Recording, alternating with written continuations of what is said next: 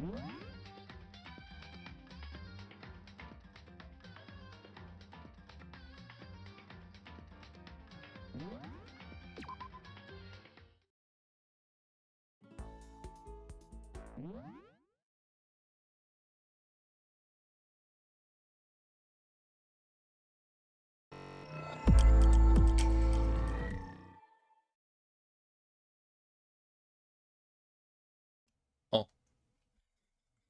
Hello.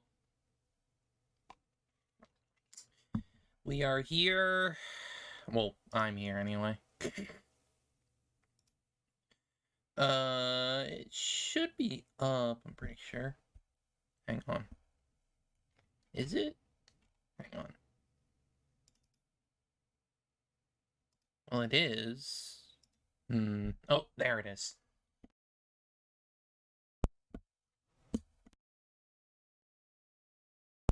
Alright. Hey, Lucy, how you doing? Yeah, we're back. We're back. I just needed to fix a couple of things. We're more or less ready for pretty much everything that's coming. Hello, Darth. How you doing? Doing pretty alright here myself. No bad actress today. It's fine. You can just watch then. What? What? What?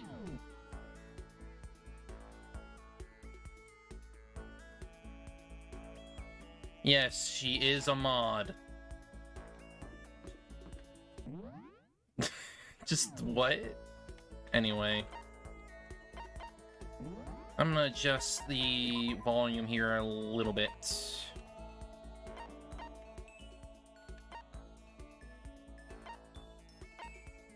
Probably, I want the music to be like a little bit lower, but not like frickin'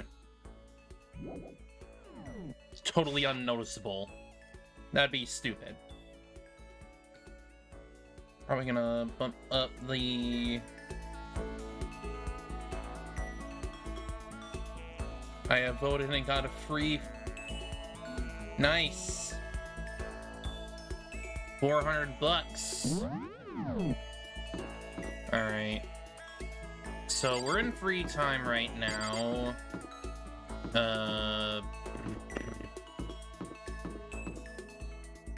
Free times... Here's her. I don't have anything I need to talk to her about right now. Chi-Chi! Chi-Chi, Chi-Chi, Chi-Chi. What's she? I mean...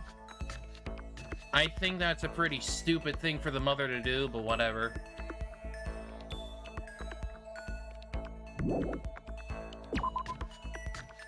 She should be able to get whatever money she can. But that's what I think.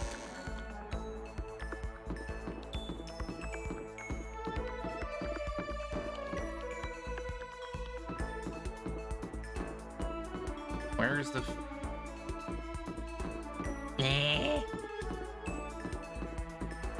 Where are people? Other than Celeste, anyway. Yeah, I know that you mentioned that. Oh, right. Mappy map.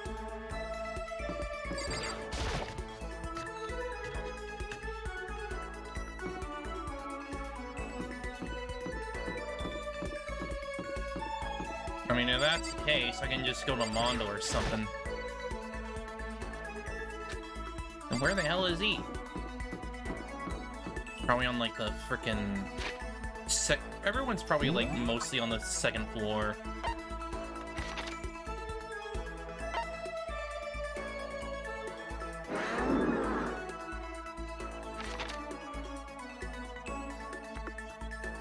No, Chi-Chi's here, on the second floor.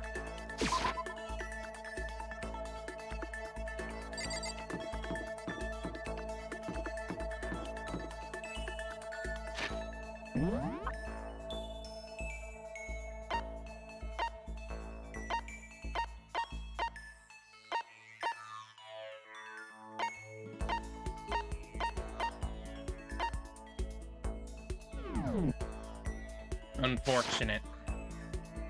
Guess I need to go find Mondo then or something.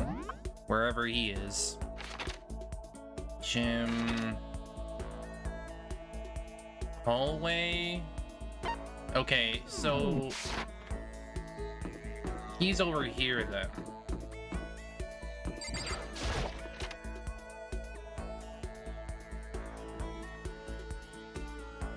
Either or. Yo. What's up, man? Something wrong? Should I? Yeah. I'll do a little bit of that. Jesus Christ. Shit, man. I don't let him hang out with guys this much. Know what I mean? But I got some time to kill, so whatever. Spend some time with Mondo.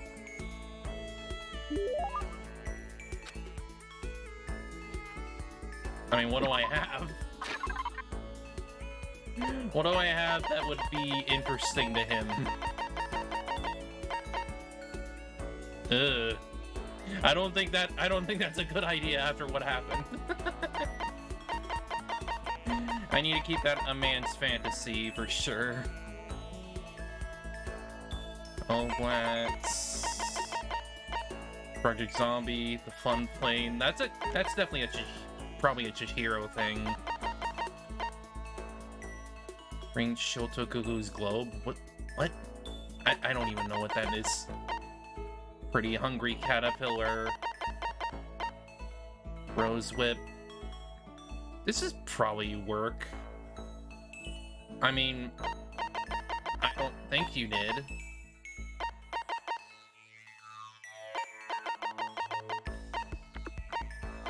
Jimmy Decay.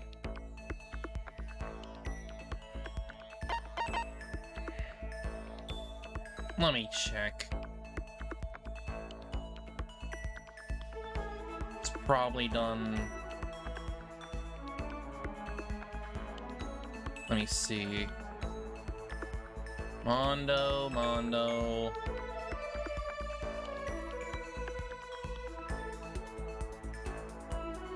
No, I think you gave me a skill thing.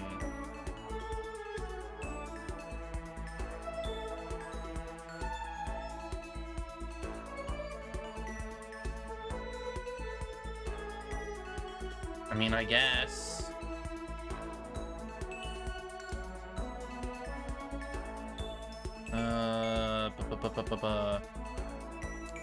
Mondo. He likes noodles.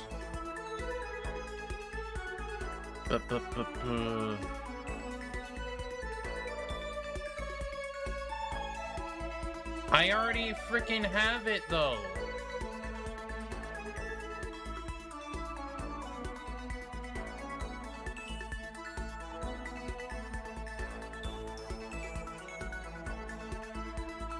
I'm looking through right now. Where are you, Mondo? Where are you? Hina. Huh. Well, guess I'm not giving one.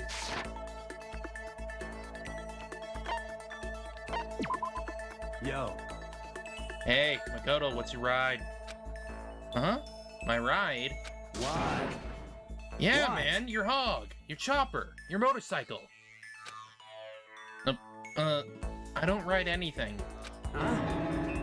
What? You're not a little kid anymore, right? And you still don't have a hog?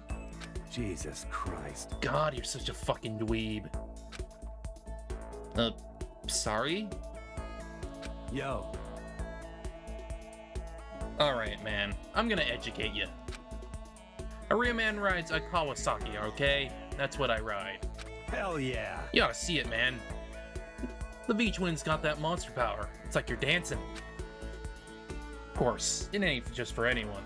You gotta have the skill to handle it. You must really love your motorcycle. Stop fucking around. Hell yeah, I do. I'm a goddamn biker, ain't I? We're crazy as hell. Yeah, you're the leader of the biggest biker gang in Japan, right? Hell yeah. Damn straight. The inimitable Crazy Diamond Gang. Oh boy. Someone loves their JoJo's. And or Pink Floyd. You wanna come on a ride with us? The monster sound coming out of that straight pipe. Hot damn. Straight pipe? What? Come on, you gotta know what a straight pipe is, right? It's like when something's missing, right? That's why it makes it a monster sound. When it's got no muffler. Chiro doesn't actually... Ah, I see. Piping hot. I'm gonna say no muffler. It's when the motorcycle doesn't have a muffler, right? Hell yeah. So you did know. Good. Then that's that. Next time we ride, you ride with us. That's true. Man, that makes me think back to when I first started riding. Yo. My big bro used to ride too, you know? His name's Daya. Daya and Mondo. Together, we were the Diamond Brothers. Everyone up and down the country knew us. What? Of course, I was always What? the cool one. The Diamond Brothers? That's kinda incredible. By the way. First time I went out, I ended up on the back of the pack. Eventually, the cops got on us, and they surrounded me. I was in some tough shit, man.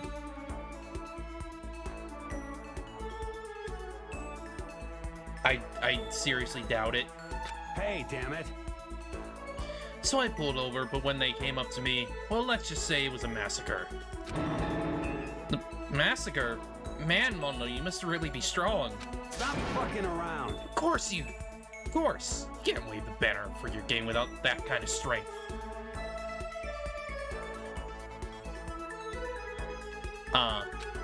Shit. In a fight, they'll go for the leader first. Kill the leader of the pack, you know? That's why the other gangs come after me. So you want to be a leader of the pack, you gotta be a tough motherfucker. Yo.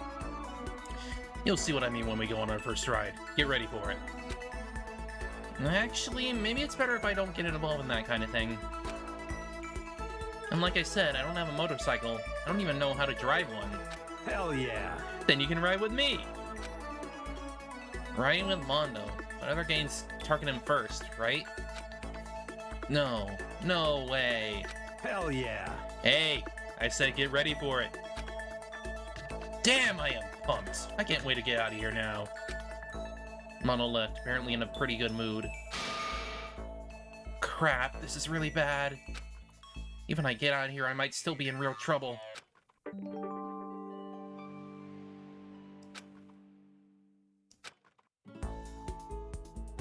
Everyone loves Makoto. Indeed. Dragging my inside back behind me, I went back to my room.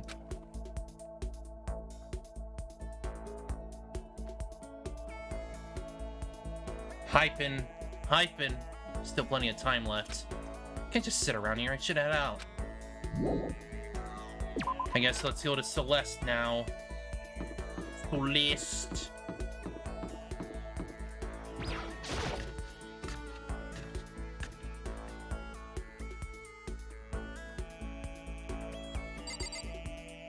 Oh, she's not here. I'm gonna have to look. Let me see. Where is she? Okay, she's just right outside then.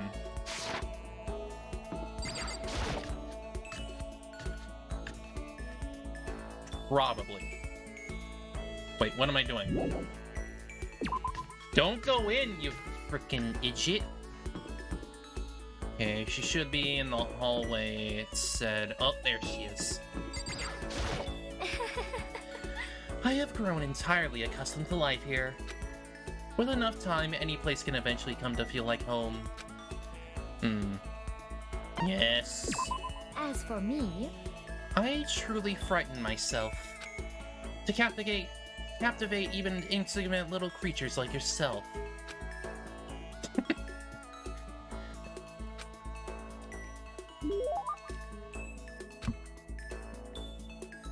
Do I have anything that Celeste likes? I don't think I have that tea.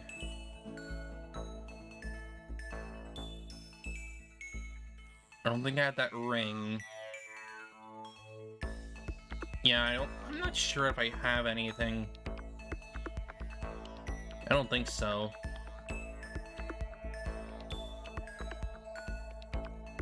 Yeah, whatever, it's fine. I don't need to worry about it right now. I would like to share something with you. Huh? What is it? My perfect gambling strategy. Is there really such a thing? Indeed. Of course there is. Are you ready? Please pay attention. Puppy wants to get out. Whatever the game, you must have a mind for strategy. This will allow you to increase your odds of winning. However, the exciting part about gambling is that there is a power which you can overwhelm any strategy. There is... Indeed. That power is luck.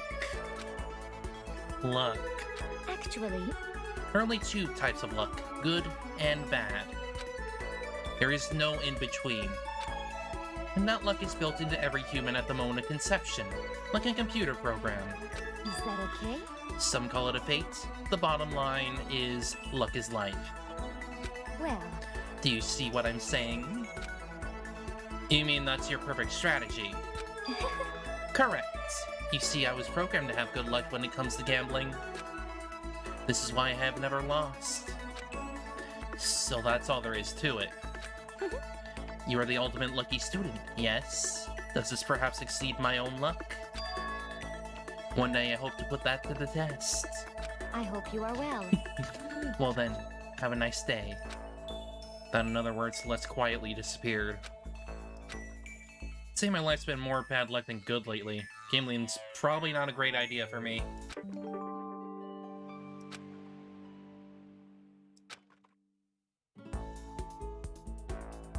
Parting ways with Celeste, I went my way back to the room. More than likely, yeah. Cause I gotta get that Chihiro thingy. Bing bong, bing bong.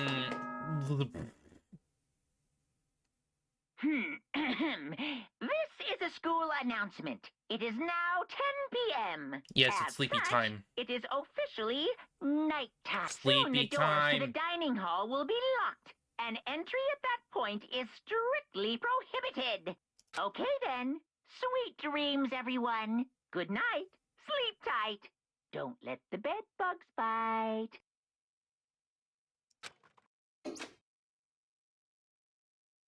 Another day gone. Even though today is over, this game definitely isn't. How long is this gonna keep going?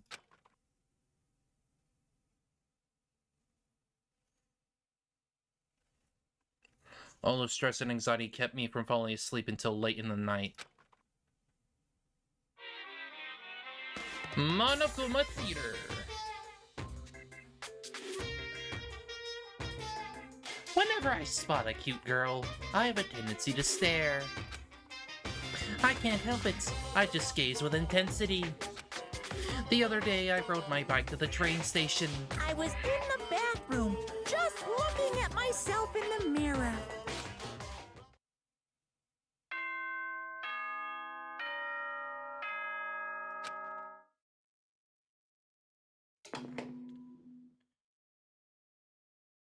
Good morning, everyone. It is now 7 a.m. Restrictive parents, and nighttime restrictive is officially parents. over. Time to rise and shine.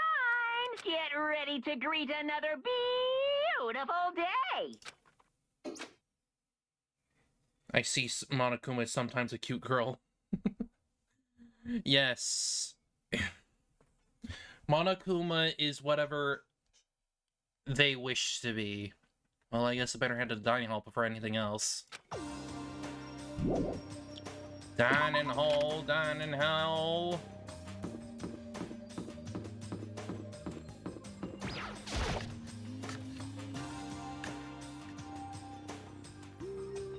Went to the breakfast meeting same as always. But... is this everyone? It feels a little small. Yeah, it does. But Yako and Toko had stormed off yesterday, and it wasn't too surprising they hadn't come today. Even the table looks bigger somehow.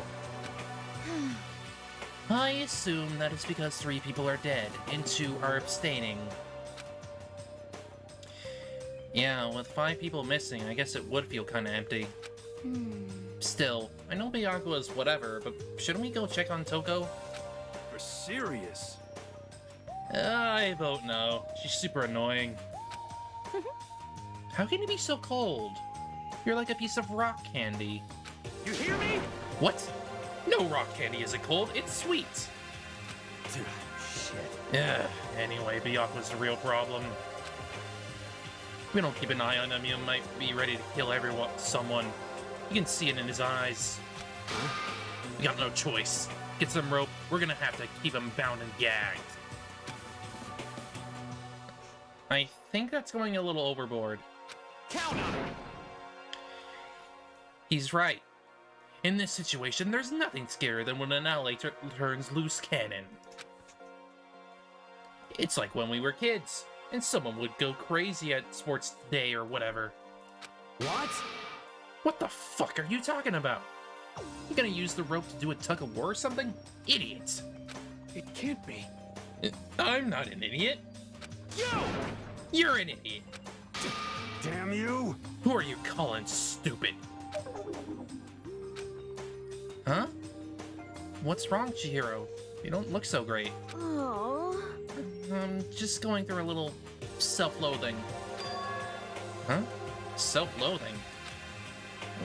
Well, after what Byakuya said to me yesterday, I just got so nervous. I locked up. I couldn't say anything. Mondo ended up having to help me out, and even he said I was someone who can't fight back. Oh. I hate how weak I am. Ah, I see. So Mondo made you depressed. What? What? What? How's it my fault? Hey, come on. I wasn't trying to be mean. Besides, girls are just naturally weak anyway, right?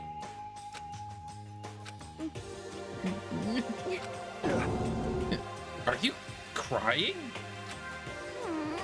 It's because you were screaming like a lunatic. Hey, come on. Hey, come on, don't cry. It's my fault, okay? I won't yell at you anymore.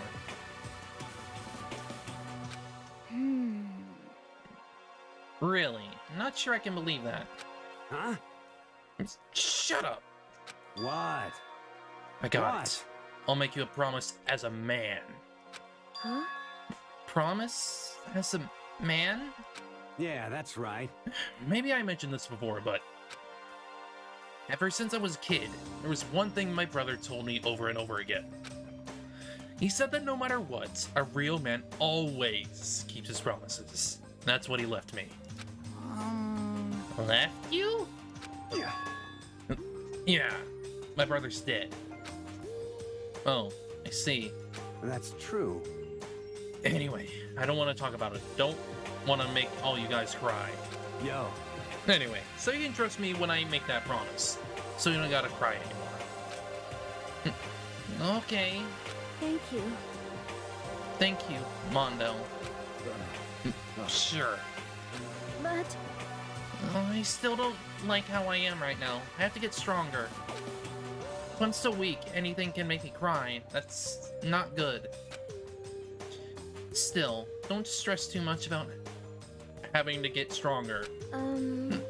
No, I want to get stronger. Maybe I should start working out. In that case, I would be happy to help you out anytime. But then Miss Fujisaki would get smashed into a billion pieces! Just a second. Shut up, you. You know? Oh, finally cracked a smile, huh? I see. Yeah. Thank you. Everyone, thank you. Looks like Chihiro's gotten some life back. Yeah, man, if we could keep helping each other out like this, we're bound to get out of this crappy place sooner or later. I mean, someday, I'm sure. Still, our biggest concern right now is the other two who never showed up to breakfast. What can I do to try and understand those two better? Okay, so what should I do today? It's Chi-Chi time!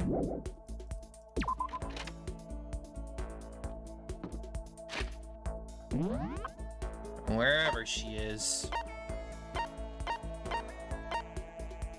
Toko. No one's there.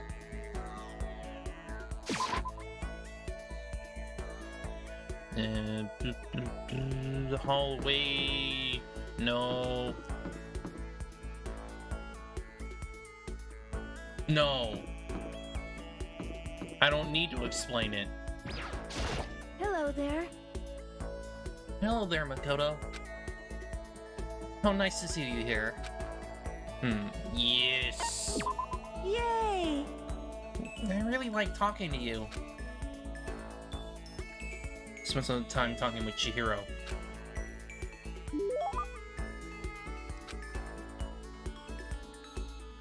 Do I have anything? Yes, that yay. Let me see if I have any. Chihiro, because I know what I have. I just need to see who it belongs to, really. Not perfume. I don't have that. I know that for sure. I don't have the dandelion.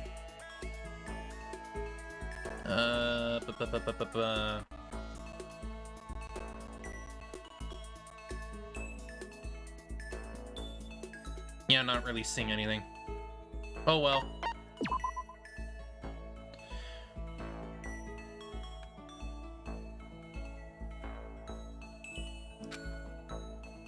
You're like just sitting here. Yeah, now we gotta go to Chi-Chi again.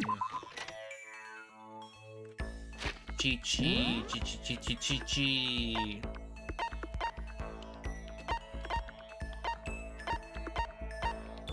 Toko. Aha! They're in the... Yeah! Or laundry, actually. Laundry.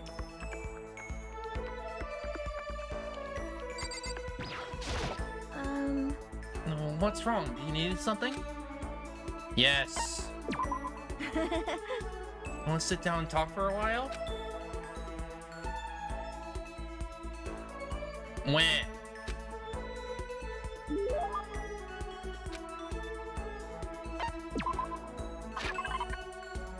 I mean, what is she like anyway?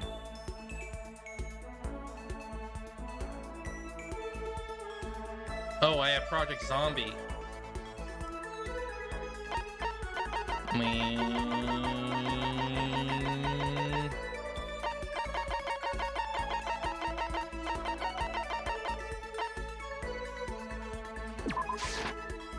Thank you. Thank you. This is the first time I ever got something like this. I get the impression that she liked it, that's good. Oh. What's wrong? That seemed like a pretty heavy sigh. You know? Sorry. It's just, everyone else is working so hard to get us out of here. No help at all. That's not true at all. But... It's okay. You don't have to try and make me feel better. I know it's the truth. I'm completely useless without a computer in front of me. At least, if I were a little stronger or something, then I'd be able to help somehow.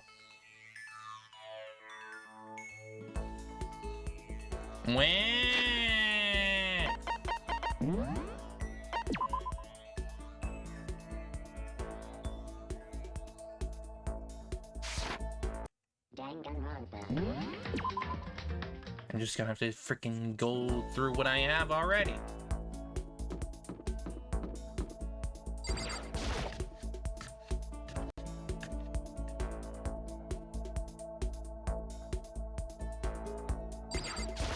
Did you need something?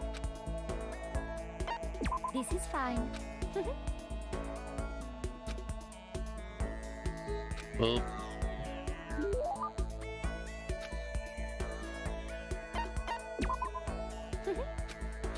Yeah, get skip, skip. Is that well?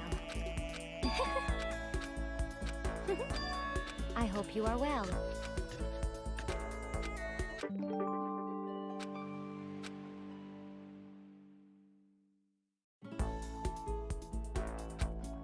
Wah. No.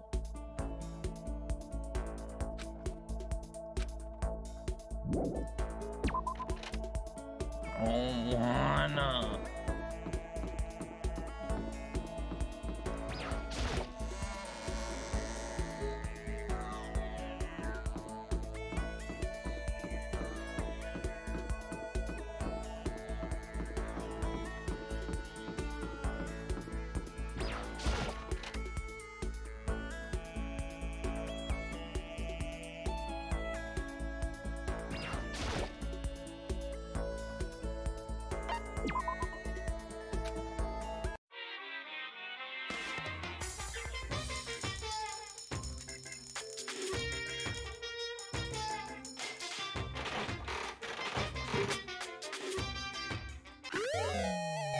Oh, perfume!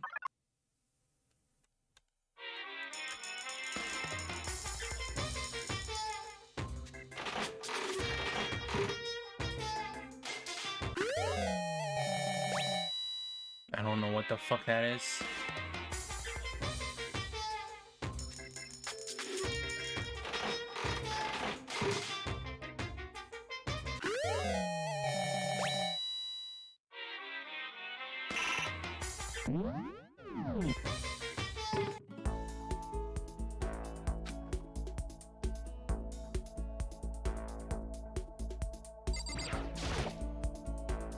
It's definitely the school store. All kind of stuff I wouldn't expect to find in a normal school store. Coin! I'm not gonna worry about coins right now, though. I don't feel like it.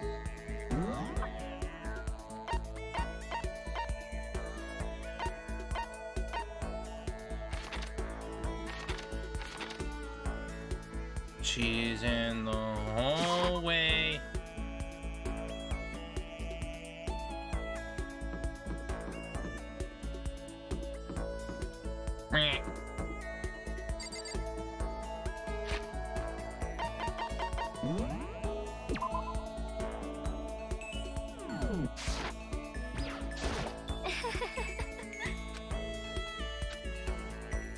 Let's see. As for me, I truly frightened myself. Yeah, I remember you saying that.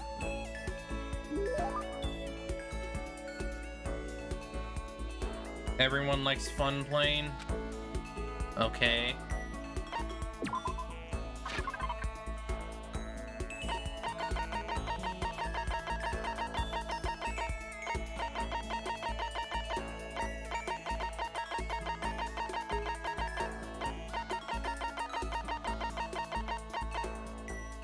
I guess.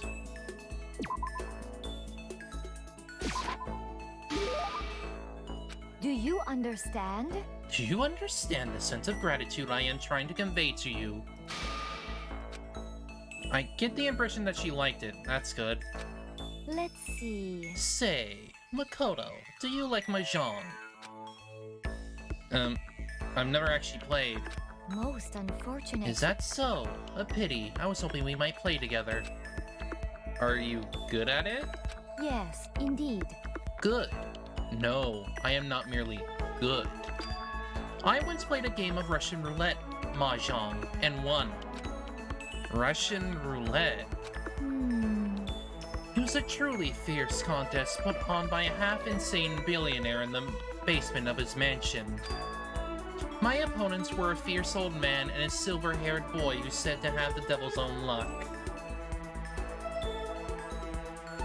I guess... We played with a modified rule set I remember well. The glass tiles we used. And you won? Indeed. I defeated them both at once. I will never forget the angry, twisted looks on their faces. The crowd had been invited to watch become positively riotous. Nobody could believe I had won. That is one of my fonder memories.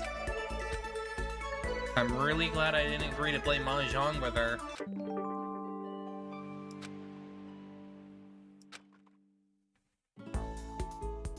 Unable to comprehend Celeste's fearsome past, I went back to my room. Freaking Russian roulette Mahjong, what? Like, what? Yeah. Nighttime, blah blah blah blah blah blah blah blah blah blah. As such, soon the doors to the... Okay. Yep. Sleep.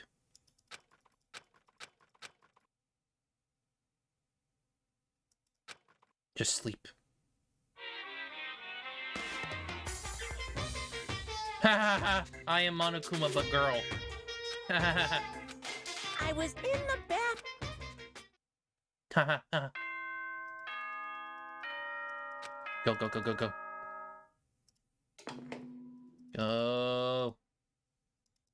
Good. Get ready. Yep. Dining hall. Boom,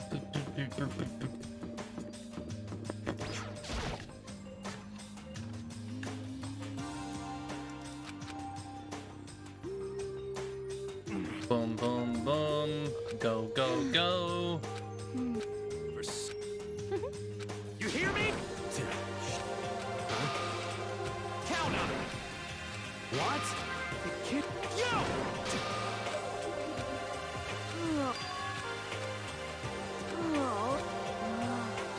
Why?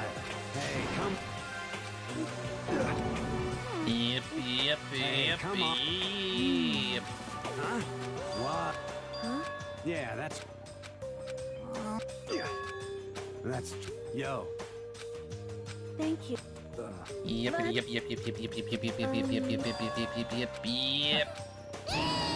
Justice. You know? Thank you. Okay. Now.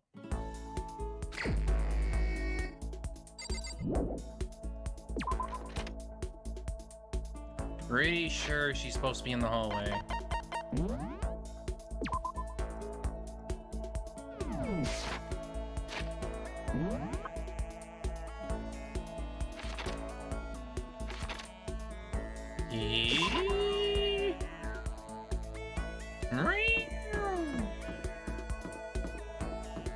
Yuchi. Hello there. Yeah.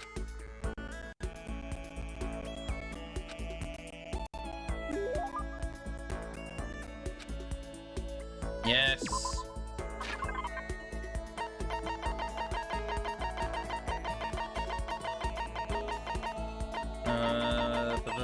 It was Project Zombie or whatever. Yes. Thank you. Oh. What's wrong? It seemed like a pretty heavy sigh. You know? Sorry. It's just, everyone else is working so hard to get us out of here, but I'm no help at all. That's not true at all. But... It's okay. You don't have to try and make me feel better. I know it's the truth.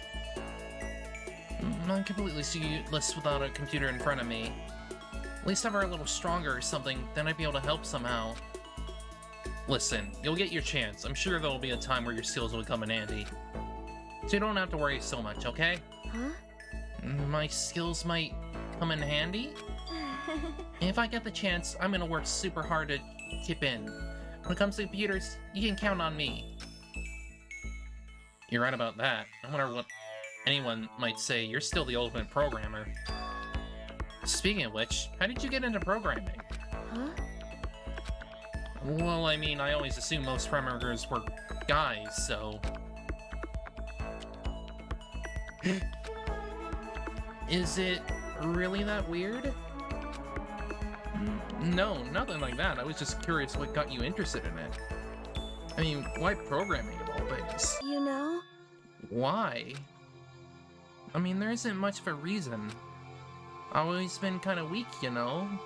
I was never able to run around with my friends or anything. I had a computer at home, so I'd kill time poking around with it, and I found out I really liked it.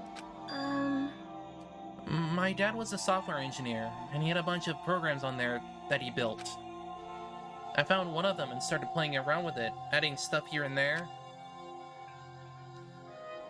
And that was how I ended up making my very first program. Interesting. What kind of program was it? Kind of database software. A database software. You know? A user could communicate with it, and it would take that information and find what they were looking for. It was a way of interacting with the computer without having to physically type things out. She also likes a Jimmy Decay shirt. Okay. She said it could understand the user without them having to type things out. So that would... voice recognition? I'm pretty sure that would be voice recognition.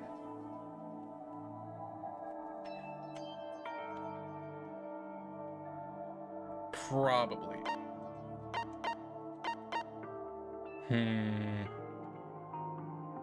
Because you'd still have to type with the touchscreen.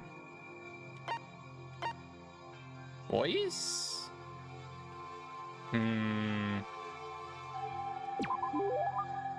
Use voice recognition, is that it? Yep, exactly. I figured. You could talk to it and could actually talk back. It was a lot of fun. It didn't even really sound like me. I would get totally absorbed in talking to it. It's like a kid recording themselves and playing it back again. The key part of the program was getting it to recognize what I was saying. The recognition accuracy was the most important thing. Japanese is kinda hard, so it was pretty challenging. But you were able to do it eventually? You're right. Yep, and right around then, my dad found out I messed with his software without permission. I thought I was gonna get in so much trouble. But all he said was how impressed he was. Software was able to take natural speech and pull out key search items to retrieve information. My dad said it worked so well I was going to change the face of software interaction all over the world. Yeah. Development costs are still pretty expensive, so it hasn't spread that much yet, but...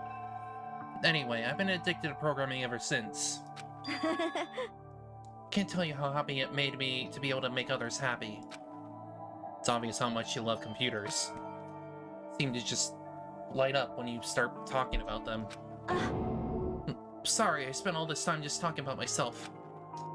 No, I had a lot of fun learning more about you. Huh? Really? Yep, I hope you'll tell me even more next time. Okay, let's hang out again sometime. It's a promise, okay? Algorithm. What is he gonna share? I don't know. So let's... Increases the speed of memorizing a statement in non-stop debate. But if I get cheat code, time limit doesn't decrease. Huh.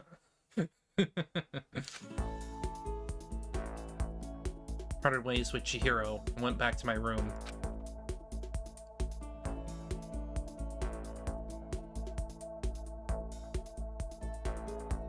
So time left in the day. I don't feel like just sitting here. Maybe I'll go explore. Pretty sure she was in the laundry.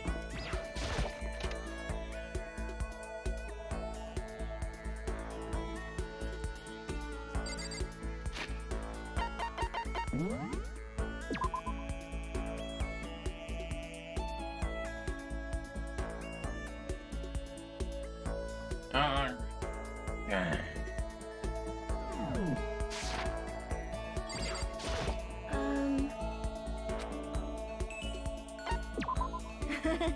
sit down and talk for a while?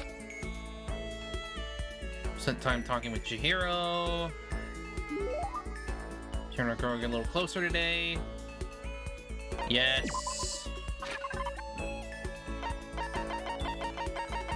The shirt, the shirt, the shirt! Oh, there it is. Thank you. Thank you. This is the first time I've ever gotten something like this. Yeah. If you don't hate the idea, would you like to talk some more? Jeez, if there's anyone who can say no to someone who asks like that, I'd like to meet him. Sure, I'd love to learn more about you. Okay, but what do you want to know? Well, let's see. What kind of program are you working on now? I bet it's pretty amazing. You know? Actually, I just started the research process for something. Remember that database software I told you about? I'm retooling it into something a little more complex. But I signed an NDA with the company that hired me, so I can't really go into the details. Yeah, they probably wouldn't want the wrong people to hear about it, huh? I'm sorry. It's not that I don't trust you or anything, I just made a promise, you know? Sorry. No, it's okay. It's my fault for asking about something you couldn't talk about.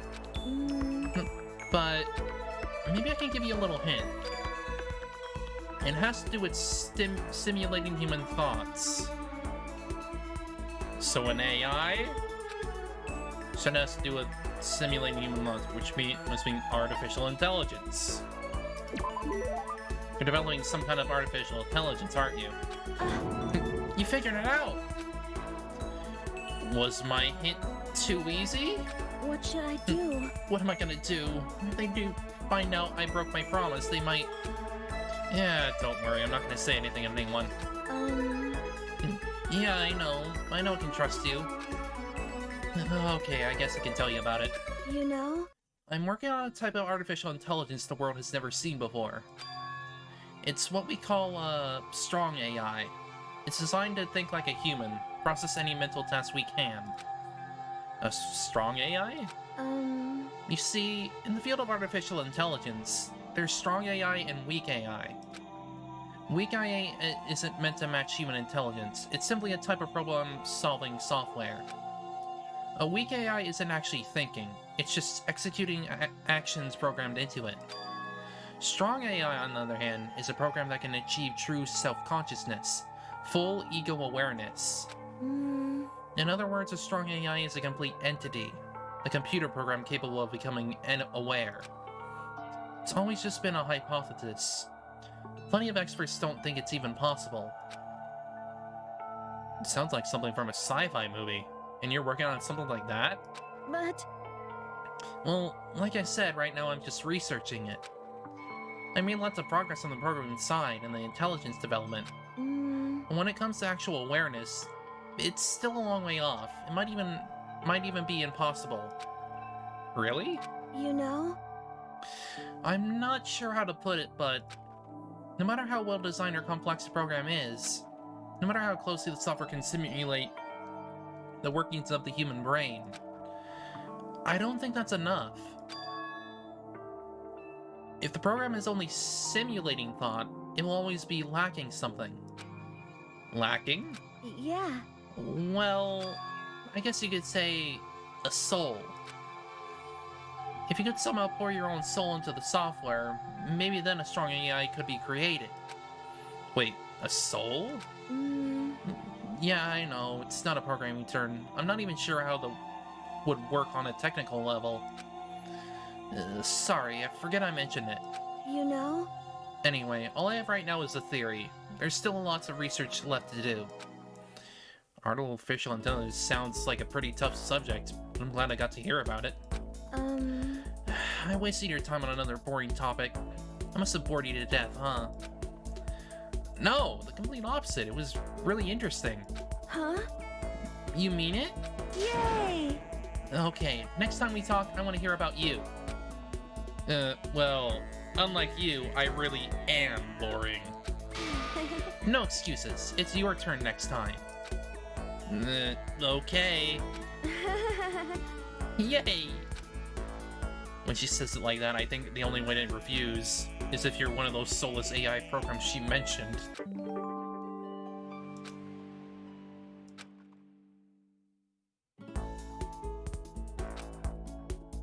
And now it's nighttime again. Nighttime. I guess I'm feeling a little hungry. Better get something to eat before it's nighttime. Should head to the dining hall then, I guess. Dining!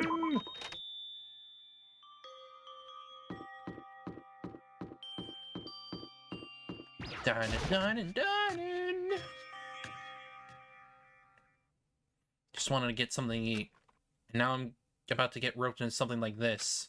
Actually, no, I guess I'm already roped in. Listen to me! Hey, Makoto, perfect timing. Huh? What's going on? Hey, damn it. I have a favor to ask. Favor? I have a bad feeling about this. Hey, damn it. Come on, Makoto, you gotta be our witness. Witness to what? What? This guy's been talking shit about me since day one. Calling me a coward and shit like that. Yes, these You're two. corrupt! You are a coward. That's why you turn to violence to solve your problems. You!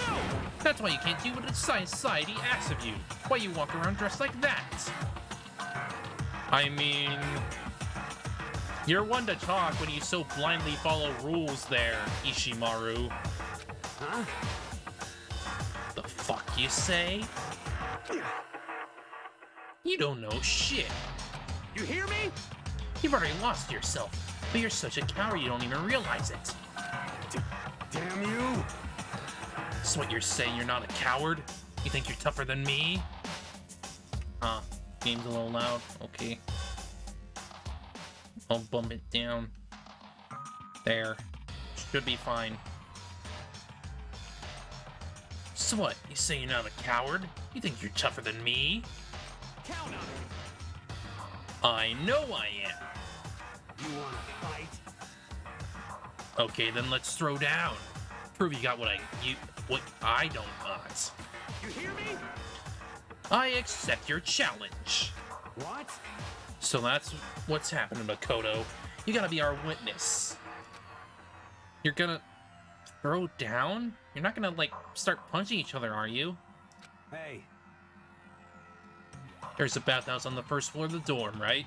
With a sauna inside? I see! I see. A simple endurance contest, is it? Got it! We're gonna see who can stay in the sauna the longest, am I right? Piece of shit! Goddamn straight. Here we go. Are you guys really gonna go through with this? Stop fucking around! Shit, yeah. You! He'll be done in a matter of minutes anyway. People like him are, without exception, all talk. You wanna throw down? Bring it on. Hell, let's make things interesting. Wouldn't want to win without a challenge, right? Interesting? You son of a bitch! We're gonna battle with all our clothes on. Ridiculous! That's idiotic. Suicidal. You wanna fight? What? You afraid? You're going to regret this. Stop fucking around! Shut up and let's do this. Here we go. Mondo, What, asshole? you can take off your uniform, you know? Go ahead. I won't judge. And you can shut the fuck up and mind your own business. I mean, look at you. Your face is all red. What are you, one of those goddamn hot spring monkeys? Just so happens, I was born with a red face. You don't have to act all big, man. Act, you say? I'm still plenty good to go. I'm so good, I could eat a steaming hot bowl of soup right now. Are they okay? Try to push my concern aside. few minutes passed, then a few dozen minutes, then an hour. Don't you think it's about time you gave up? What about you? You can't even hardly talk. Dumbass. Say whatever you want. I'm still totally good to go. In fact, I'm starting to feel kind of cold. That's probably not good. Yeah, that probably means you're dying, buddy. Hey, guys, I know you both want to prove how big of badasses you are, but don't you think you've done enough? Shut up! Ugh, I just can't win.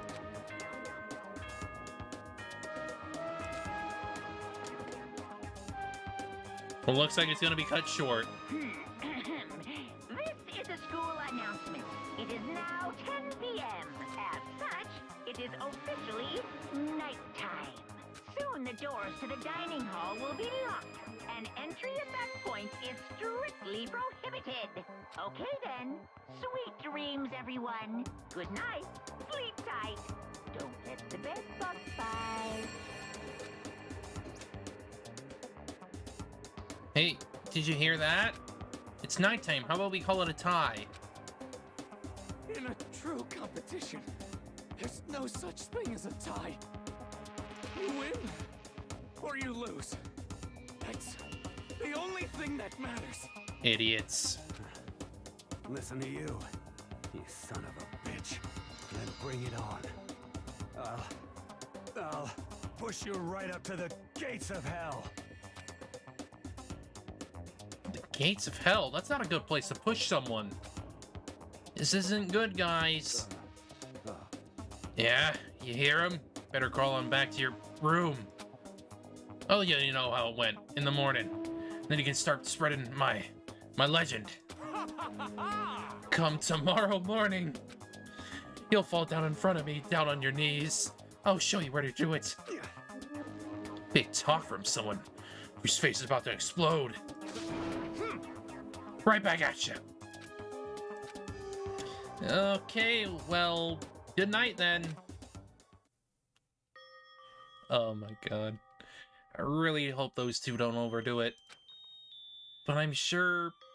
to the death? No, surely they wouldn't go that far. Who knows? Concern stayed with me as I slowly succumbed to sleep.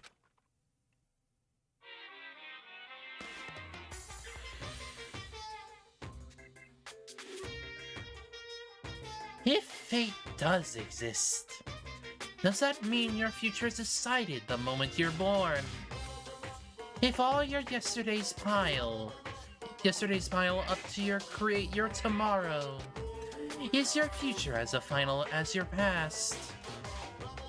I just don't know.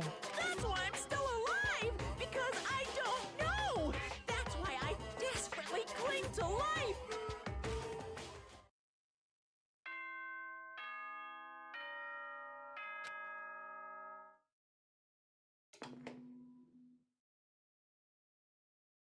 Good morning, everyone! It is now 7 a.m. and nighttime is officially over. Yep. Time to rise and shine. Get ready to greet another beautiful day. How did it go for them? Morning, huh? Hope Mono and Taka survived. They did. They're just freaking idiots. Worried about the two of them, I hurried to the dining hall more quickly than usual. And when I entered...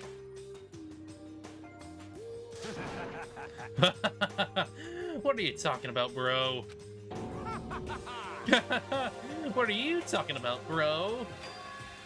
What the... Yo, Hey, Magoto! Bros. Thank you so much for acting as our witness yesterday. Huh? Are they friends now? They've been like this all morning. They were all buddy-buddy as soon as they walked in. It feels gross. what? Feels gross. Hell no. Feels great, more like. This almost feels like sexual harassment. Somehow. Forget her, bro. A girl like her just doesn't get our manly bond. You hear me? Just a couple of guys being dudes. Bro. Friendship between men is stronger than blood. A woman could never understand. Ain't that right? What you just said? Bro, that was cool as shit. I should get a tattoo of it. Without a doubt. No, bro, you mustn't. Your body's a temple given to you by your lovely parents. They kiss each other goodnight. Yes. Just bros having a good time. Saying each other goodnight, you know? Just bros being bros. Who won the contest? Piece of shit! Who gives a shit? Got it! Yeah, don't ask stupid questions. What matters is we both took part in it together.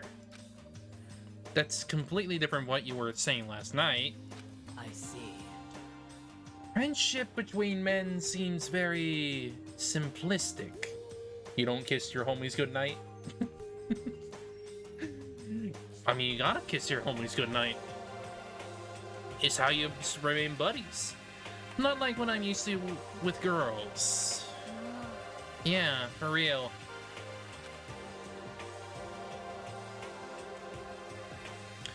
All throughout breakfast that morning, the room was dominated by Mono and Taka's overpowering brotherhood.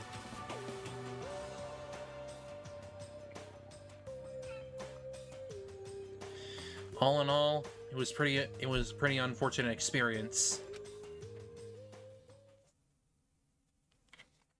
Unfortunate. Ding dong! Who could that be? When I come to a visit, I opened the door. Someone forced their way in. Toko! Toko, what's the matter? What's your problem? Why are you so surprised? Am I really that annoying? Well, I already know I'm annoying. I came here knowing that, so that makes it okay. No, you're not annoying. I just wonder what's going on. I have a favor to ask. I want you to go somewhere with me. And where is it you want to go? Well, The library. Uh-huh. Are you looking for a book or something? Why don't you just ask Byakuya? He spends all his time in the library anyway. Did I say something wrong? You're not a blabbermouth, right? This has to be a secret. I honestly have no idea what you're talking about, but if you want me to be quiet, I'll be quiet. Then let's go to the library. Okay, I got it. The library. Jeez, why so pushy?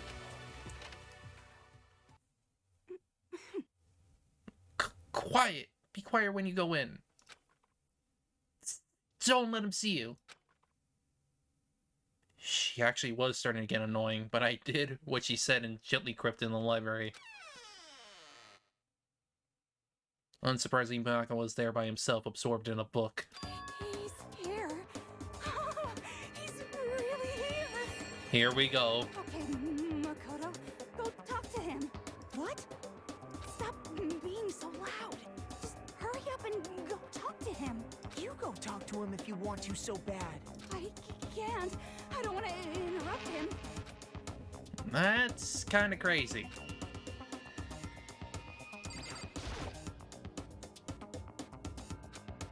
He needs to be really focused on the book. Doesn't seem like the best time to talk to him. Hey, you! What are you doing back here?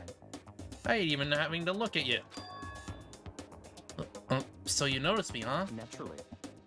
Of course! Now hurry up and leave. And take her with you. Hey, Byakuya. Remember how you said, don't be a woman who dominates weak men? Be a woman dominated by a strong man? I never said that. Well, actually, I just thought it sounded something you might say. Get out. And go take a bath. You smell. Don't make me repeat myself. Don't make me say it again. Go now before your stench latches onto the entire room. Okay.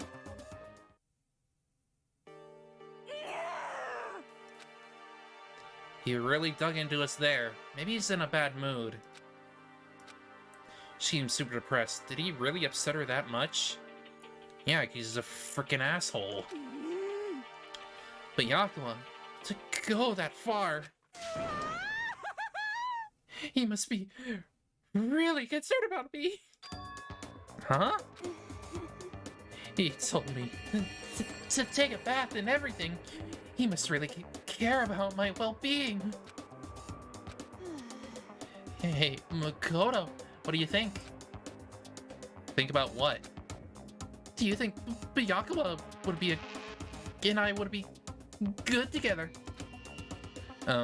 Well, now I really don't know. Maybe. That's true. There's really no way to know. But the distance between us doesn't change our love. Because as soon as you realize your feelings, the love is born. That's how love works. Okay. There might come a day when you understand. Maybe someday. Well, bye. Young love. What? Who would have ever guessed she would go for someone like him? But eager passion can also be scary. Sometimes that leads people off into the wrong direction.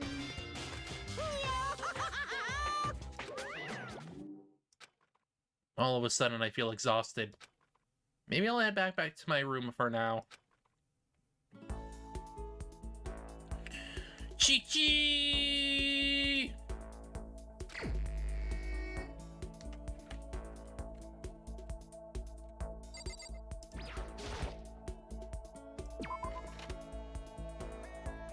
Chi-chi!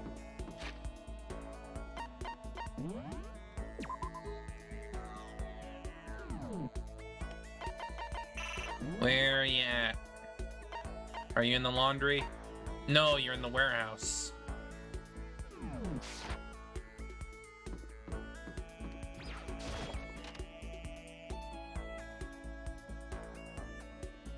I don't think I've actually ever seen this freaking room. I wonder how that teddy bear actually operates. Could it be a robot with an AI installed in it? No, we don't have the technology yet. Maybe it's some kind of bear-shaped cyborg from the future. Yes! Want to sit down and talk for a while?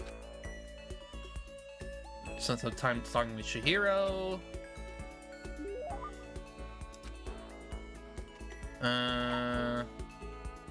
Let me see. Give her the perfume. Okay.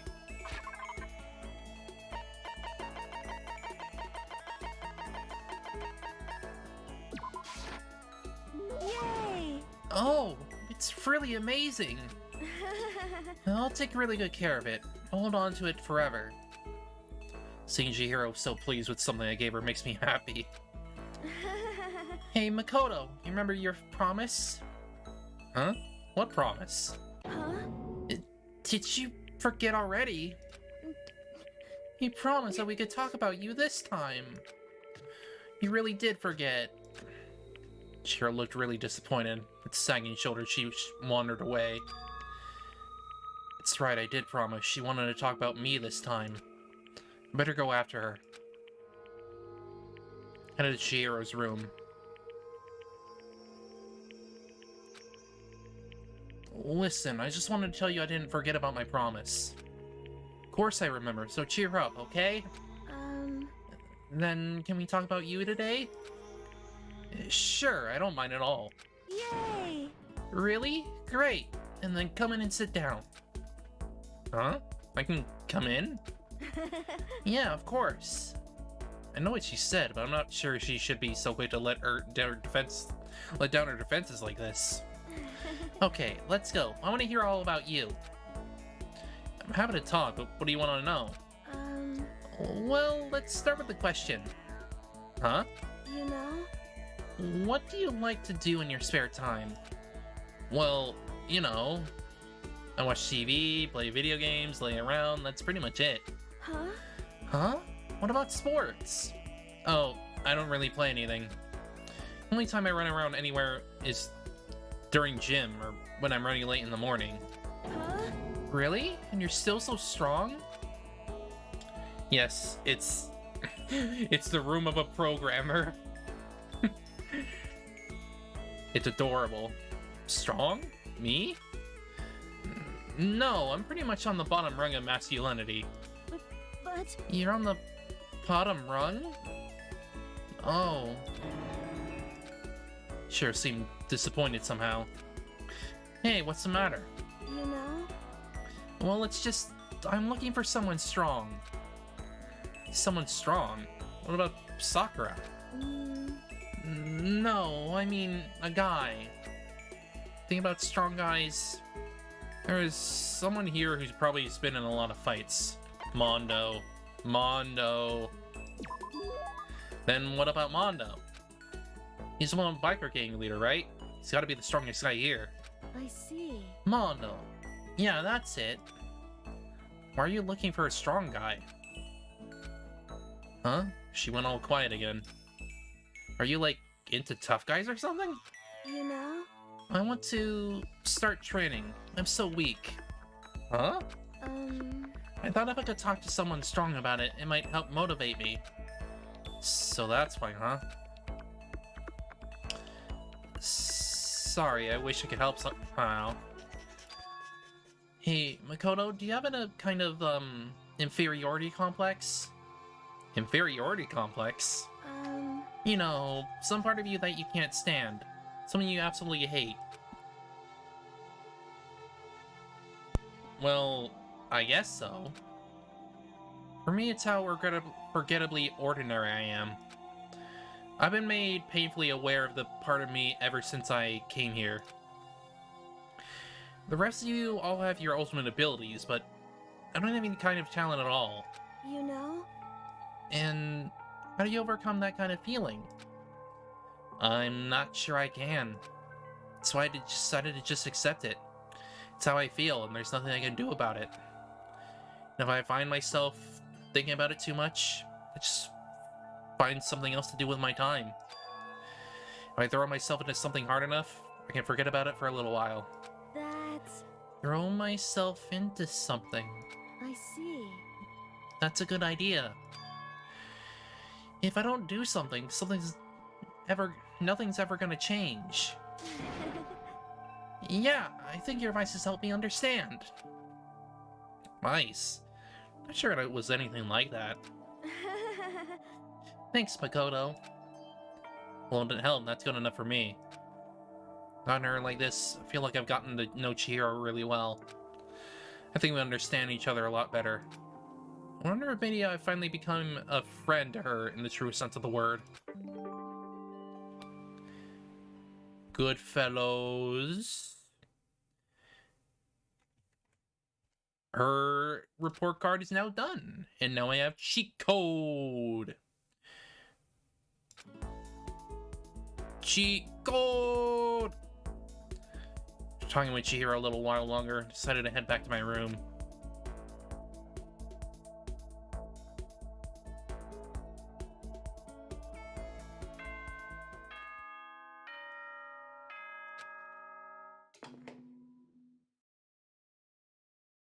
Ahem. School announcement. Nighttime is quickly approaching, but before it arrives, all students, please gather in the gym immediately. Bum, bum, bum! Emergency! Emergency! Gather in the gym? Why now all of a sudden? I really don't like the sound of this. I have a terrible feeling. Well, obviously, let's save to make sure we keep cheat code. So...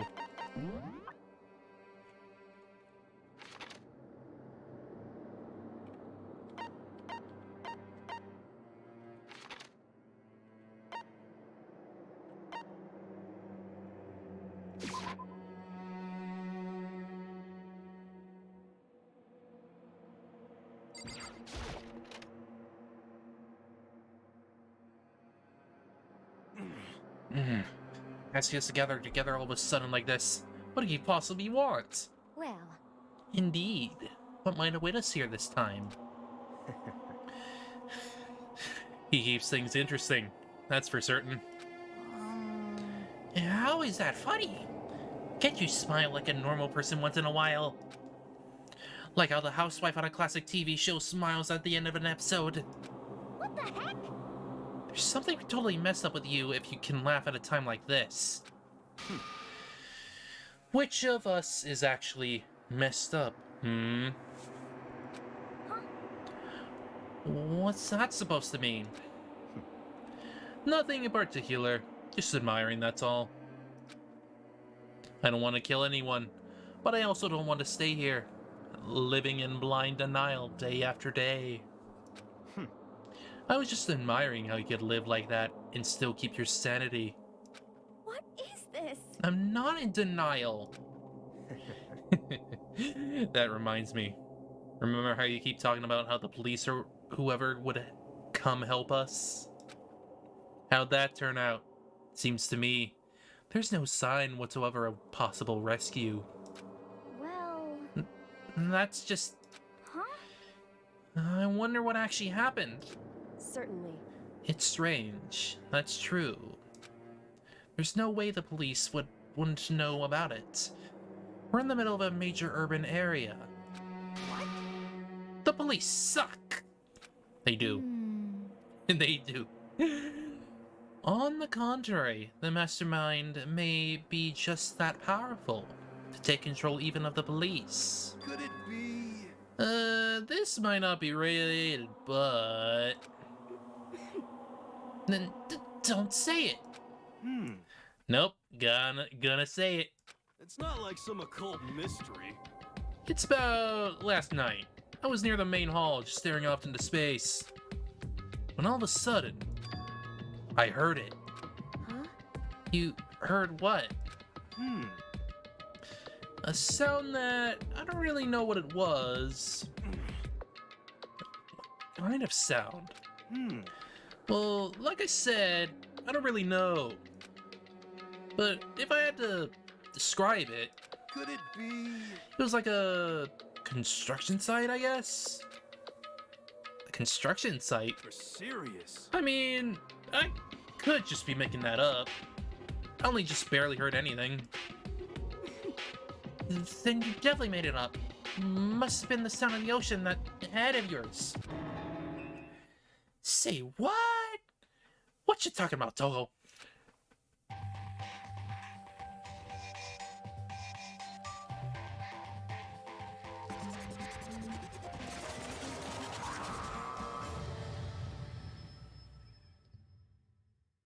Hi. Hi. He's arrived. What Hero heard wasn't the sound of reconstruction, but it could have been an explosion. Huh? Or maybe a machine gun. that can kind of sound like construction in a way. What are you talking about? Beyond this point, my mouth is zipped. My lips are sealed. I am fully puckered. It's a secret. Little secret. And? Fine. And let's move on to what you can tell us. Why did you call us all here? say what? You don't beat around the old bush, do ya? Ready for me to get to the point, huh? If you please. Before that, you mind if I vent a little? I'm low on energy these days. My stitching's even losing all its shine and luster. I'm thinking it's probably because of this ho-hum, boring old everyday life. I'm looking for something with a little more stimulation. Something rife with danger and intrigue. Yep. Listen, can I just be frank? Today, I'm feeling black. The next Blackened hasn't shown up yet, and I'm getting bored. Hey, So I've decided to come up with a new way to motivate you. Motivate? Another set of videos or something? And they show us some demented thing to try and drive us all to murder? Drive you to murder? What a mean thing to say. Just awful. You hear me? I don't know what you got planned, but we're not gonna kill each other anymore. Got it! No matter what you do, I swear to God we won't. That's very big talk. Do your very best to back it up, okay? Now then, with your permission, let me begin. So, this time, it's embarrassing memories and secrets. As long as you're alive, it's a given that there's things you don't want other people to know about you. So I did a little investigating of my own and dug up your darkest secrets. and those embarrassing memories and secrets are all contained in the envelopes I have right here. I'm going to hand them out now, so take a second to take a peek. Monokuma spoke. He tossed the envelope at our feet. Quickly snatched the envelope with my name written on it. I nervously pulled out what was written inside. My entire body suddenly went rigid. Makoto wet the bed until he was in 5th grade. I mean, who the fuck cares? What? How? How'd you find out about this? And started talking at once. You have 24 hours. If someone doesn't become blackened by then. Extreme! All your deepest, darkest, most embarrassing secrets will be exposed to the world. Maybe I'll roll by a crowded intersection in a van, strapped with loudspeakers, and spill the beans. Yeah! Wouldn't that be so embarrassing? So that's what you meant by motivate? Yep, you got it. They're all pretty unpleasant. Trust me, none of you want to reel that stuff right. Who the fuck cares about me wetting the bed? Not me. I don't freaking care. Definitely something I'd rather people not know, but we'd never kill over something like that. What? What you say? Count on it. He's right. Your plan is doomed to fail. No one's gonna murder someone for this kind of thing. This is kind of depressing. Oh no. Is it because, for better or worse, your memory is still a way to connect to the outside world? I have stuff I wouldn't want anyone to know, matter what, so I assumed you'd all be the same. Which is why I put so much effort into preparing this next motive. Man, you're saying you really won't kill each other over this stuff? That just sucks. Well, what can you do? Okay, then in 24 hours I'll expose all your secrets to make myself feel a little better. Okay. So sad, so depressed. Fare not well. Makoto's motive is content, indeed. It sure is content. With an almost convincing look of depressed dejection on his face, Monokuma receded into the gym's depths. So, I didn't know what to expect at first, but maybe we dodged a bullet on this one. I mean, yeah, having those secrets revealed is gonna be totally embarrassing. Well, that's seriously not enough to give someone a reason to kill, right? Listen to me! Good news, everyone! I have a brilliant idea! Unless one or two are very bad. Yeah, You hear me? that is the case. Like, it really depends on, like, what that motive is. Makoto's motive? Who would freaking kill over that, realistically? Like, I think Monokuma was selling him a little short. Why don't we all just confess the secrets in those envelopes right here and now?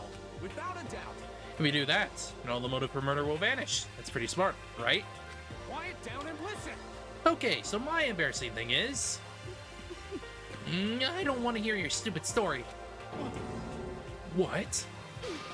Besides, I don't want to talk about it. I don't care what anyone says. I don't want to talk about mine. As for me, Neither do I. Not because it is unpleasant, but because it is impossible. Oh? Well, it's just human nature to want to hear it when you say it's impossible. Come on, it'll be good for you. Absolutely not. Come on. It's okay. Just a little bit. Come on, come on, come on. honestly, As I said. Here we go. Come on, come on, come on, come on, come on. Hey! I said I don't want to talk about it, you food in a bag of lard. Say what? I agree with them. There's no need to discuss it. What do you think, Shiro? I'm sorry, Sorry, I don't really talk about it right now. but But I also don't want to leave things the way they are, so maybe I can talk about it later. After I try my best to become strong, then I can tell it to everyone. so, You don't want to talk, you don't have to. I'm not super excited to talk about it either. That's true. Everyone's that much against it. Even my bro's the one that suggested it. I gotta say no. Well then that's okay then. Either way, if it's just a few secrets, I'm sure nobody's about to kill anybody over it. I hope you're right. You hurt so bad you'd kill someone to keep it. Nobody's got something like that, right?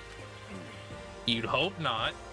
Okay, I'll stop all the secret talk, but You hear me? each of us has 24 hours to get ready. Having our secrets exposed is gonna be fun, but it's not like we're gonna die because of it.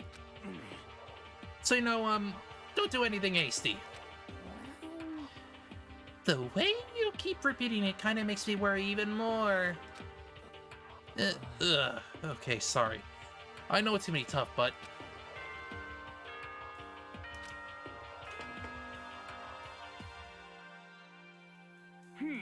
This is a school announcement. Night It is now 10 time. p.m. As such, it is officially nighttime. Soon the doors to the dining hall will be locked, and entry at that point is strictly prohibited. Okay then, sweet dreams, everyone. Good night, sleep tight. Don't let the bed bug bite. Nighttime already, huh? Okay, let's call it a day. Of course. Good idea. We need to prepare for tomorrow. I was left with an anxiety I couldn't shake, but we left things as they were and left things as I lay. One by one, we headed back to our rooms.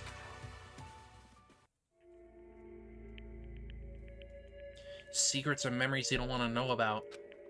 A way to connect to the outside world. Honestly, all that crap that Monokuma was spouting didn't have any effect on me. There's no way anyone would kill over stuff like that. At least, that's what I thought. Maybe I was just being optimistic. Which is probably why, without too much of a struggle... Jeez, I'm more tired than usual. Super tired today.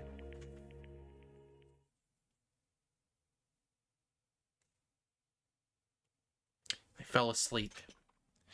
What I didn't know is that even then, a tragedy was taking place.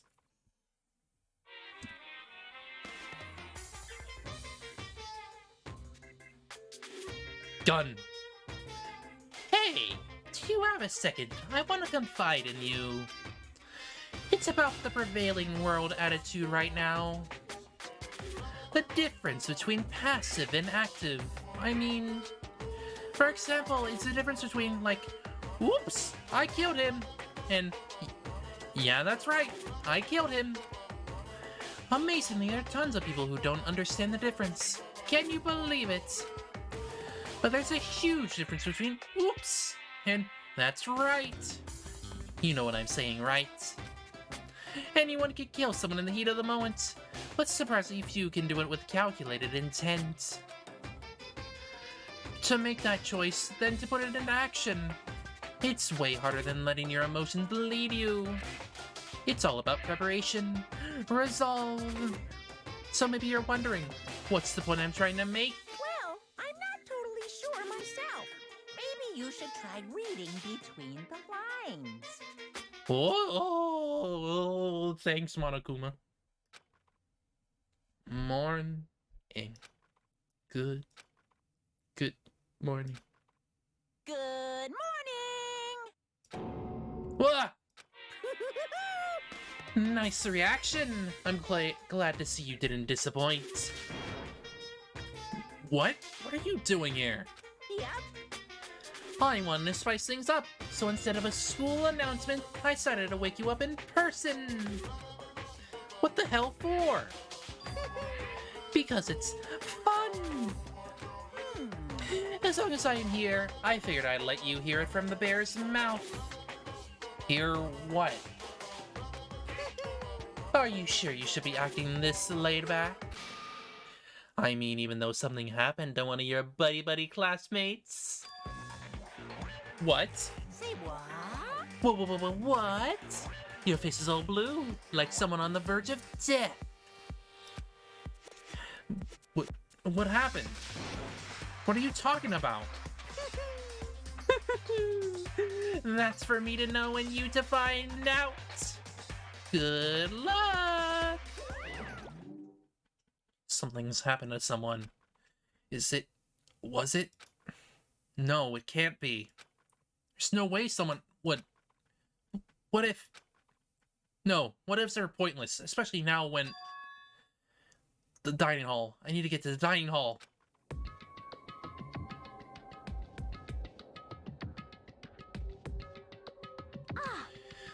Makoto! Are you okay? Hey. Did Monokuma talk to you too? Hiro, Hina, Sakura, and...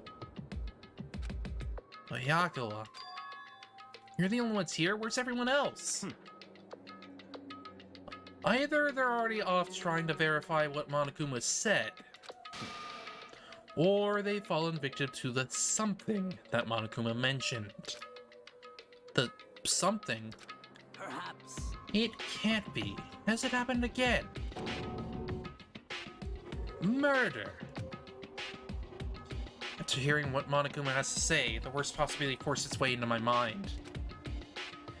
It took everything I had to drive that thought away. So if something really did happen, does that mean someone did it because of what happened yesterday? Huh? It can't be. That was just a bunch of old memories. Just old memories? Don't be so sure about that. Clearly, someone felt it was more important than that. Huh? To judge someone else's values based on your own outlook. Do you realize how dangerous that is? What the heck? Why did you say something yesterday? Naturally. Did you already forget? This isn't a co-op game. It's every man for himself. What good does it do to me to get out of my way to help you? I mean... You're Mr. Rich Prick over here, so of course you don't care about anyone else. Just the worst. Stop saying that already! There's something wrong with him for serious. Did he get brainwashed or something? Wait. I mean, yeah, it does. That's not important. What matters right now is that we find out what happened. That's fine. She's right. Let's all split up and begin looking. The game is afoot.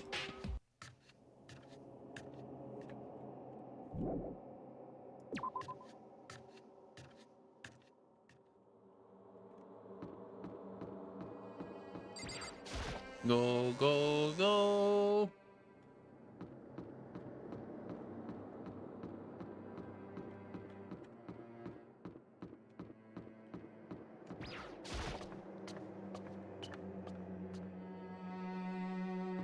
Probably. Maybe.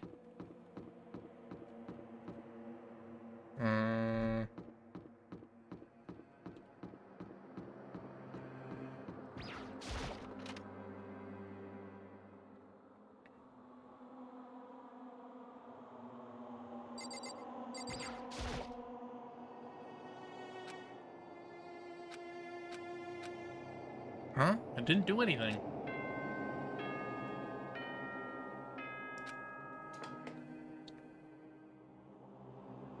For this investigation, I have unlocked the doors. Please look around to your heart's content. Investigation? It's all clear now. Just as I thought. Byakuya! I see. Judging from what he just said, there can be no doubt a murder really has taken place. Come on! In the locker rooms. They're suspicious, very suspicious indeed. Won't you agree? Huh? Suspicious? It seems nobody searched the locker rooms. Let's start with the girls' locker room. He was muttering, as if talking only to himself. Not waiting for a reply, he pressed his hand against the girls' locker room door. The door swung open without a sound. In that moment, time seemed to freeze.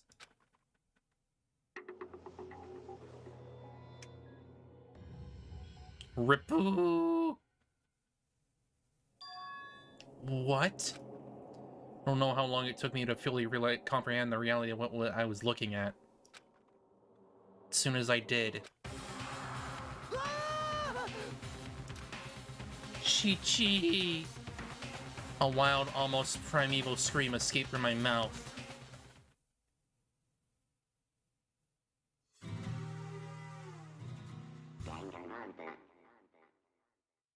And now it begins. Tried to suppress my screaming, but it was useless. F best girl! It surged out of me like water from spring gushing out of the ground. But Yaku, on the other hand... Very strange. Most unusual, don't you think? He was totally calm. Almost like he was watching this all unfold in front of a TV screen. Look, Chihiro's corpse has been suspended somehow. Something's been written on the wall in blood. Blood? Lust. Just a brutal way to kill someone. No, this is beyond brutal. Wouldn't you agree? They killed her! How could it not be brutal? No, that's not my point. The murder is far too bizarre for any everyday amateur to have committed it. Unlike with Sayaka, this murder was not a crime of passion or necessity. Interesting. It's almost as if whoever did it for fun. You see what I mean, don't you? What? My head was swimming. I was still reeling too, confused to understand what he was trying to say. Before I could even begin to clear my head. What the heck? Hey, I heard screaming. It's something. Chihiro!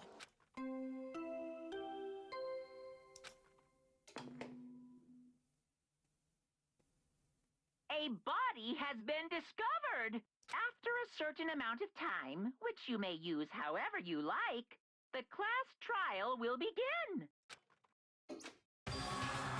What the hell was that? What?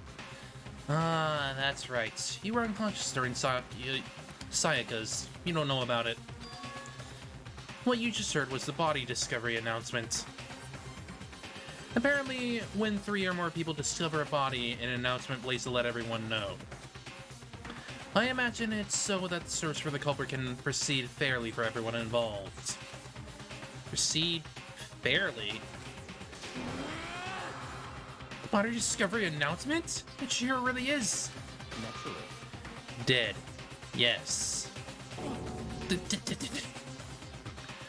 Before you start dreaming your head off, go round everyone up. It seems another game has begun. Another life or death game to uncover a killer. Tonka bolted out of the locker room. As everyone made their way to the scene, it felt as if no time at all passed. It's like my sense of time had just taken wing and flown away.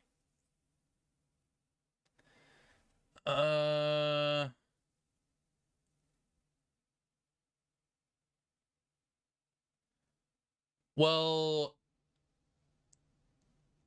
I'm not sure. Maybe? I don't know. Huh. Well, actually, if that were the case, whoever killed, Chi-Chi would technically count, wouldn't they?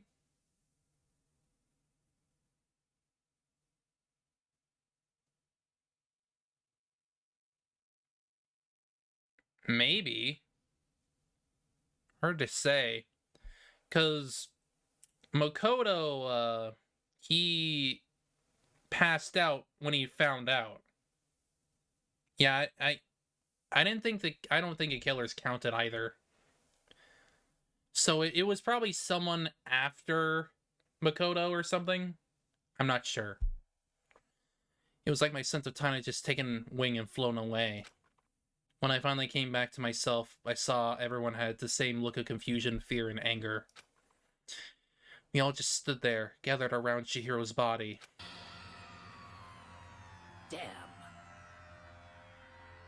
Damn, I couldn't keep her safe. So there's another victim. Which means we are now in the same position once again. Fuck, man. What the fuck is this? The dream. This is a dream. It's all just a dream. In fact, I haven't been even born yet. I don't even have any memory of ever being alive. Shut up.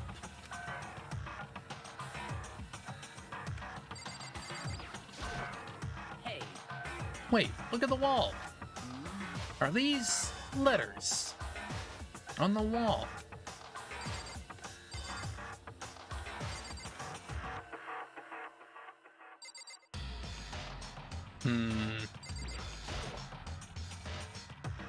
No, there are more things. But it's clearly a freaking murder weapon. What are you talking about? It's clearly a freaking murder weapon if I ever saw one.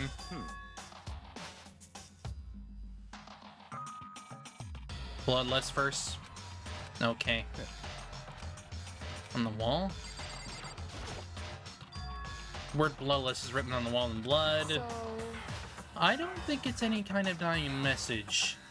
It's just too strange.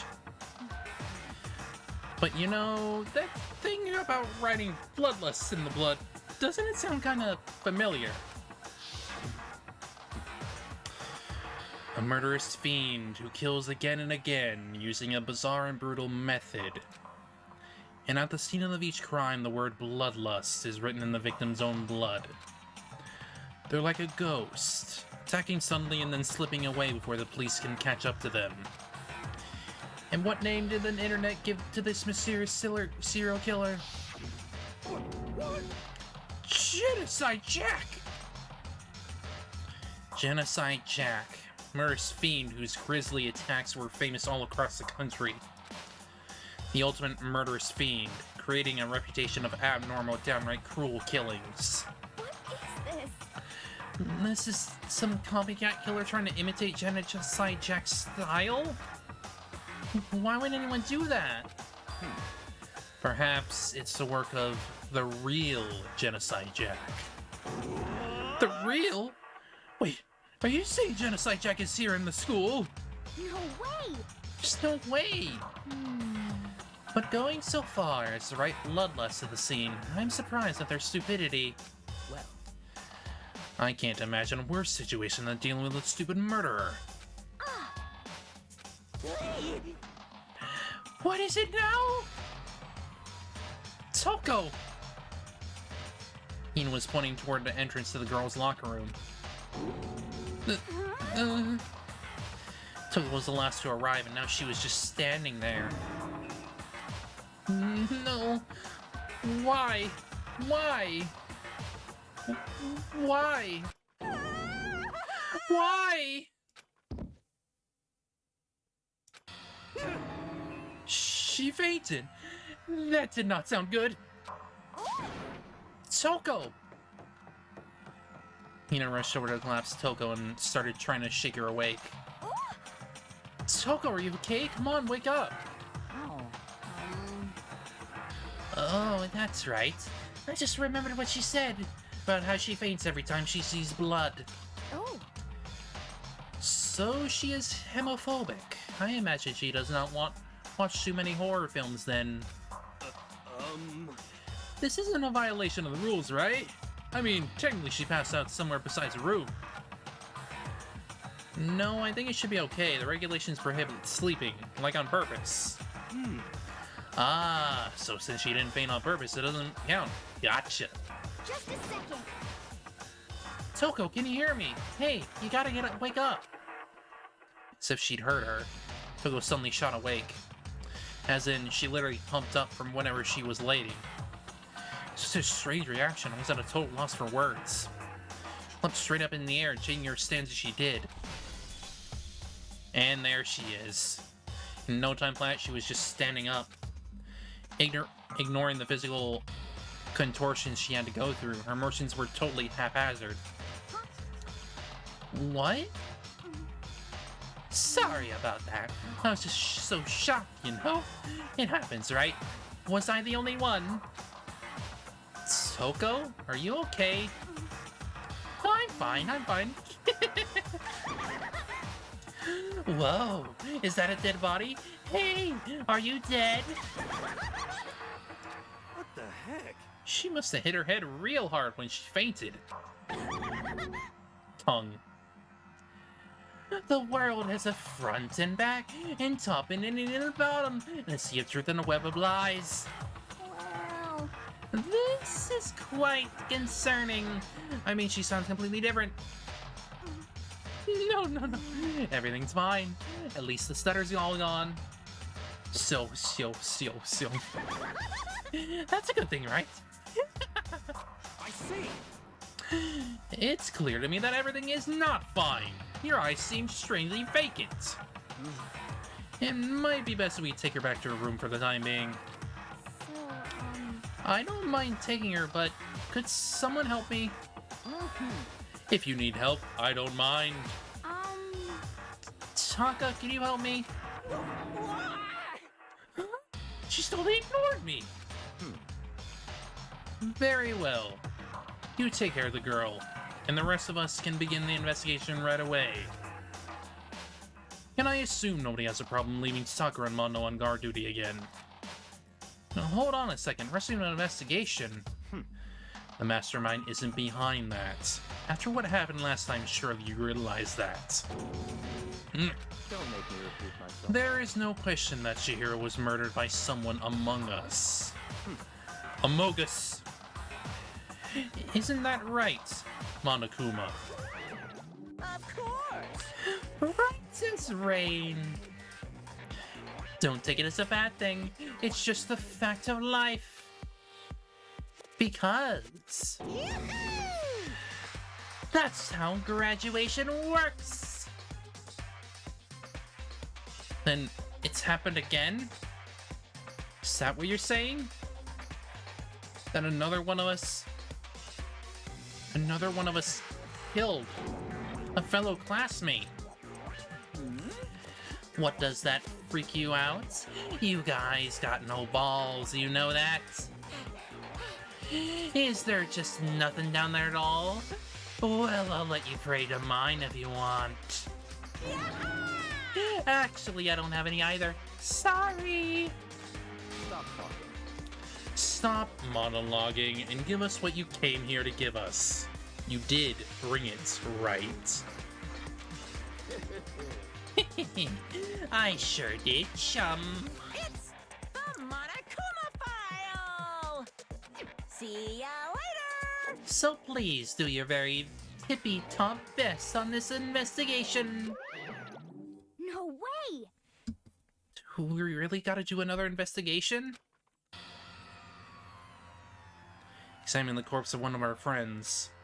Having to suspect all our other friends. Why? I hate this. Can't take it anymore. I hate it too. I've had enough.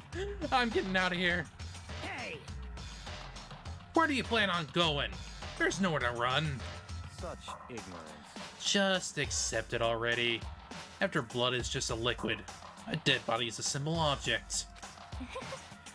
You are very enthusiastic about all this, are you not? Naturally. How can I not be? If you don't honest the culprit, we all die. That's true, but you jumped into it so soon. What? What? Do you want to die? Such ignorance. Fine, then go off and die somewhere. Right now, go ahead. You're a waste of space. Damn you! A dead body is an object? Piece of shit! Chihiro wasn't an object. Show a little respect or I'll beat some into ya. Calm down. Everyone stop bickering. Listen, there's some truth in what Byakuya said. Hyoko! Because If we don't solve the mystery and find the killer, our own lives are forfeit. And if Byakuya is right, then Genocide Jack is somehow the one who killed Chihiro. that's right. Then unless we do something, more victims could start piling up. Forget more victims! If we mess this up, we're all dead meat! Hey! Hey! Hold on. If that's your worry, you don't gotta worry any longer. In any killing game, the guilty party may only kill a maximum of 2 people. What? Remember any rule like that? Actually, I just came up with it. I mean, if one person went around and killed everyone, your lovely student life would be all over, right? so then. In that case, why not limit it to 1 person? Hey, Well, in a good mystery, you don't want to miss out on at least the potential of a serial killer angle. Just 1 would totally murder that possibility.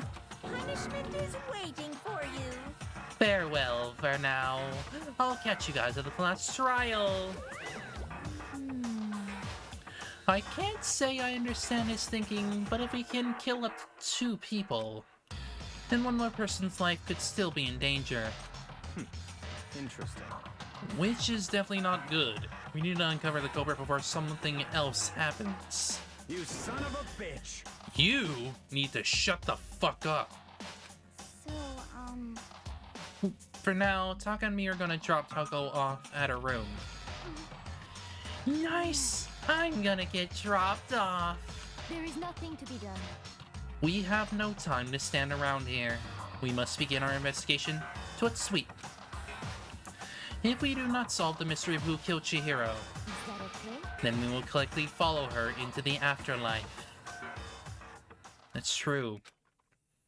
I hate this, but if I want to survive, me and everyone else, we have to do it. We don't have any other choice. Investigation! First of all, I'd better check the Monokuma to see exactly what's going on. The victim was Chihiro Fujisaki. The time of death is estimated to be around 2 a.m. The body was discovered in the girls' locker room on the 2nd floor of the school.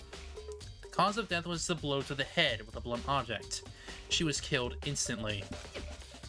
That's all it says. It's not like there's any point in complaining about it.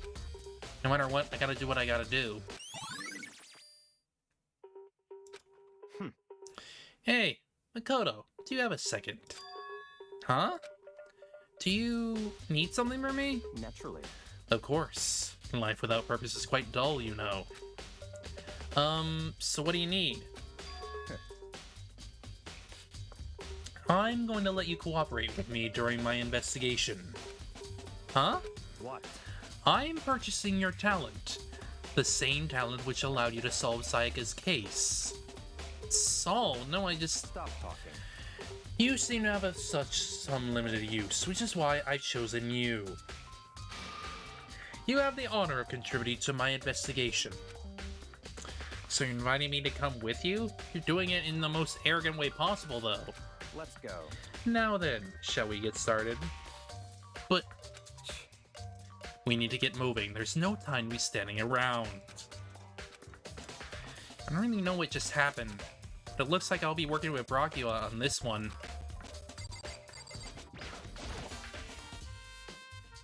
There's a dumbbell on the floor, and... this is a blood stain. There's a blood stain on the dumbbell. The Monokuma file said a blow to the head with a blunt object is what killed her. Does that mean this bundle was actually the murder weapon? That's right. I imagine it could have been anything else. And you'd have to be pretty strong to use that, so...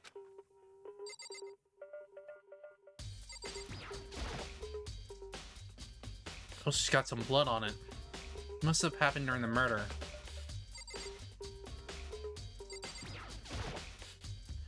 Word bloodlust written on the wall in blood. What's the meaning behind it? Bloodlust. There's fresh blood stain on the carpet. Must have been splattered with blood during the murder.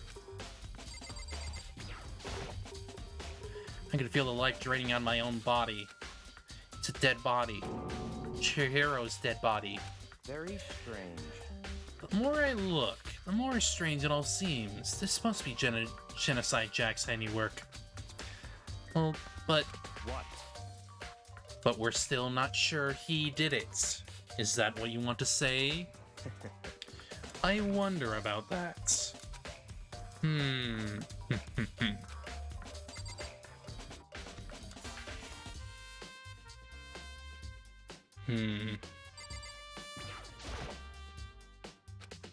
Took her time examining Chihiro's corpse. Poked and prodded, going over every inch of the lifeless body. You're a very strange woman, you know, being able to touch a dead body with absolutely no trouble. He needs to be concentrating pretty hard. It's like she can't even hear us.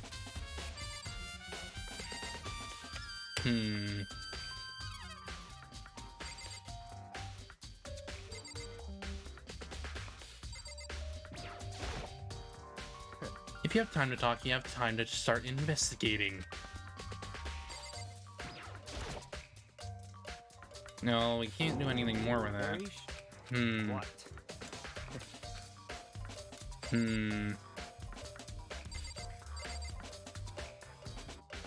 So we looked at that. So what am I missing then?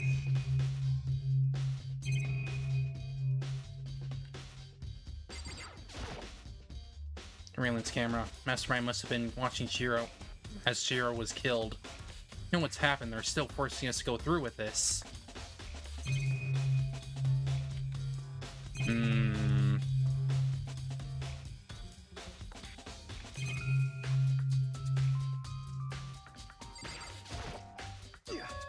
Dude had a real complex about being weak. Hear Chihiro talk about it, right? Only need to get stronger. Yeah, I do remember she said that more than once. Sure did. Which I guess explains the trip down here. But did she really need to get stronger that badly? I already mentioned it, but she was a girl, after all. Most girls aren't all that strong. I don't know, man. I haven't really thought about that stuff. Cause of Chihiro's complex. You know, I'm wondering what it might be.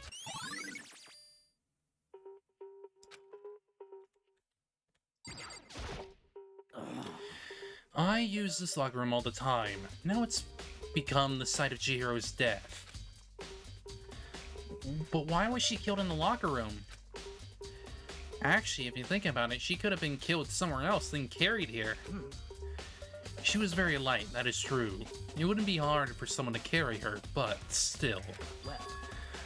I still think she came here on her own, by choice. What makes you say that? She'd been talking a lot lately about how she wanted to get stronger. Saying she came here to exercise? According to the Monokuma file, apparently she was killed around 2 in the morning. Would she really have been exercising that late? Perhaps. Hina or myself usually in the locker room during the day. So she was probably avoiding it then. Avoiding it? Although we invited her to join us more than once, she never showed up. So I only assumed she was trying to avoid us. Instead, she came to exercise in the middle of the night? However, Perhaps, but it's difficult for me to imagine she would have come alone. She did want to start exercising, but she specifically mentioned she couldn't do it by herself. She needed support from others. Saying she could have come here in the middle of the night to train in secret? That she also would have come with someone else? It's a possibility, I think.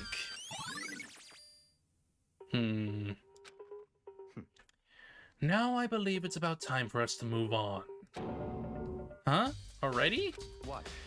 New clues won't magically appear by standing around here. We need to check every aspect of this case. That's true, but Let's go. if you're satisfied, let's hurry up and proceed. He's so pushy. Got caught up with the wrong person this time.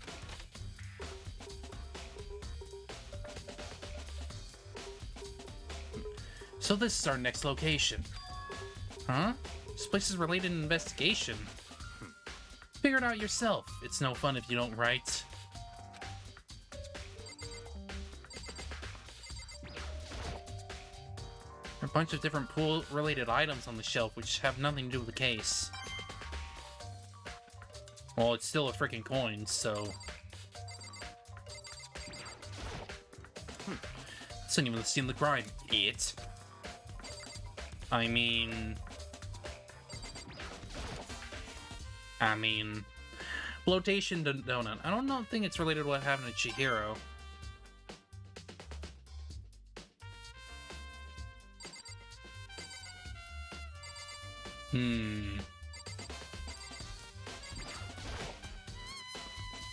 Remember right, this card reader is meant to work with our handbooks, right? What? You have an issue with it. If so, you should take it up with Monokuma. He said that and then quickly, sharply clapped his hands together. did you call for me? Has he been domesticated? That's right. It seems that Makoto has a question for you. You need something? Sure, what's up? Well, it's just about this card reader. Yep. Yes, the card readers have all been designed and interfaced with each of your e-handbooks. You can only enter the locker room corresponding to the gender listed in your individual handbook. And it's impossible for 2 people in a row to go through while the door is unlocked, correct? Unbelievable. If there was some sort of erotic terrorist on the prowl, the ceiling-mounted Gatling gun would initiate a Swiss cheese slaughter. And the school regulations prohibit anyone from lending someone else their handbook, correct? Of course. Correct. So then, it means only girls can do it in the girls' locker room, and only boys can go in the boys' locker room. In other words, Chihiro's body being found in the girls' locker room means... Hey, Makoto, I can see right through you. See right through me? Allow me to tell you what you're thinking. Since Chihiro was found in the girls' locker room, the killer must have been able to get in there. So, in other words, As such, the killer must be one of the girls. Did I get it right? such ignorance. Good lord, you're simple. But am I wrong? You should pay closer attention to the regulations. The answer has been in front of you the entire time. Loaning your e-handbook to another student is strictly prohibited. Only an act of loaning a handbook is prohibited. Borrowing someone else is perfectly fine. I would expect nothing less from the prodigal son of the noble Togami family. So you managed to sniff out the loophole in the regulations. Knowing you, I bet you created it on purpose, didn't you? To add a little more excitement to things. You're treating me like a puny little appetizer instead of the main course that I am. Now then, since the dead can actually talk, they're not people anymore. They're things. Yep. Get it? Got it? Good. Wait, hold on. You're saying that's a loophole, but if I'm gonna borrow something from someone, then that means someone would have to loan it, so, Why you? So sleepy. Just listening to you makes me want to pass out. Be more like Byakuya and get your poop together. Unbelievable. Or else I'll charge you with criminal negligence. No more questions. Figure out the rest on your own damn self. That's fine. Well, I know you're unfortunately lacking in the mental faculties, so I'll fill you in myself. Let's head to the main hall. The main hall? That'll help you understand what's going on. Well, clearly it means you can kill them, and then you can take their freaking... Then you can take their handbook and then use it. So, we came to the main hall. So, what are we looking for here? I mean, I have to figure it out myself?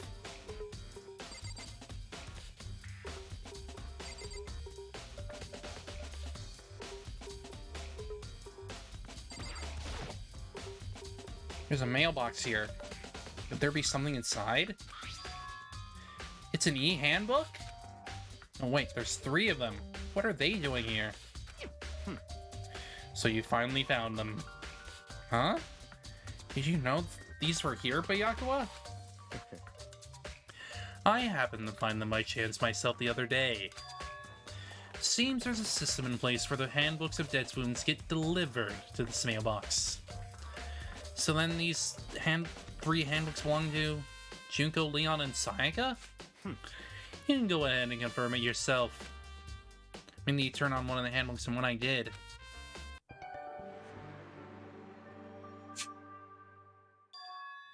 You're right, this is Sayaka's handbook. Hang on. Popo is being... Popo... Alright, there we go. Yeah! Now do you understand? This is the key to the loophole that I revealed earlier. Yeah, I feel like I'm starting to get it. You should pay close attention to regulations. The answer has been in front of you the entire time. Loaning your e-handbook to another student is strictly prohibited. Remedy, what are you doing? What are you doing, you silly little boy? Only the act of loathing a handbook is prohibited. Borrowing someone else's is perfectly fine. I see. Yeah, now I understand. What? Hold on a second. What's wrong? Very strange. Strange. One of the handbooks won't turn on. Is it broken? Whose is it? Handbook showed Junko's name when I started it up. Then the one that won't turn on must be Leon's, right? I see. It would make sense, yes. After all, he did get pummeled with dozens and dozens of baseballs. Pummeled with baseballs? Well, yeah, it would make sense. The memory of it came flooding back. That cruel punishment would lead to Leon's death.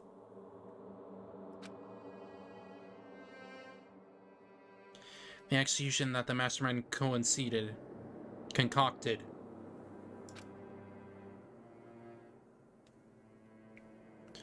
cruel, heartless death.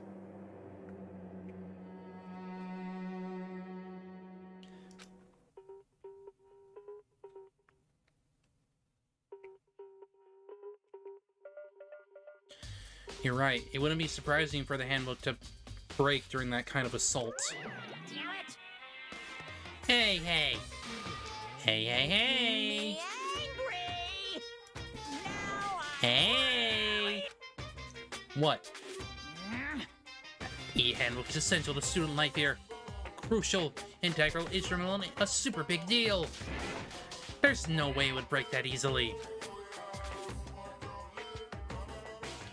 But it did. That's impossible! If I say it wouldn't break, it wouldn't freaking break. It can withstand up to 10 tons of pressure, and it's waterproof to 100 meters. Okay. I don't care how many baseballs you hit it with, it wouldn't do crap. But even my amazing handbook does have one single weak point. It does? I can't hear you! But it's a secret. I wouldn't want you to go breaking any more handbooks. What? Leon must have broken it somehow without realizing what its weakness was, right? Hard to say. You know what I think? I think his handbook isn't actually broken. What? But you might ask, how could that be? Leaving the question hanging in the air, Monokuma disappeared. What just happened? You said it's not broken, but it's undeniable fact that it's not turning on. That's fine. Well, I don't see a connection in the case, so it doesn't matter for now. You think so? Either way, something about it bothers me. Okay then, this should be enough to get things rolling. Let's begin our investigation in earnest to track down the cruel culprits. Yeah, we need to figure out who killed Chihiro. To be exact, not quite.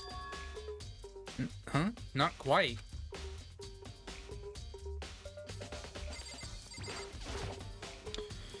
What do you mean by that, Bayakawa? To be exact, not quite. Certainly I want to reveal Chihiro's killer, but more precisely, I want to discover the true identity of Genocide Jack. Then, you really think... You truly believe Genocide Jack is the one that killed Chihiro? Don't make me repeat myself. Absolutely, I have no doubt that Genocide Jack is the culprit in this case. Murder's fiend is Genocide Jack, right? What? There's nobody else it could be. A murderous fiend who kills again and again, using a bizarre and brutal method. They're like a ghost, attacking suddenly then slipping away before the police can catch up to them. And what nickname did the internet give to this mysterious serial killer? Genocide Jack. They say he's killed thousands of people, but that's gotta be an urban legend. Still, could one of us really be a demented psychotic killer like that? You're not wrong to wonder. But words mean little right now. I have something that will prove it, and I can show you.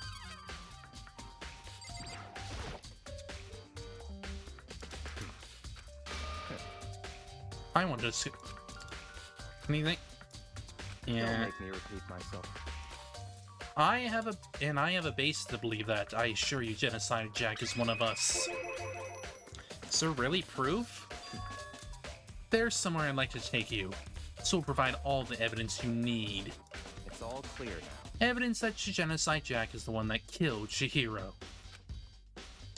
But it does something like that really?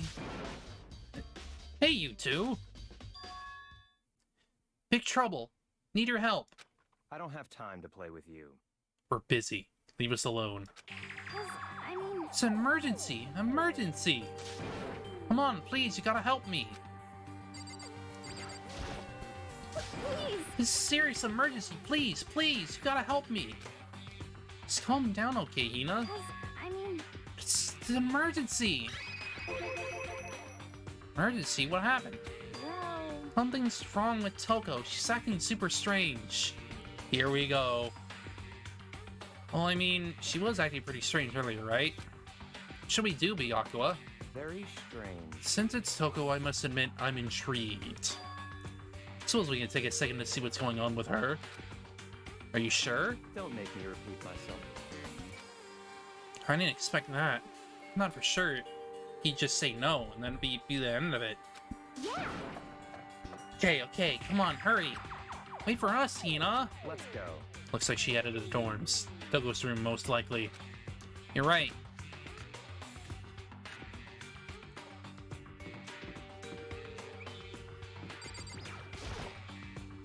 Is Toko inside? Some kind of emergency?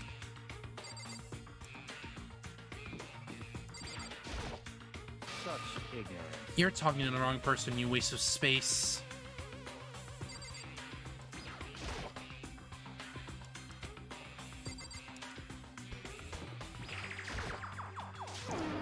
You guys are too slow. I think you're just too fast. So what's the emergency? So, Well, after what happened in the girls' locker room, we left Toko in her room so she could lay down. After a while, we came back to check on her, you know, see how she was doing, but when we did, it was weird. She used to come out, and she kept saying all this weird stuff. Weird stuff? That's fine. We should try talking to her ourselves. Yeah, good idea. Might as well give it a shot. The door swung open slowly and silently.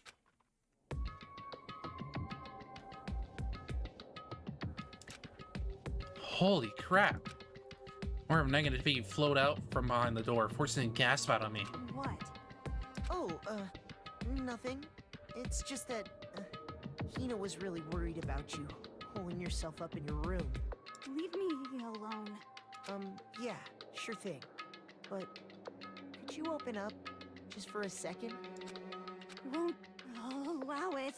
Huh? I won't let Genocide Jack have control. Just like that, she slammed the door in my face. What was that? She's been acting like that the whole time. When I rang a little while ago.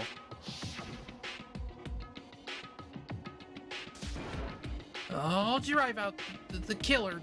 Drive out the murderous fiend. Doesn't make any sense, right? I was afraid to leave her there alone, so I tried to bust down her door. Felt like something was holding it shut on the other side. Couldn't even budge it. Toko was scared enough to even bar her door. Does she think the same thing as Byakuya? Does she think the serial killer Genocide Jack really murdered Chihiro?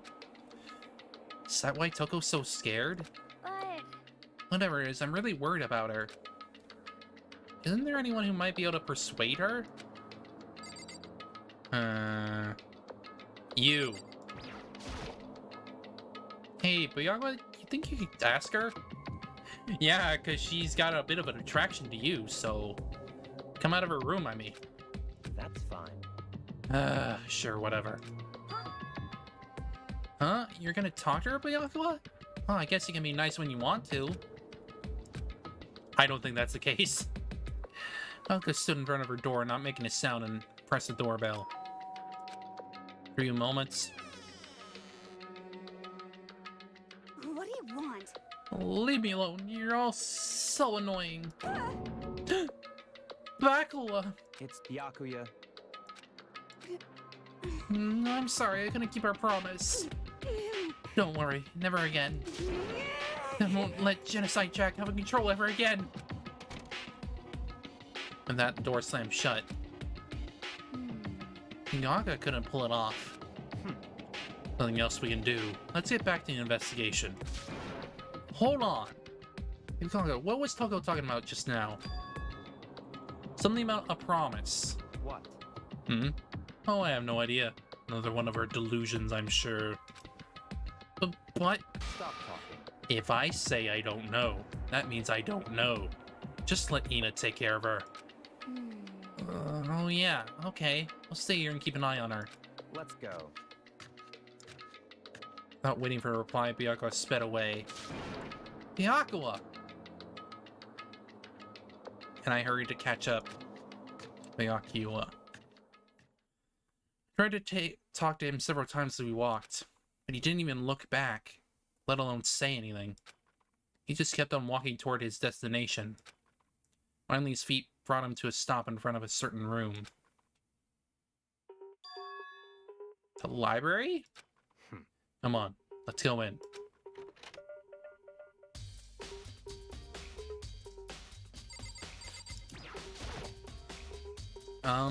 Is the evidence that proves it was Genocide Jack really in the library?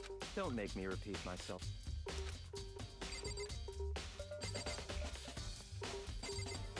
Is it the letter? Somebody check in there. We need to find real clues.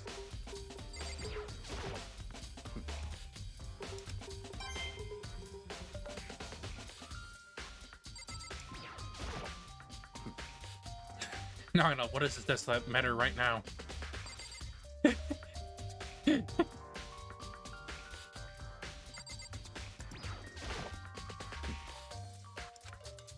Fine. What do you got?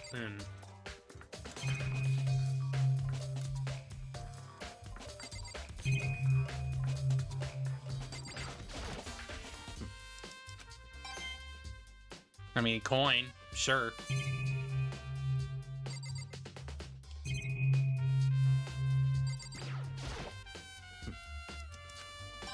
Then where am I looking then?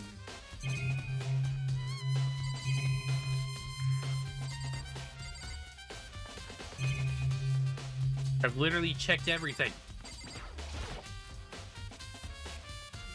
Don't make me repeat. What are you freaking talking about then? Yes.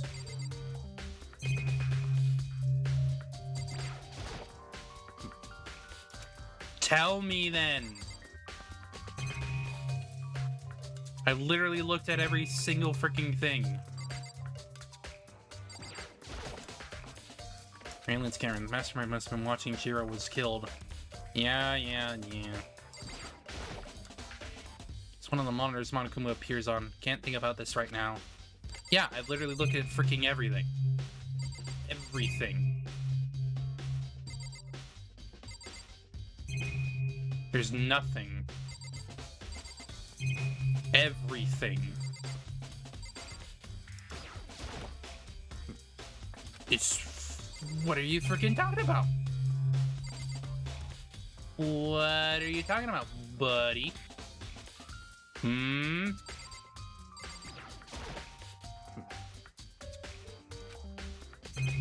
Where is this clue that you're freaking talking about?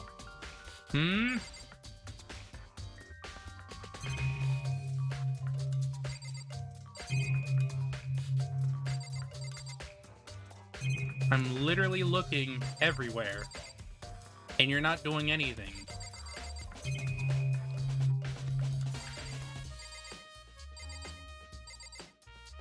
God damn it.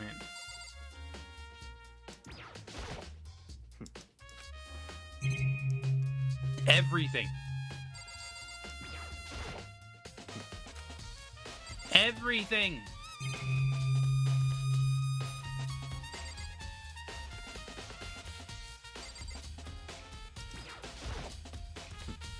Literally what?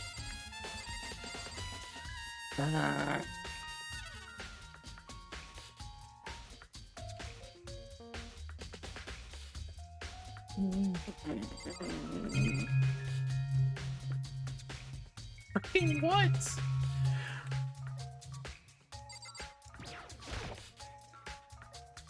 Oh.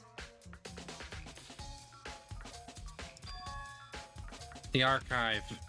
Hurry up and go inside. I didn't check it. God damn it.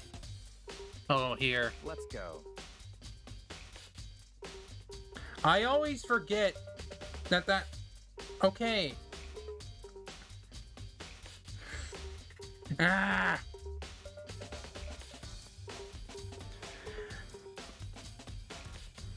My problem with how rooms work is because of, like, there's this one freaking... When you... Okay. Let me think about this. Okay? They... because of how... yeah.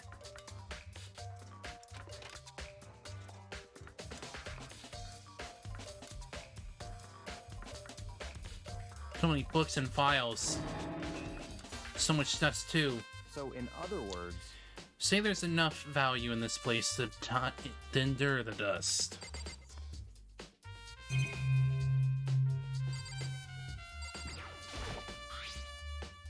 So one box, it's empty. Well, judging by the smudge and the dust, it looks like there was something inside. I wonder what it was. There's an extension cord plugged in there. It proved very useful while I was in the library. Extension cord, huh?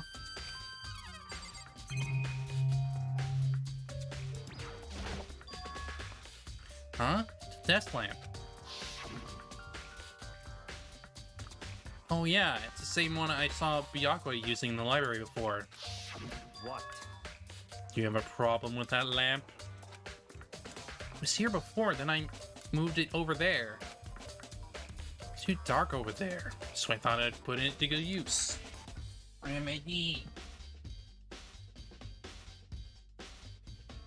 Remedy. No, what are you doing? Remedy. Come here. Come here. Still. What are you doing? What do you want? Now you wanna...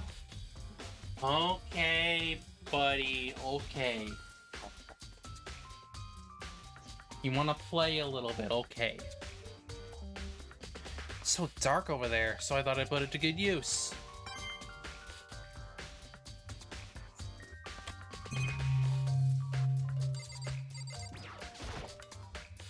Shelf is stuffed tight with files.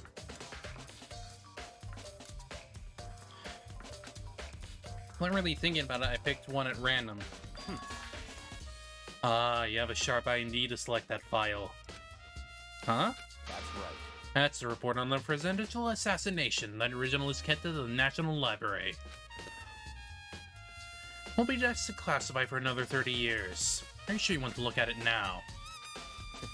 There's no telling whose crosshairs you might wind up in for looking at it. I'm making a sound. I return that file to its shelf. Okay.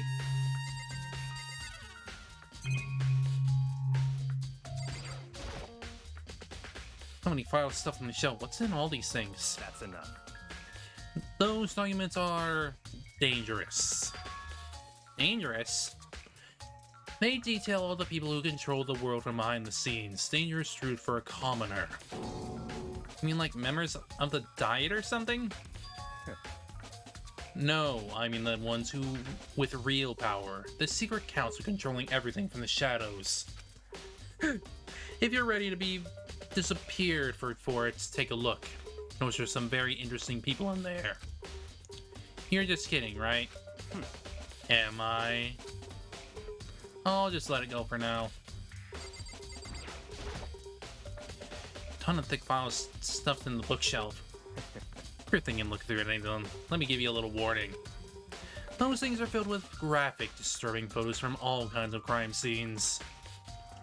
It's the kind of thing any normal person wouldn't ever want to look at. Be careful. Huh? What do you mean? All those files there are investigation reports related to different cold cases. Those are internal documents, for police eyes only. They're not the kind of thing you expect to leak. Oh? So you're finally beginning to understand the true splendor of this library? The entire reason I was interested in the library is because of this room right here. It's home to classified government documents, police records, things no ordinary person would ever see. Isn't it magnificent? It can't be for real, right? Such ignorance. That's your guy's problem. Anything that doesn't fit into your preconceived reality, you label it a lie. Well, it's not that. It's not like I totally refuse to believe it, but I mean, there's just so much. How could anyone have put all this together? I suppose it goes to show that just how much power Hope Speak truly wields. Or perhaps the mastermind may have wanted to provide us with enough entertainment to keep us from getting bored. It's no use. I can't keep up with all this. It's just too unreal. What's wrong? You still can't believe it? How about you? How can you believe it so easily? Things like that are usually impossible. What? What do you mean, usually? Usual, normal, ordinary, simple, those things don't exist anywhere in the real world. If you don't understand what they actually represent, you don't understand the nature of anything. You don't pull your punches, do you? Besides, what you consider usual is based on your common sense, right? But what makes you think your own common sense applies to me at all? Elements gathered here are genuine. I have reviewed them multiple times, there is no doubt.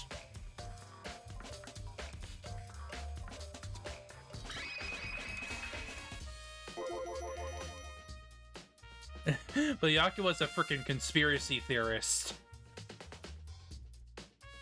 Hold on a second. You're saying you've read all these documents in more than once? All this has to be like top secret confidential stuff, right? So why? My family has a reading room just like this at our home. Ours is bigger, of course, and not as dusty. Huh? Members of the Togami family have access to any variety of government-related documents. That includes foreign powers as well as domestic. How is that possible? So, in other words... I already told you. There's a secret council that controls the world from the shadows.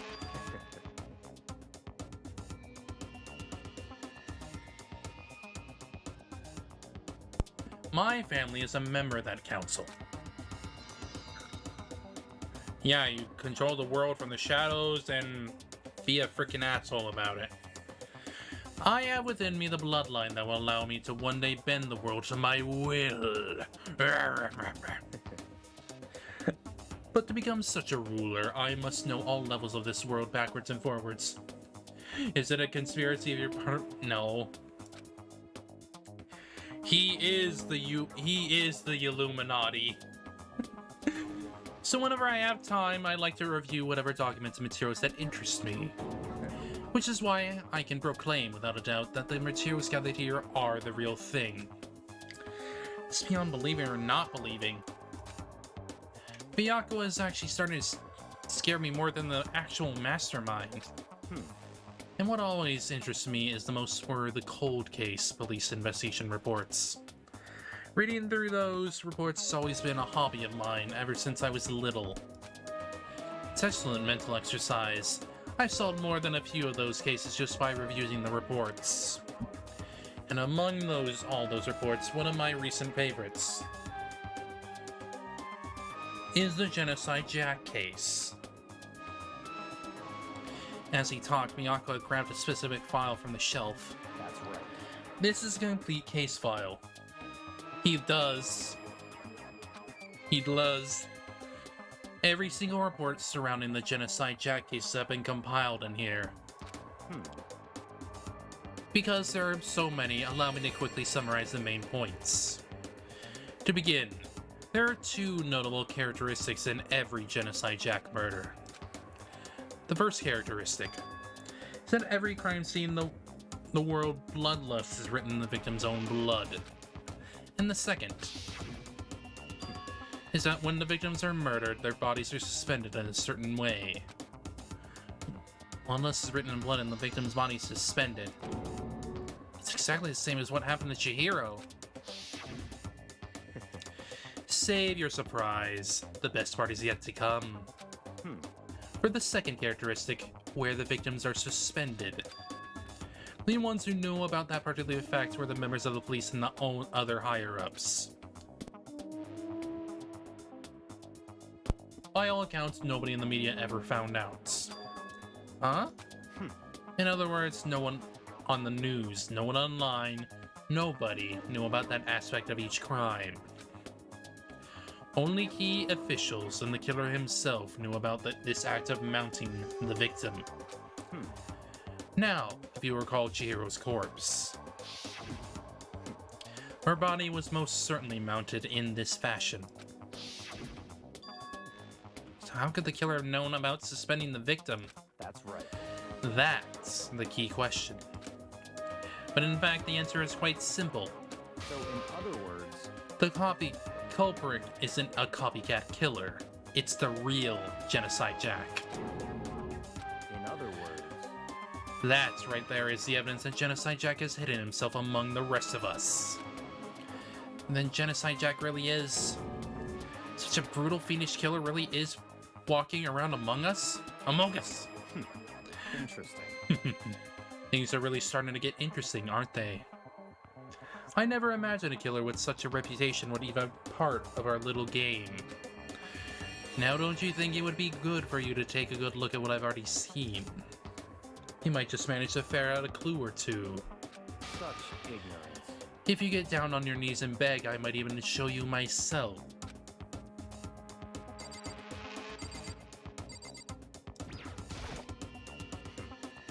They reveal the ones with real power, the secret council controlling everything from the shadows.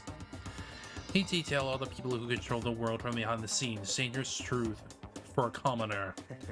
Are they going to look? For now, I think I'd rather not.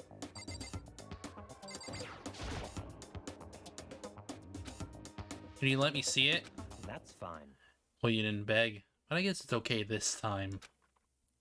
Feel free to look at it in there, but you can't take it with you.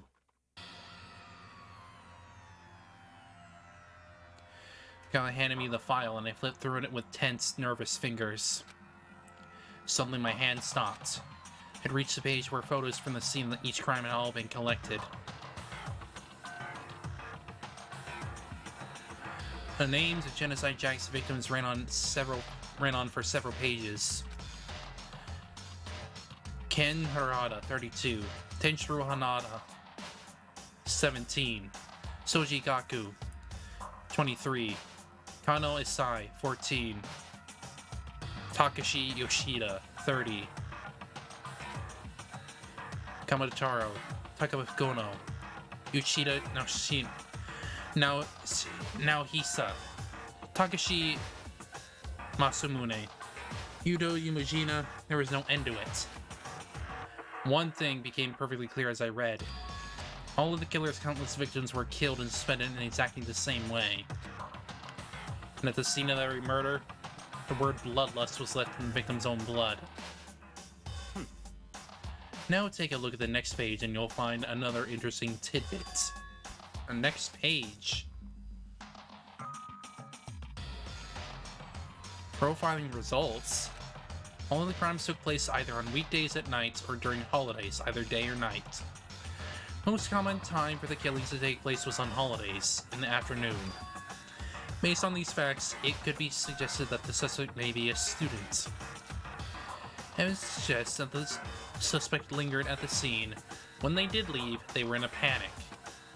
Because an eyewitness has never come forward, it's unlikely there was any external reason for this. Confused behavior suggests suspect may potentially suffer from dissociative identity disorder.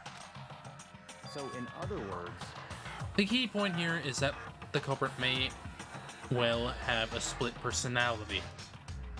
Split personality? Like the kind of thing you can see on TV? Part of another totally unbelievable story. This is way more unbelievable than anything else up till now. I mean, it really isn't. I don't know. I feel like my mind has gone numb. let's go. Alright, we should get going soon. Huh? Where are we going? Anywhere but here. We finished our business here, haven't we? Wait, Byakuya! As usual, Byakuya turned and left without another word. Near the library to catch up. Well, this is where we part ways. I have some things I need to take care of before the class trial. Huh? Just all of a sudden like that?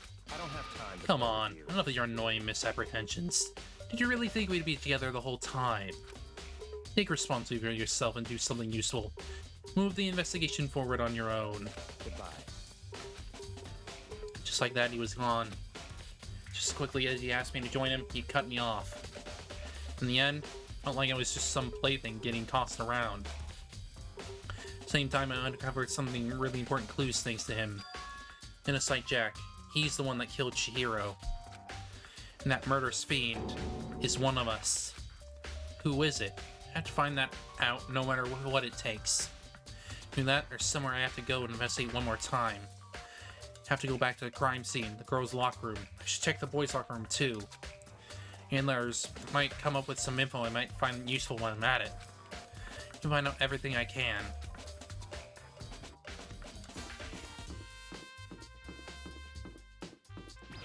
Cool!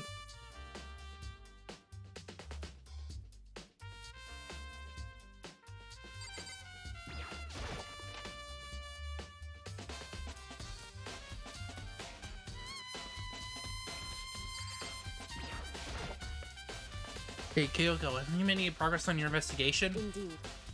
Generally speaking.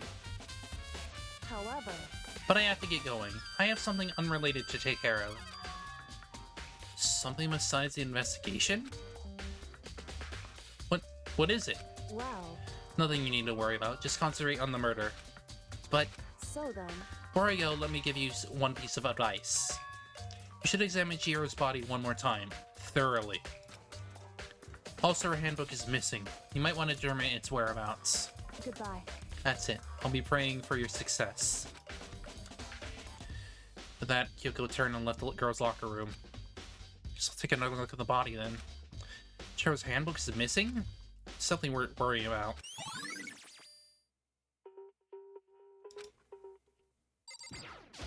Yeah. Kyoko said I should examine the body one more time. I know she said thoroughly, but I knew I had my limits. Well, I better give it a shot anyway. Let's see. Jiro's hands are bound with what looks like some kind of rope. The rope was used to prop her up in a kind of crucifix position. Actually, if you look at it, it looks kind of like a cord. Huh? It is. The rope has a plug.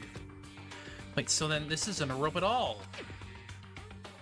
Think about it, the more that's not the only thing that concerns me. Chihiro's fatal injury was a blow to the head, which means someone struck her in the head in order to kill her. That's right, there's the issue of her being suspended in the fatal blow. Ursa didn't see any reason to think too much of either of them. Seeing them again after looking through the Genocide Jack file, something's not quite right. What does this all mean?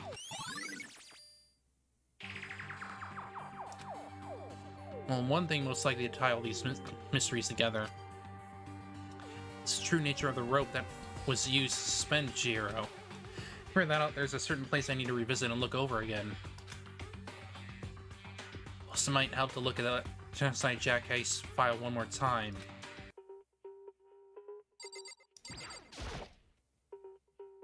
Let's say poster blood is the most noteworthy part, but the big vested swimsuit model is pretty noticeable too. A girl's locker room doesn't seem like the kind of place you'd find something like this. Yeah. Probably because the murder took place somewhere else.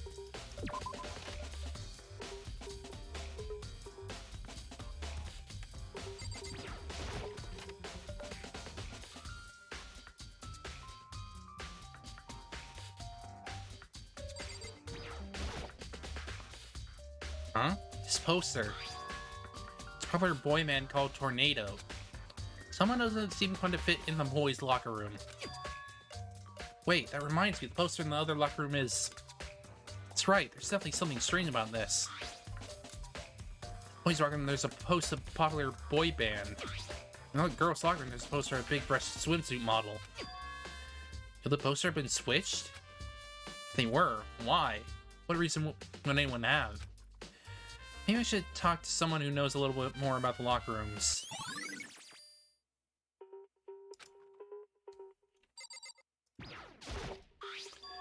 Strange stain on the carpet. What is it?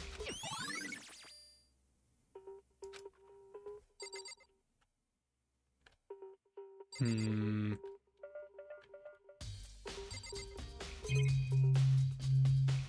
think that's everything. At least here.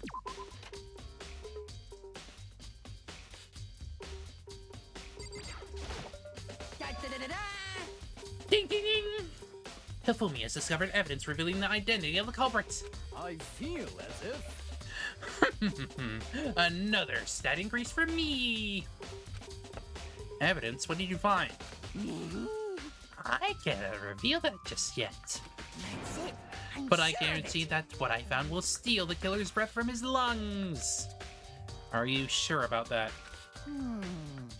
Oh yeah, Miss Lindbergh said she witnessed something worthwhile too. Really? What did she see? Well, She refused to tell me. It's like when the girl bullies the boy she likes, right? Right? Okay, so where's Celeste now? The warehouse by the dorms. She was there, but at the same time, not there. What's it gonna be?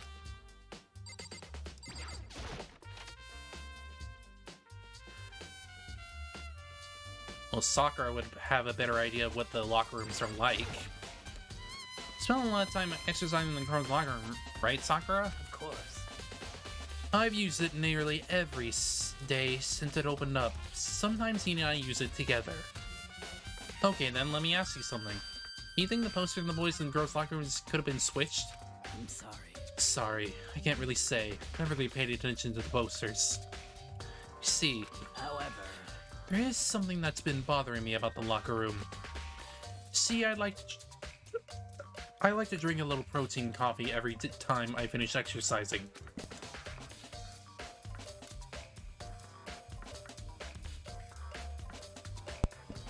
We have protein coffee?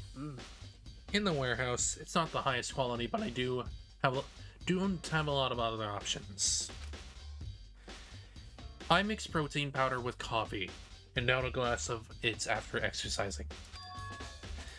Anyway, the other day I spilled some on the carpet in the girls' locker room and it left a stain. Ooh! A stain? Let's see a stain on the carpet now. Of course. Exactly. I noticed it earlier. The stain has disappeared. I can only assume someone came along and cleaned it up. Still, isn't it unusually clean?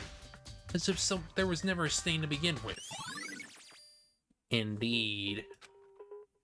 Indeed, indeed, indeed.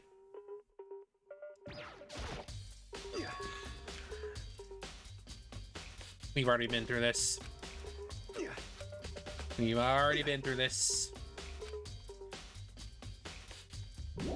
Which means I need to go to the frickin' Celeste.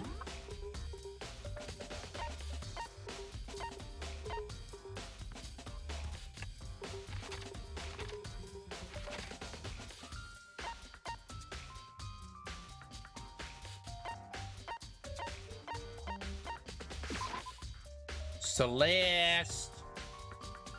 Celeste.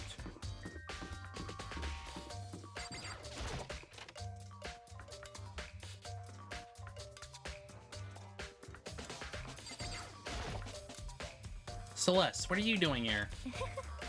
This warehouse is amazing. It has absolutely everything one might need to live a full life. From food to clothes to towels, there's an endless supply to choose from. See that, but have you found anything related to the case? Most unfortunate. I knew you were going to ask me that. I thought talking about the warehouse itself might misdirect you, but I see it was pointless. Then you did find something? Very well, I will tell you, and only you. Actually, Last night I saw her here. Chihiro was in the warehouse. Really? indeed. That was right before nighttime. What are you doing out this late? Oh, I was just... Are you planning to go exercise, perhaps? What? How did you know? Because I can see a blue track jacket sticking out of that duffel bag you're carrying. Oh, you're right. Thanks. Well, I'd better get going. I'm kind of in a hurry. Stuffed the jacket in her bag in a hurry. It was almost like she was trying to hide it. Just like that, she was gone. Yes, indeed. I assumed she was merely stocking up to go exercise in the morning, but it would appear she ignored the nighttime rule and headed directly to the girls' locker room. If she hadn't broken our rule, none of this ever would have happened. You get what you deserve, I suppose. So apparently, went to girls' locker late at night in order to exercise without anyone knowing. Strange thing is, there was no trace of the track jacket or duffel bag Celeste said she saw Chiro carrying. Could mean the killer would have gotten rid of it somehow. Indeed.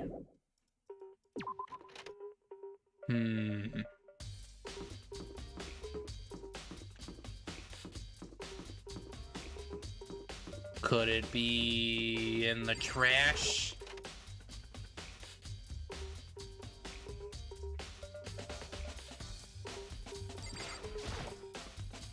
It's trash room, the dump, in other words. Gating when they can actually get inside.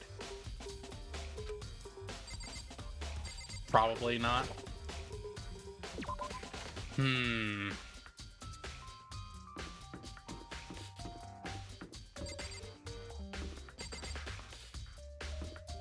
Maybe.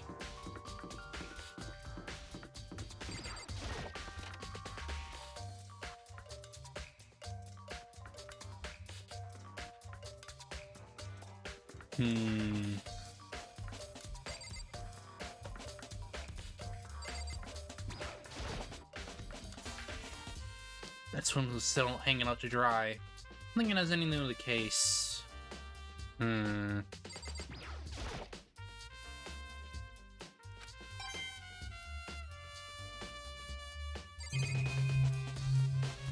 Oh, there's multiple.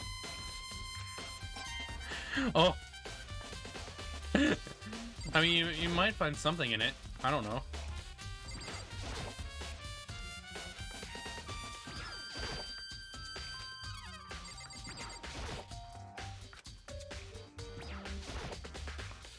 Well, I don't know where I have to go.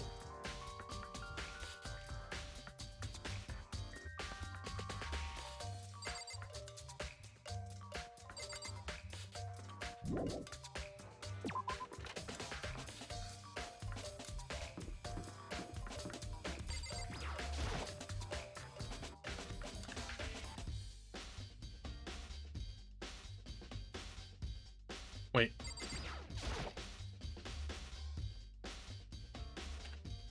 Lockers. One of them is unlocked, but I don't see anything inside.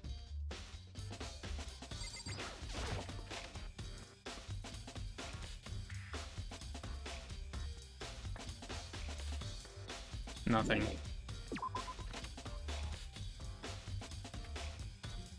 I guess let's look for her then. Where is she? She's in the dining hall. Boob!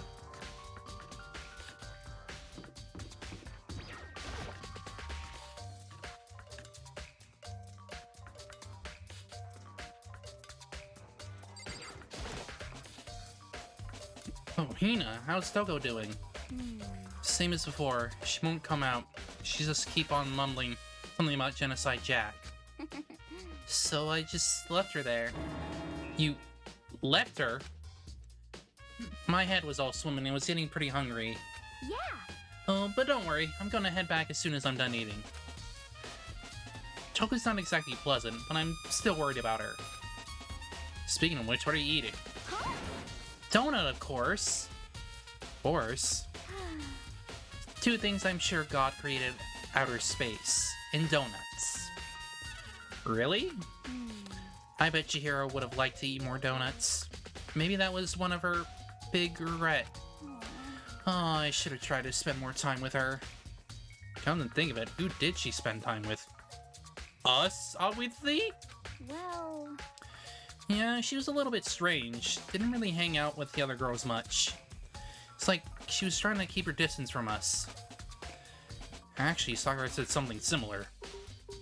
And then even though you and her invited Chihiro to exercise with you, she always refused. yeah, totally. Yup, it's true, and it wasn't just us either. It was like she stayed away from all the girls. Was she just shy? I don't know, she talked to the boys all the time. It's kind of weird to be shy around your own sex, but totally fine with the opposite sex? Oh, wait, maybe. She was used to the guy spoiling her. The law says you can't judge a book by its cover, right? Think so? Never really saw her as that kind of girl.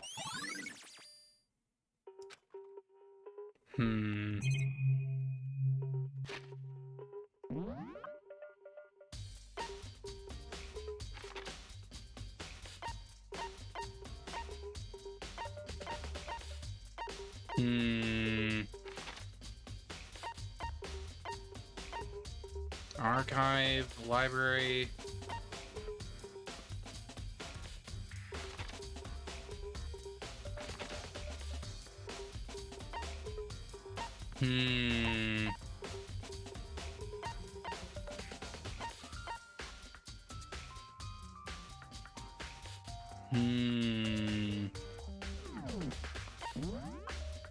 So we got that.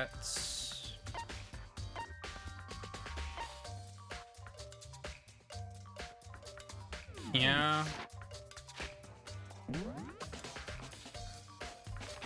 Gotta go to the second floor.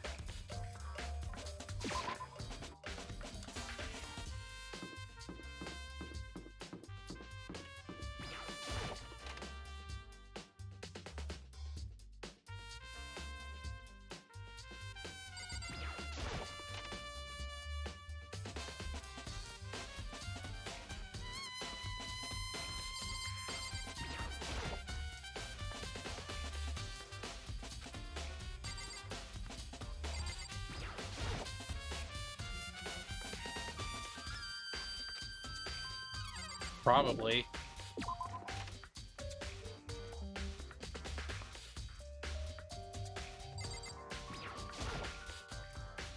They clear dust on the desk. There's some kind of clue here. Guess not.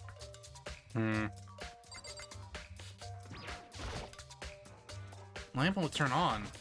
See, it's not plugged in. Current isn't long enough to reach the outlet from there. That's my son. It was definitely on. It's definitely right there. That's right. Yaga was using an extension cord. No extension cord here now. I wonder if... Yes, we got that.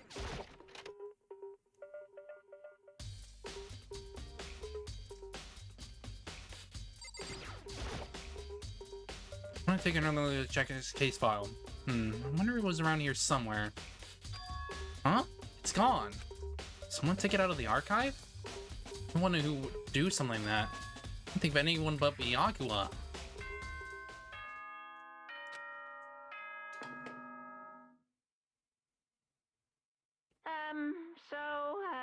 I'm getting tired of waiting. Shall we just plunge right in?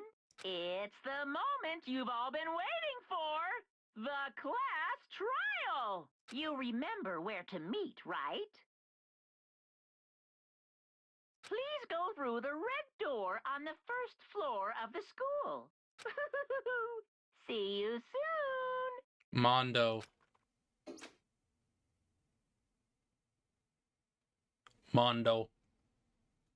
Begin the class trial, or it's about to begin.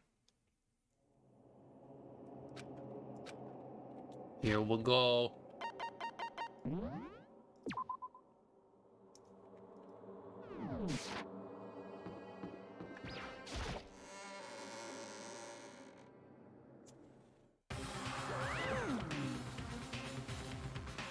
So, is everybody ready to... What? Am I blind or are we missing someone? Yo. Yeah, Toko's not here. Toko is? You really don't remember? Come on! Kidding, I'm just kidding. How could I forget that little nut job? She's a crucial part of the class trial this time. What are you gonna do? Okie dokie, I'll go ahead and drag her out here kicking and screaming. Just one moment, please. Just like you said a few minutes later, he appeared dragging Toko with him. I told him I didn't want to, but he forced me. Can't believe you would drag a girl around. Terrible. You're terrible. So now everyone's here, right? Okay then, hustle onto the elevator and let's get this show on the road. I'll see you guys down there. Let's go. So shall we get going? It's time to find out who killed Chihiro. Chihiro Fujisaki. You're so gentle, so calm and meek. And we had any problems with her. Someone made the choice to kill a girl like that. And that murderer is one of us. Someone standing right here.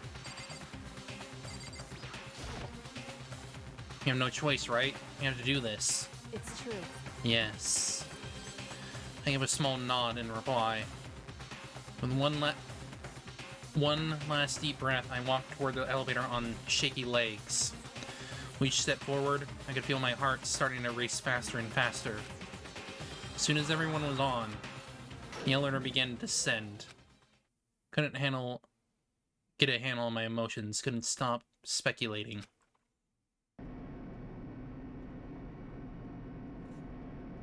The steel box sank with every heavy clunking sounds deeper and deeper into the ground. And as we went deeper, the uneasiness of my heart grew bigger and bigger. The elevator was unaffected, however, and continued to descend without hesitation. Until finally, it came to a sudden stop. What do you think? I redecorated. Isn't it so fresh? Isn't it so exciting? I don't know who would. Maybe she came in last? I don't know. Don't waste our time with stupid questions. Let's get this over with. Very nice. Good. You're rip-raring to go. Gotta say, I don't hate it. Not at all. Well, Okay then, let's get this show on the road. thrills, chills, kills! Everyone, please find your assigned seats. So the curtain opened once again. A deadly judgment, a deadly deception, a deadly betrayal, a deadly riddle, a deadly defense, a deadly faith, a deadly class trial. Sable. Alright, set skills, let's see. Increases the speed of memorizing a statement, effective during the non-stop debates. Time limit does not decrease, even if you shoot statement with the silencer. Effective during the non-stop debates.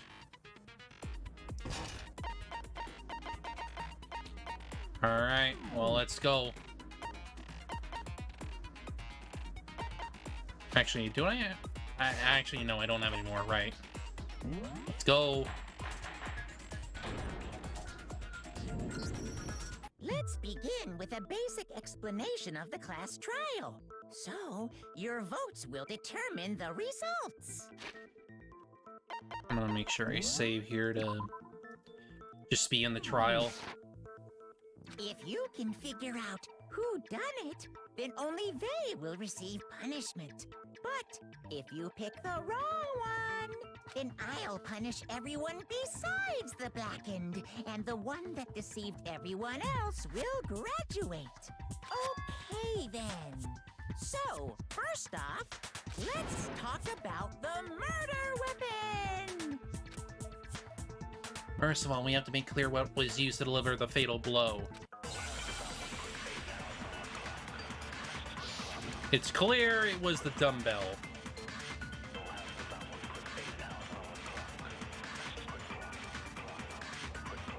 Chihira's fatal injury. It appears case it was a head wound. Mm-hmm. According to the Monokuma file, the killer used a blunt instrument. But what kind of blunt instrument could it have been? I bet it was an iron pipe. No. No, it's wrong.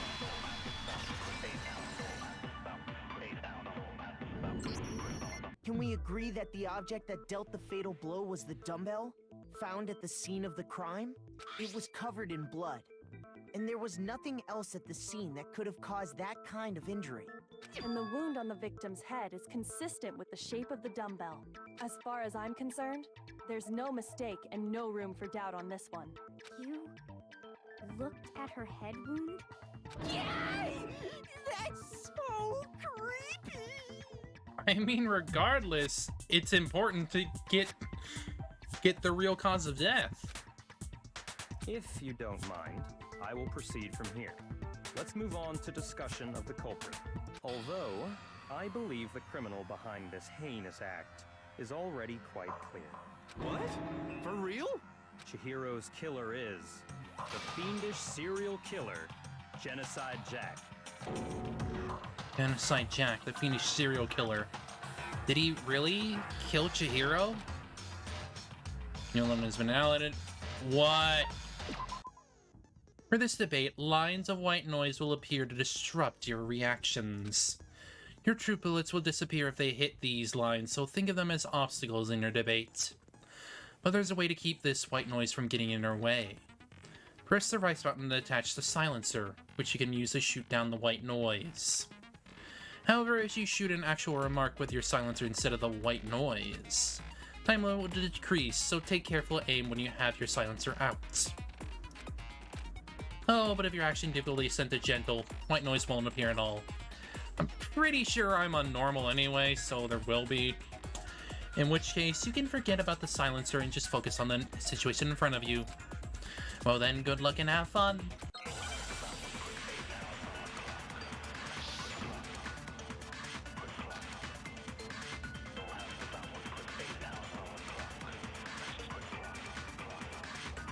The culprit is Genocide Jack, I'm sure. Case closed, as far as I'm concerned. But that's impossible! Why? What makes it impossible? Well, I mean, come on! There's just no proof for it. So, speaking of Genocide Jack, I don't know who that is! There is some level of proof, but that doesn't necessarily make it true. The culprit is Genocide Jack, I'm sure. Case closed, as far as I'm concerned. But that's impossible! Why? What makes it impossible? Well, I mean, come on! There's just no proof for it. No, it's wrong!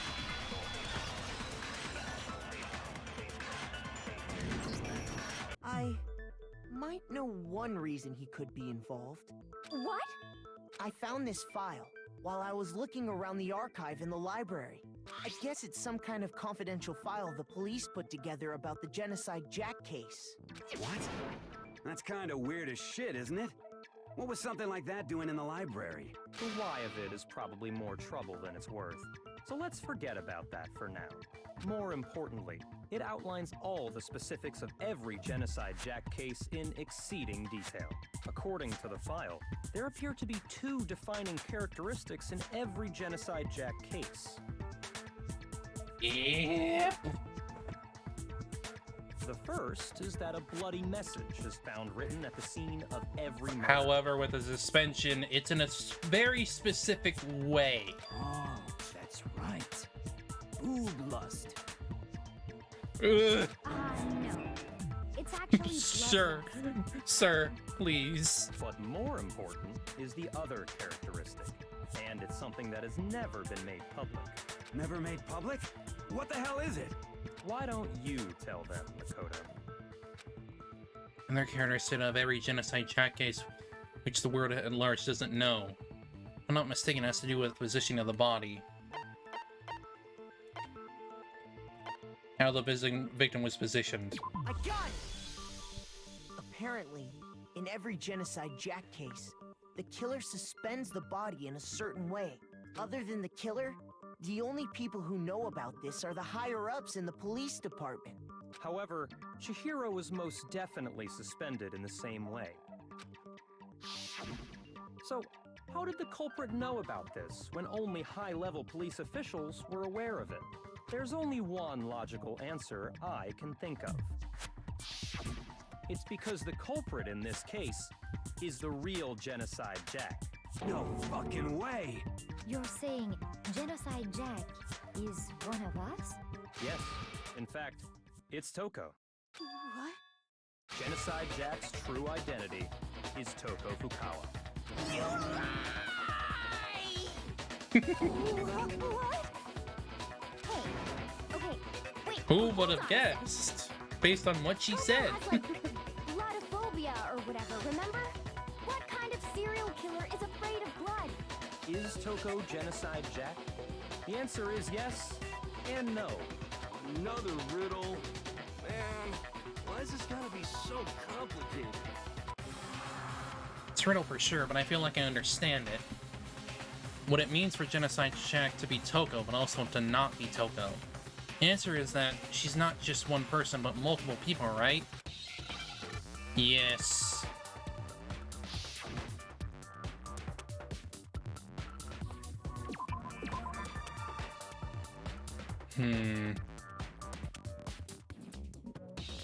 Let me think. What is it? And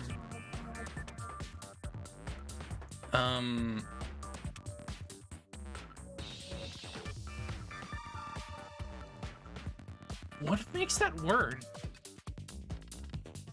I'm trying to think.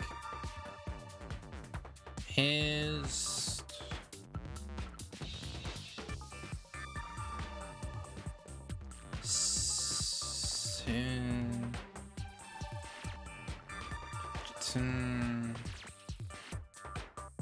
I can't tell what that's supposed to say.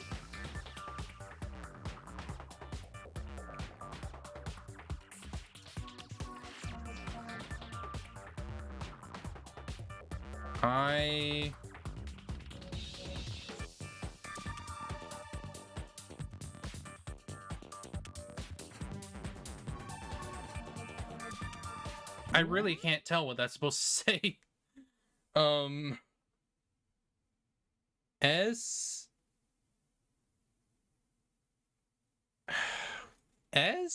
No. I can't tell what that's supposed to say. Why would the H be like in the middle of...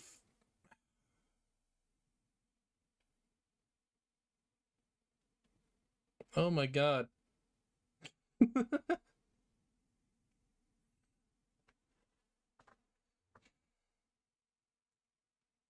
S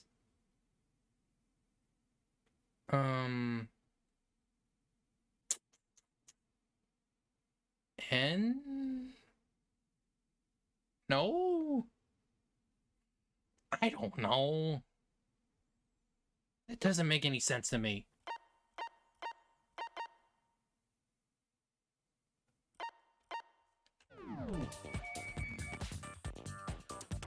I can't tell.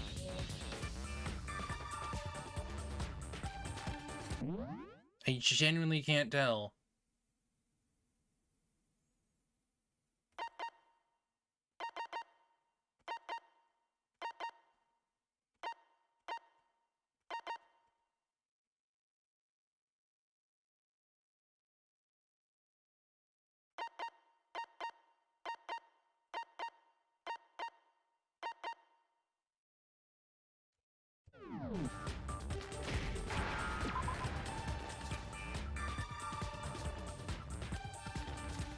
I don't think that's it.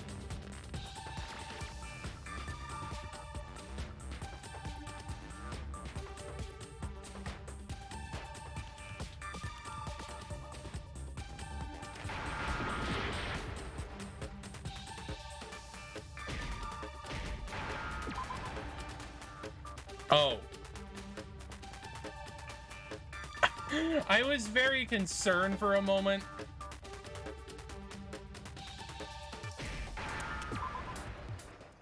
Whatever. Now I understand. I get what that means, but like, it's such a freaking weird... Is it because Genocide Jack It's such a has freaking split weird personality? word to use to describe? Huh? I think I read that somewhere in the file too. They thought that the suspect might have, what did they call it? Dissociative identity disorder. Oh, okay. But still, to go and say that about Miss Fukawa is... Perfectly acceptable. Toko's strange behavior after seeing the body is proof enough that she has a split personality. One thing that shows Toko's could have split personality is to do with her behavior. Her behavior changed. I got it! You're talking about how she started acting totally different than usual, right? That's right. Think back. She fainted when she saw Chihiro's corpse, and then, when she woke up... I'm fine, I'm fine. Oh, is that a dead body? Hey, are you dead? She must have hit her head real hard when she fainted. The world has a front and back and a top and an A and a bottom and a sea of truth and a web of lies. I need to open the freaking door. It's quite concerning. I mean, she sounds completely different. She was acting funny, that's for sure. That melancholy tone of hers completely disappeared. Don't go assigning adjectives to my tone without permission. Not to mention, once she regained consciousness and saw Chihiro's body again, she was utterly calm. In other words, within her is one personality that can't handle blood, and one that obviously can. So when Toko trapped herself in her room, it's because she was scared of Genocide Jack? Afraid to let her out. I won't let Genocide Jack have control. I'll drive out the killer, drive out the murderous fiend. The reason she locked herself in her room wasn't to keep other people from getting in. It was to keep her other personality from getting out. What? Toko was afraid. Afraid of the murderous fiend inside of her. Of killing even more people. How? Yeah. How can you know all this? I do believe you misunderstood her. What she's trying to say isn't, how can you know all this? No. What she wants to know is, how could you tell them? Huh? Last night, just before Monokuma gave his motive speech, Toko and I had a strange conversation. She told me a most interesting story. She said a murderous fiend lived within her, and she was afraid it could appear and attack at any time. And that trepidation is what's caused her to have such a bleak attitude. Isn't that right, Toko? This is all a lie. Right, Toko? You said you wouldn't tell anyone. What? You promised. I can't believe you lied. Are you expecting anything less from Byakuya? Like, seriously, of course he'd do that. You have only yourself to blame. You came to me with your tragic little story. I didn't ask you to. This is the real world, not some romantic fantasy fairy tale. Besides, you broke your promise first. You said that as long as you were here, no matter what, you wouldn't let Genocide Jack kill anyone. And maybe she didn't. But in spite of that promise...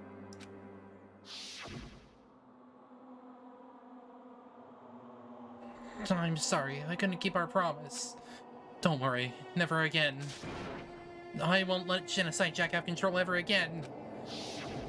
You said if I kept my promise, you would go out with me. That's the only reason I promised. How many times do I have to tell you? I never said that, but you weren't able to do it. you just couldn't resist that rush you got from killing, could you? I tried. I swear I tried to control it. But your efforts were useless. What a disappointment. I hate you. Well, the opening act is nearly finished. All that's left is to hear from the person in question directly. The person? You don't mean... Togo's body suddenly lunged backwards. A huge thud echoed across the courtroom, but in the next second... Well, hello there! Is it me you were hoping to see? What the heck? So you figured it out, huh? Well, whatever. What are you gonna do?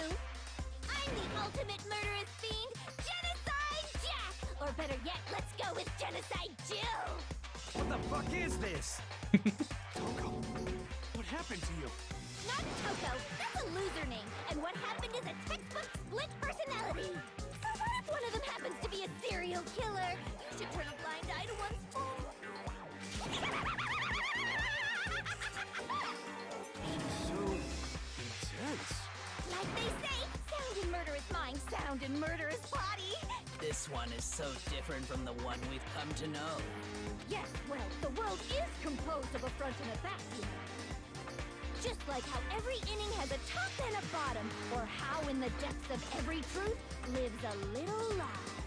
Behind every dark and gloomy soul lives another that shines as bright as the sun! This is the murderous fiend Genocide Jack? This is beyond insane! Miss Jack, Jill, can I ask you a question? What's up? Some of us think you might be the mastermind behind our entire situation. What are your thoughts on that? Well, I'll tell you, I am the mastermind of all masterminds! Just kidding! Then it's not true? Of course it's not true! How dare you try to link me to that creepazoid! And another thing, the police and government and society in the outside world are totally powerless! I mean, they just let this idiotic, bloodthirsty maniac go buck wild all over town! Sure, I'm a bloodthirsty maniac, but life is pain, right? To live is to hurt other people. It's a necessary evil if you want to survive. The act of living itself causes pain for everyone. Just kidding again! This should be enough to convince you. This murderous fiend is responsible for Chihiro's death. Nah. There's clearly a motive, so there should be no doubt. That isn't really a motive. A motive? Remember what Monokuma told us? Yeah, technically it would be a motive, but like, why would she have a reason to kill Chihiro specifically? If someone didn't murder and graduate within 24 hours, an embarrassing memory or secret would be revealed.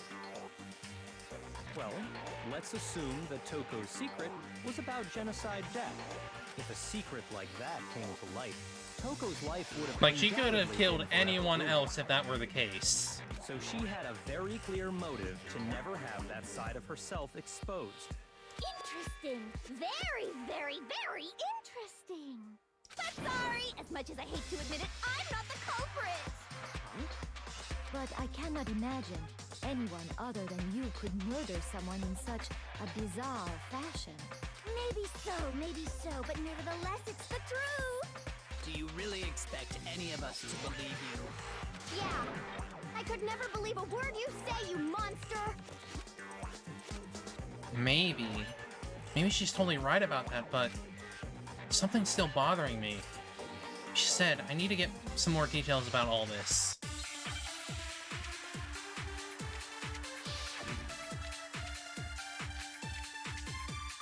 Stand up to the dead body.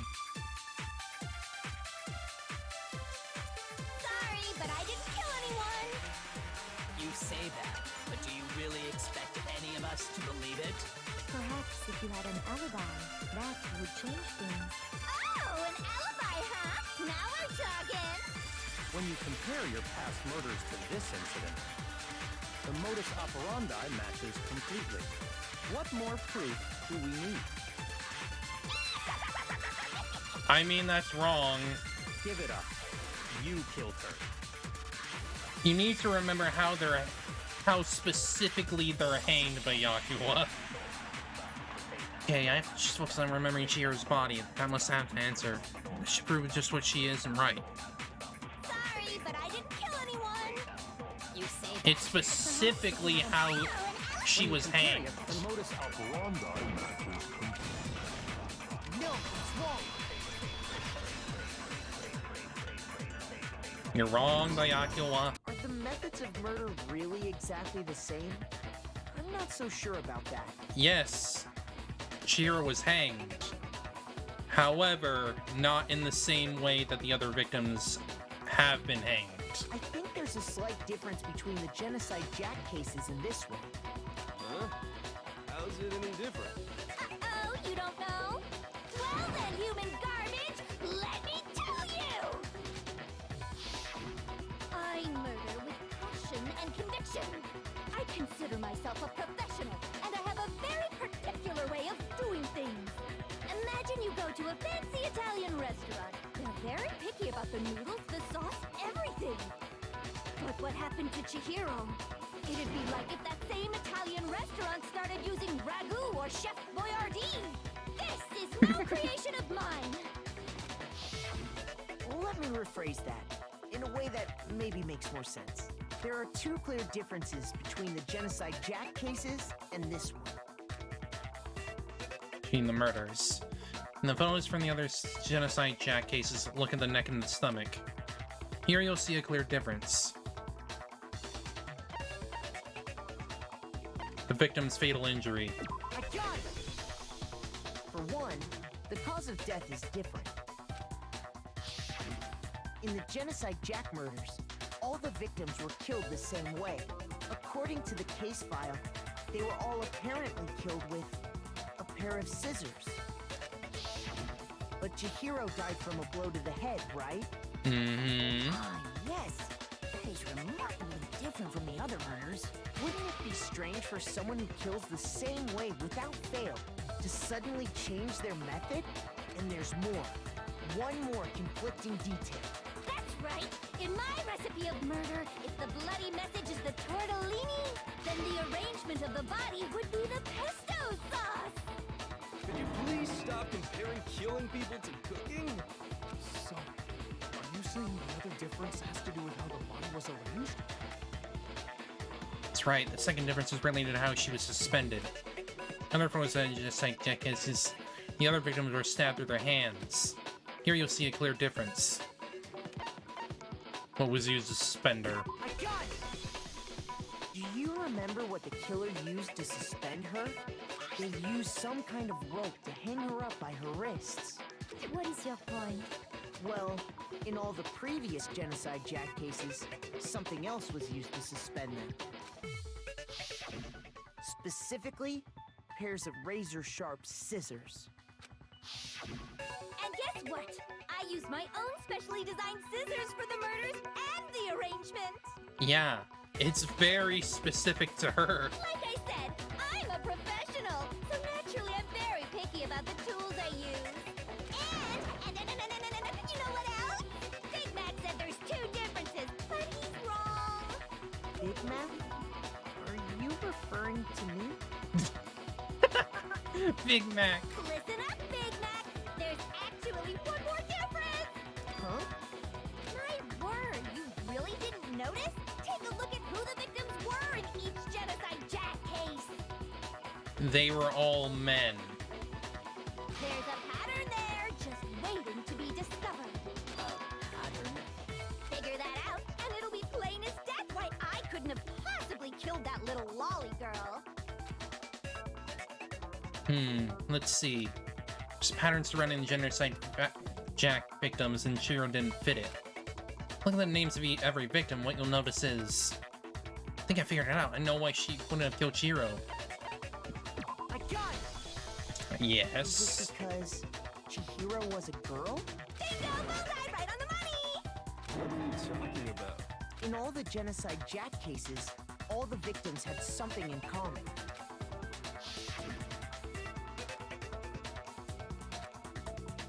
They were all men.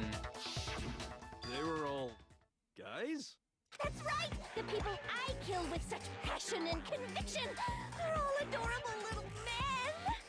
I can't believe I said it! I'm so embarrassed! The hell is wrong with you? I can't help it! I'm just a full-throttle boy-on-boy fangirl, and the mopey side of me just hates it. But now I'm on the fast track to becoming a full-fledged man-madam! So since Chihiro was a girl and not an adorable little man, you wouldn't kill her? Would an Italian chef suddenly start making ramen just because they're both noodles? Don't be stupid. I have too much passion and conviction to cross that line. That's the absolute reality of the one and only. We get it. You've clearly explained your hobby and your philosophy. But that's not all there is to it. It's a different matter entirely, when you're forced to kill in order to survive. Quiet, lowly cur! Lowly? Cur? I would never kill for a reason as silly as mere irony. survival. And if by some fluke I did kill to survive, why would I bother with the message and arrangement? It'd make me the obvious suspect! That does make some amount of sense. Plus, whatever reason I have for killing, I would never leave out my prized scissors. Who would go out of their way to use a big, stupid, heavy dumbbell? Maybe you used the dumbbell because you couldn't find any scissors in the school? Any scissors? I don't just use any scissors. I only use my own set of high-class envy of the entire world scissors! Okay, whatever. There still aren't any in the school. Are you sure about that? Bum bum bum bum bum.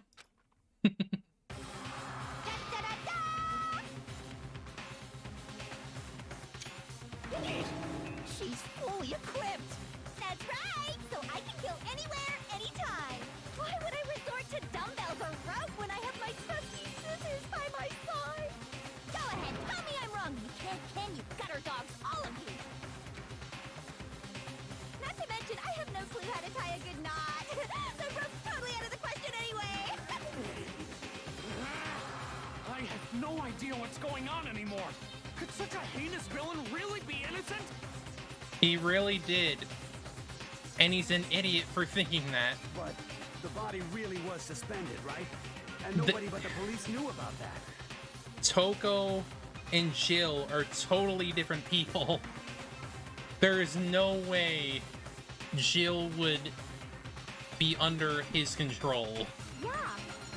That's why we figured it had to be the real deal and not some copycat killer or whatever. Hold on, there is one person who could have copied the Genocide Jack cases.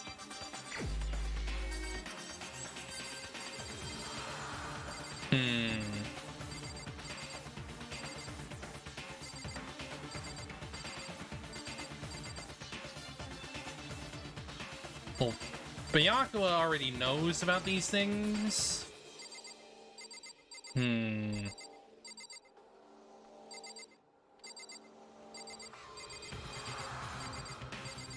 Like, we do have the programmer, technically.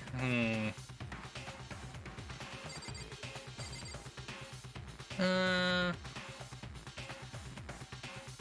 actually, the only person who technically could have copied it would have been Chihiro. Well, yeah, of course. Here's my answer. He's the one who Byakuya, has been it's working possible on you could have freaking... found out, isn't it? He's the one who's been in the archives the entire time. You'd have no problem gaining access to classified government documents or internal police records. Plus, you'd already looked through the Genocide Jack file before this all happened, hadn't you? Are you saying Mr. Togami did it? No. Even though I hate his guts, he's not the freaking killer. Then the reason he pushed the theory of Genocide Jack being the killer so hard was because he wanted to pin the crime on her. Oh, he rearranged the scene to disguise it and make it look like I put my stamp on it. The adorable glasses man was behind it all. Byakuya? What's your response? I see. So now the suspicion falls on me. Then I must ask, when would you say I began acting suspicious? Surely you must have an answer. Looking back and thinking about it now, the way you were acting right before we discovered the body was a little strange. And the locker rooms. They're suspicious, very suspicious indeed. Wouldn't you agree? Huh? Suspicious? It seems nobody searched the locker rooms. Let's start with the girls' locker room. You wanted to go to the girls' locker room right away, right? But since you're a guy... I should have naturally thought of the boys' locker room first. Is that what you want to say? The victim was Chihiro, a girl. Hence why I said we should check the girls' locker room. Nothing strange about that, I'd say. On the contrary, there's something very strange. Okay then, what's so strange about it? Go ahead, share with the rest of the class. Clear contradiction in what Byakuya just said. I need to make it clear to everyone. Well, what is it? Next, we're going to add something called a truth flashback. If you aim at a weak spot and hold down the left mouse button, then you'll memorize that weak spot. This memorized phrase can only be shot once as a single truth bullet. If you shoot or change the truth bullet, it will disappear from your truth cylinder. I see, we're going for this contradiction thing. However, you can use this flashback feature as many times as you want. You don't seem to have the answer to a lie or contradiction in your loaded truth bullets. Might be wise to memorize a different weak spot and use that to make your case. When's the best time to flashback? Well, you'll just have to use your keen wits, won't you? Oh, come on.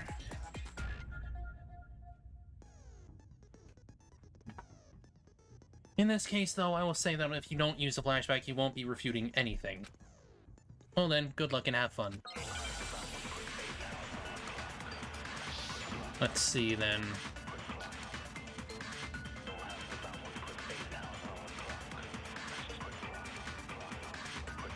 So, you said Byakuya was acting kind of weird before we found the body. He was acting weird... how?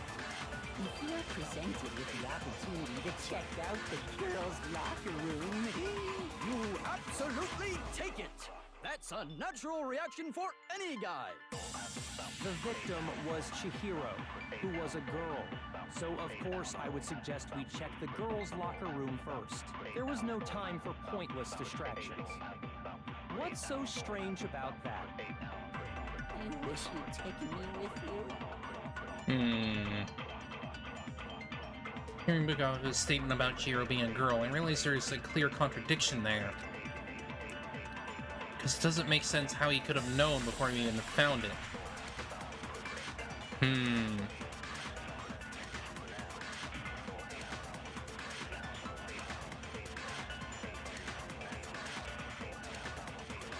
you said Byakuya was acting kind of weird before we found the body.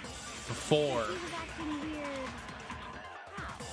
If you're presented with the opportunity to... That's a natural... The victim was Chihiro, who was a girl.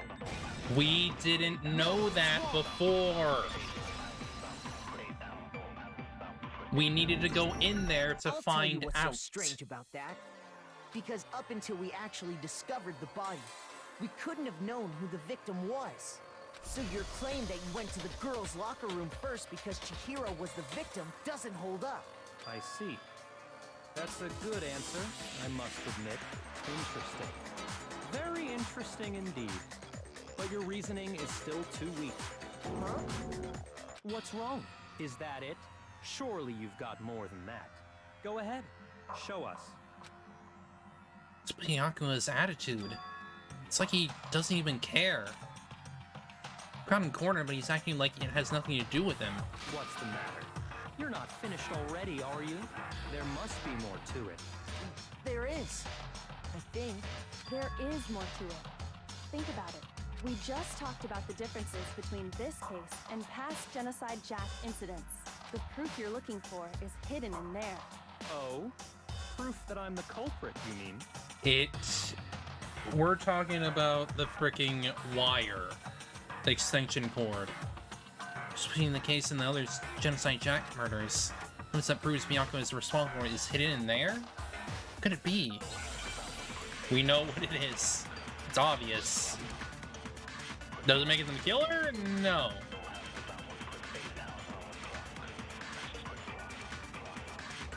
Not necessarily. The difference between the cases? You want me to explain it again? When I want to kill, I use my very own special scissors. And I use those same scissors to arrange the body. But Chihiro was suspended with... It was some kind of rope. Was it not? That's right! It absolutely was! Then there must be something very fishy indeed about that rope. Hey, Byakuya, where'd you get it from, huh? I'd never seen that rope before in my life. Wrong. No, it's wrong. Wrong, boy. Wrong. You've used it before. Actually, I'm pretty sure you have seen it before. Because, you see, that rope, or should I say, that extension cord? What? An extension cord? Byakuya, you've used the extension cord in the library more than once, haven't you? And the same extension cord that was in the library all this time went missing after the murder. And there's no way someone who uses that extension cord as much as you do wouldn't discover that fact. And Byakuya must be the one who took the extension cord. I can't imagine any other possibility. That's really what you think? Then your conclusion is something like this? I killed Chihiro in the girls' locker room, then hung her up and wrote that bloody message. I intentionally made it look like Genocide Jack was behind it. Is that about right? He's doing it again. He's totally calm, totally unconcerned. As if he's not even involved. Wait, not even involved? What's wrong? I asked you if you think that's what happened. Hell yes, that's what happened. So that's it, right? Byakuya's the killer. I don't disagree with not disagreeing.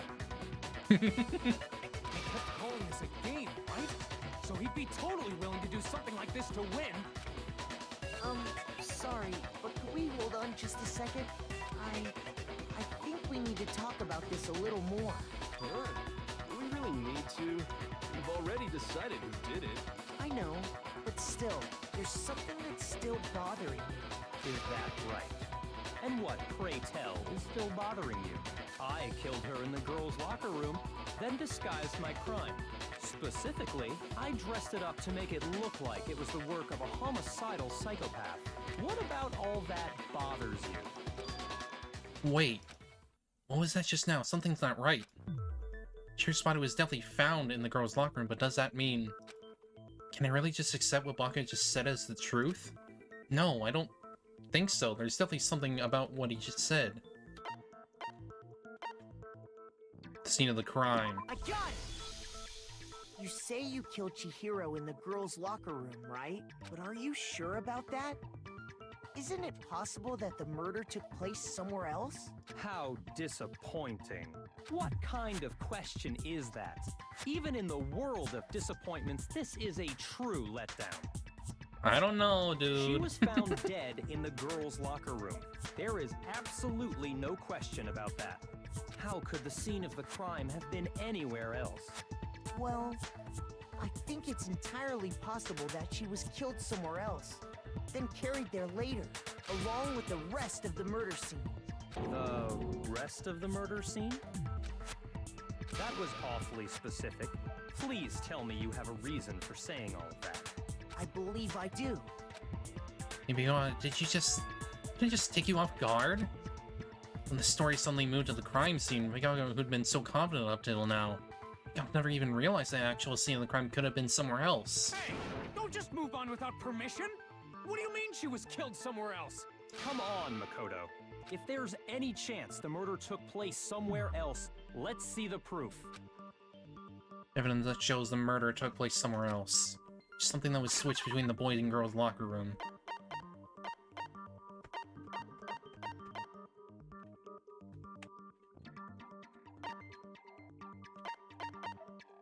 The posters. I got it! The proof that she was killed somewhere else is the poster that's hanging in each locker room. Your proof is some posters? The poster in the girls' locker room was a picture of a big boobed supermodel. But don't you think that's kind of strange? Why would the girls' locker room have a poster like that? I bet those massive jugs of hers were totally fake! Meanwhile, the boys' locker room had a poster of the super popular boy band Tornado. Again, that doesn't really seem to belong in a boys' locker room. So you're saying that maybe the posters were switched? And there's one other thing I noticed about the locker rooms. You know what I'm talking about, right, Sakura? You're referring to my protein coffee, aren't you? Protein coffee? While I was in the girls' locker room earlier, I spilled some protein coffee on the carpet. But I noticed that after the murder, the stain had been totally scrubbed away. I'm gonna save, that way we have good progress on this. Oh, it's not that the stain was scrubbed away. It was moved.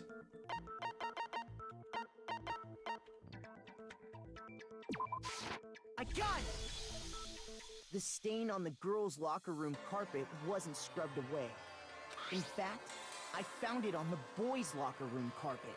That's definitely the stain from my protein coffee. Then, does that mean that the carpets were switched too?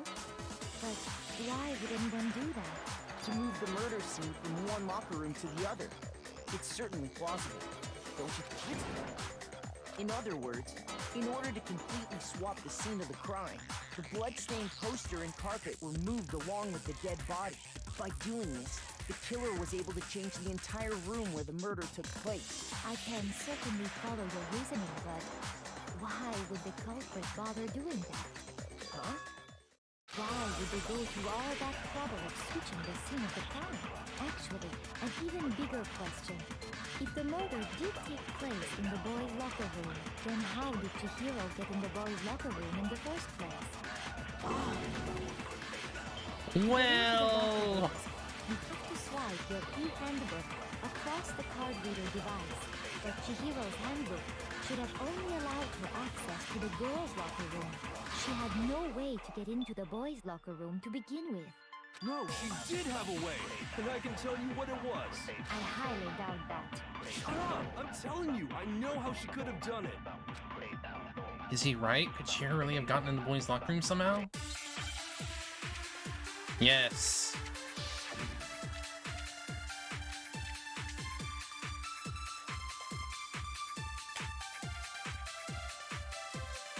Is it really possible? Could Chihiro really have gotten into the boys' locker room somehow? Ah! I got it! She must have hacked her e-handbook!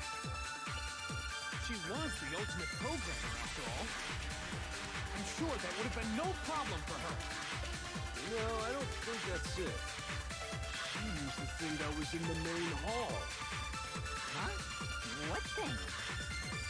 I'm talking about Leon's handbook, of course. If she had that, she could get into the boys' locker room no problem. I messed that up. I went a little too fast. Theoretically, if Chihiro was able to get used to Leon's handbook, she could get into the boys' locker room. When we found Leon's handbook in the main hall, there's no doubt that it was. In which case, can we really say that she used it? Is it really? Could Chihiro really? She must have hacked. She was the ultimate. I'm sure that would have been. Well, I don't. She used the thing that was. Huh? What thing? I'm talking about Leon's handbook, of course. Nope.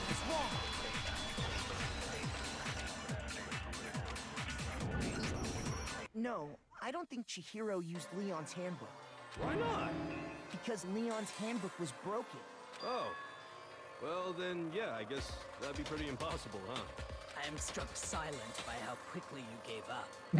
Plus, isn't there a regulation against using someone else's handbook? Actually, the rule states that loaning your handbook is prohibited. It says nothing about borrowing one. In other words, you could borrow a dead person's handbook all you want, and you'd be safe. Yup, yup, yup! Hit the nail square on the noggin! Of course, if it were broken, that wouldn't make any sense anyway. So then, she must have had to, like I said. She used her ultimate programmer skills and...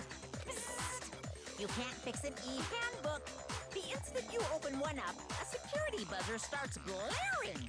So, if she didn't use Leon's handbook, and she didn't modify her own handbook... Maybe Mr. Naegi's initial assumption is just wrong? It seems like there's no way she could have got into the boys' locker room. So I guess so. Okay then, I vote for Byakuya. Is that it then? Chihiro was killed in the girls' locker room and Bianca's the one who did it? Really? Still, I don't know what else I can do. Hold on a second. I agree with you, though. I think you're on the right track. What the? You finally decide to open your mouth and that's what you've got to say? There's no way she could get in the boys' locker room, right? So why are you so sure she couldn't get in? There's still one other way she could have gained access. What? What are you talking about? What other way is there?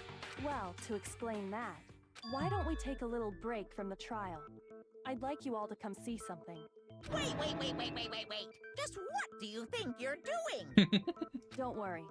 This'll make the whole trial more exciting. I'm sure that thought must please you. Huh? It'll make things more exciting? Well, all right then. I declare an official class trial recess. Huh? For real? Now then, what is it you want to show us? It better not be boring or I'll be very unhappy. Oh, I have no doubt it'll meet your lofty expectations. So, shall we go? Before I even knew what was happening, the class trial had been put on hold. Hit it off with Kyoko in the lead. Where she took us was... Here we go! The girls' locker room? We've already searched this place top to bottom! What are you trying to pull, Missy? I'd like you to examine the victim's body one more time.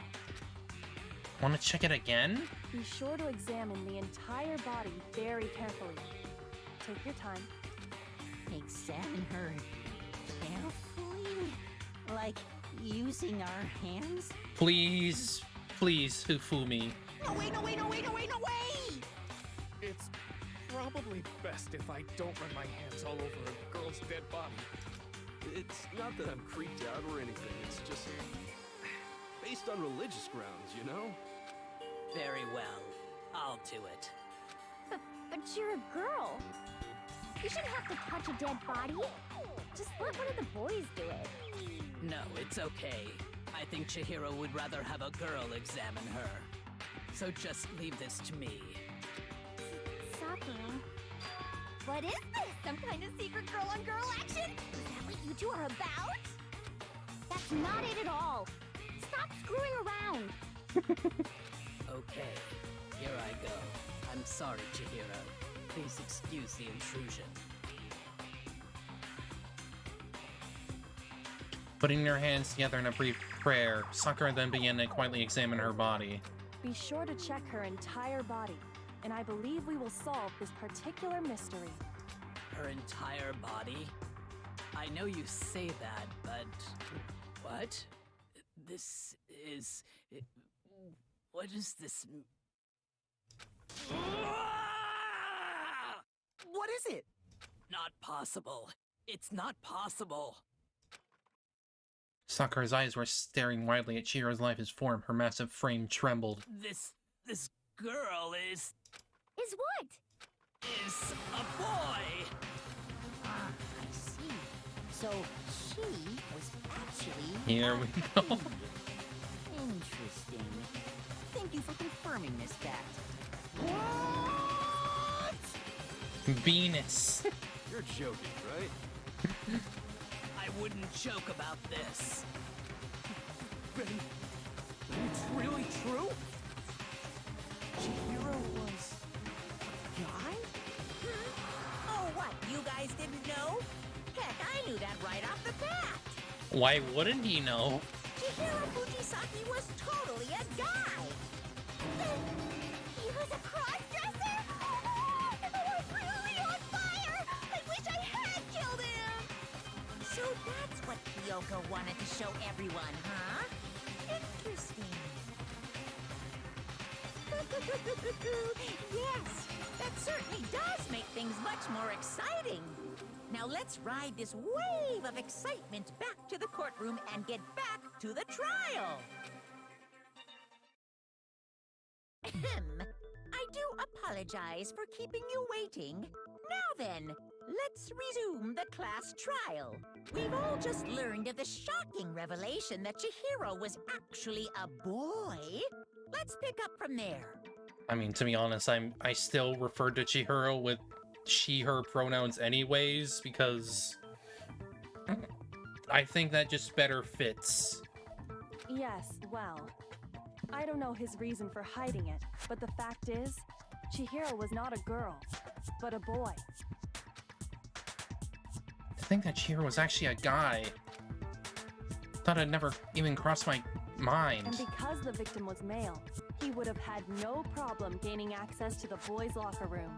Assuming his handbook did, in fact, list his gender as male, then yes, that would be true. Of course his handbook said he was a boy. He dressed like a girl, but he was a boy through and through. So then, there should be no issue with Makoto's initial assertion. The victim was killed in the boys' locker room, and the killer could have easily used Sayaka or Junko's handbook to get into the girls' locker room. So Chihiro really was killed in the boys' locker room? I still don't understand the motive for moving the body, but yes, that does seem plausible. Well, I must admit, I did find it rather odd. I knew he felt a little off. There was a certain incongruity to his female body. This is a most titillating situation! So now everything has been connected. All the mysteries have finally become clear. Okay, well, connected or clear or whatever. We still think you're the killer, remember? Very interesting. This has become very interesting indeed. He's off in his own little world. What about you, Makoto? After everything we've learned, do you still think Byakuya's the killer? No. Well, without a doubt, Byakuya is the one that made Chihiro's death look like Genocide Jack did it. But I think he might not actually be the killer after all. What? But aren't you the one who accused him in the first place? He just seems to be too easygoing about all this. Like he's enjoying us solving the mystery. The way he's acting, it makes it seem like it doesn't have anything to do with him. And you think that might be because it doesn't have anything to do with him? Plus, the evidence he left behind was a little too... how can I put it? Overt. He consciously chose to use the extension cord, knowing it could connect him to the murder. At least, that's how I see it. And Byakuya, when you found out the murder took place in the boys' locker room, it seemed to rattle you. And then again, when you found out Chihiro was actually a guy, if you really were the killer, that stuff wouldn't have had any effect on you. So that's your thinking, huh? Well, it bothers me that you don't have more concrete reasons, but... I think those are reasons enough, Bayako, but okay. It's fine. I guess I'll mark it as correct, for the time being. Sure thing, asshole. Mark it as correct? He's right. I am not the culprit.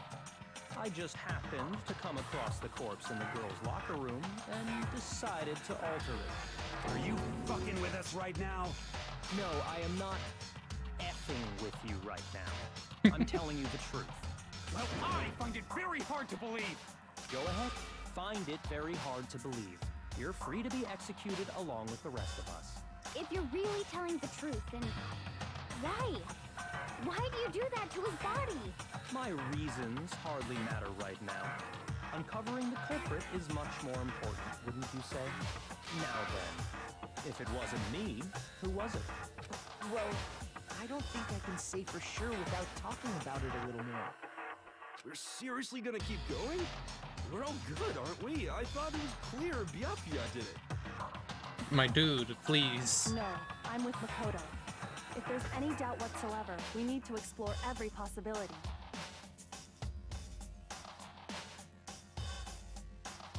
Because if we're wrong, we all die here. That's true. Very well then. I'm with you too. Damn straight. Count me in. Do you not have a mind of your own? Of course I do.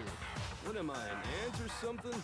Anyway, let's discuss this all as a group one more time.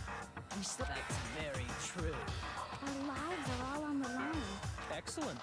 Then shall we resume our game of hide and seek? But if Bianca didn't do it, then who's the real killer? Who murdered Chihiro? Just one thing we can be sure that we know about the killer. Killer is able to gain access to the real murder scene, which means... Killer is a guy. I got it! Since the crime scene was a boys' locker, you would need a boys' handbook to get in. Since Leon's handbook is apparently broken, the killer would have had to use their own. In other words, it would have to have been a guy. Still not enough, I need to find some more clues.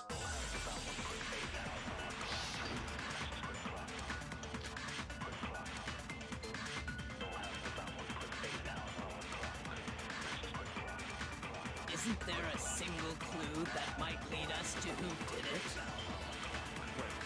Clues are one thing. Did nobody get a look at the killer? I'm sure if someone saw the killer, they would have said something by now. Perhaps someone saw the victim at some point. Even that might be enough for now. Yeah. All we need right now is any kind of new rim foam. Oh, that's not it. Damn. Shoot! Alright, let me think. Is there a single clue? Did nobody get... I'm sure if someone saw the... Perhaps someone saw the victim. Yeah. All we need... It's over. It's all over.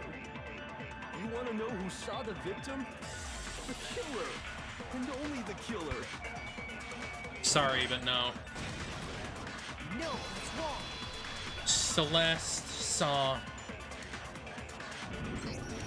I believe someone else did see the victim before he was murdered. What do you think, Celeste? Now that you mention it, yes. I did see him. Huh? Really? Oh, but I suppose only Makoto knows about this. The rest of you had no idea, did you? That is why you're all making such ugly noises. Whatever! Just hurry up and tell us! It was last night, right before nighttime. I saw Chihiro in the dormitory warehouse. I saw him stuffing a track jacket into a duffel bag. And then, I assume, he headed off to exercise. A track jacket and a duffel bag? But we didn't find anything like that at the murder scene. It seems likely that the culprit destroyed them to get rid of any evidence. And that is when he said something that struck me as rather odd. Well, I better get going. I'm kind of in a hurry. Chihiro told me he was in a hurry. But why would he be in a hurry? Only if someone were waiting for him, I should think. So, Mr. Fujisaki was on his way to meet with someone, and then they were going to work out together? But Hina and I had invited him to exercise with us plenty of times, and he always declined. Probably because he was afraid you'd find out the secret he was hiding, right? Which means that conversely, he must have trusted whoever he was meeting with very much. Enough so that he was willing to risk his secret being revealed. Ooh, what a marvelous friendship! The point is, whoever he met up with is the culprit, right? So we just gotta figure out who it was. But knowing what we know, we can't even guess. No. You already have what you need to make the connection. Mm-hmm. Huh? You know who the killer is. Seriously? Who is it? Who's the killer? Think back to the track jacket and duffel bag the killer disposed of. Focus on the details of these items, and it should become obvious who was waiting for him. Are you sure about that? You really think we can figure out who did it based on two pieces of evidence that we don't have? What? You want to track down some fingerprints or something? Even if we had the equipment for that, we wouldn't know how to use it. As was noted, the evidence is already gone. There's nothing to get fingerprints from. Maybe, but we can make certain inferences if we just take the time to talk it out. Easy for you to say, but fine. Celeste, did you notice anything special about the bag or jacket? The bag was just a normal duffel bag from the warehouse. All the bags in there are the same, so I can't imagine what would make that one special. Well, if I remember right, there was a decent variety of tracksuits to choose from. Do you think there might be some connection between the culprit and Chihiro's jacket? Perhaps. Let's explore that and talk a bit more about the jacket he took. Does Chihiro's track jacket really hold some clue about the killer? Someone's really hard to believe. I mean, you never know.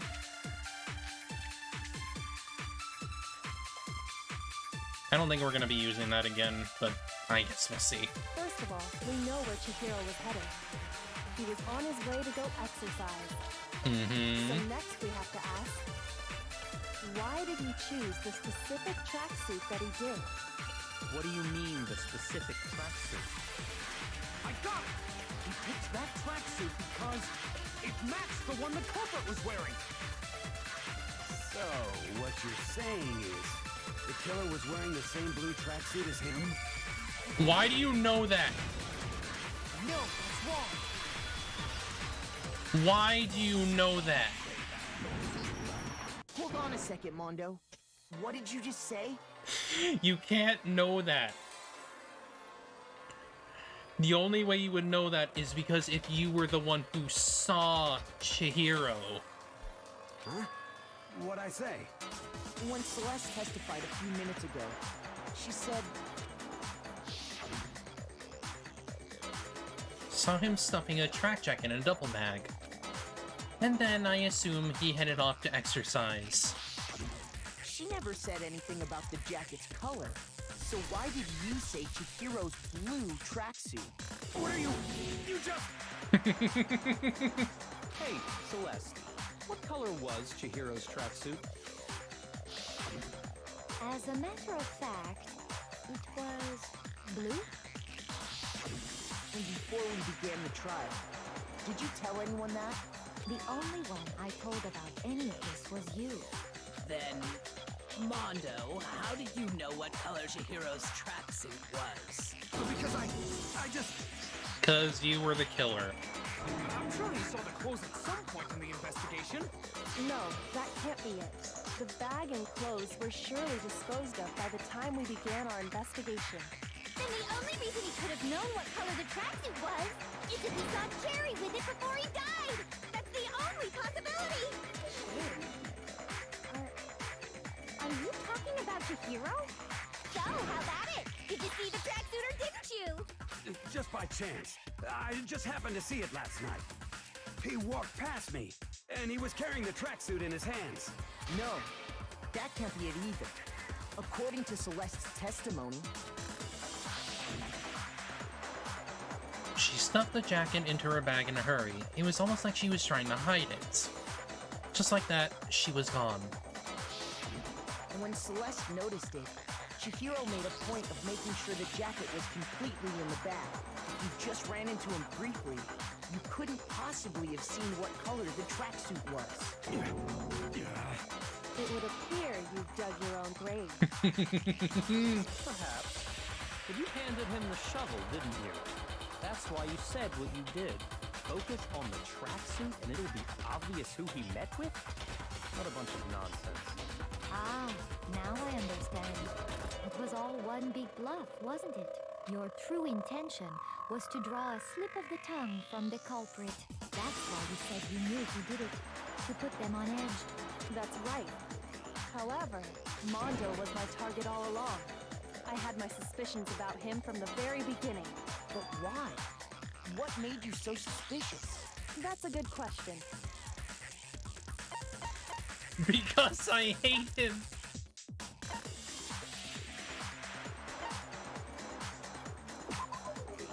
There was a certain turning point that tipped me off.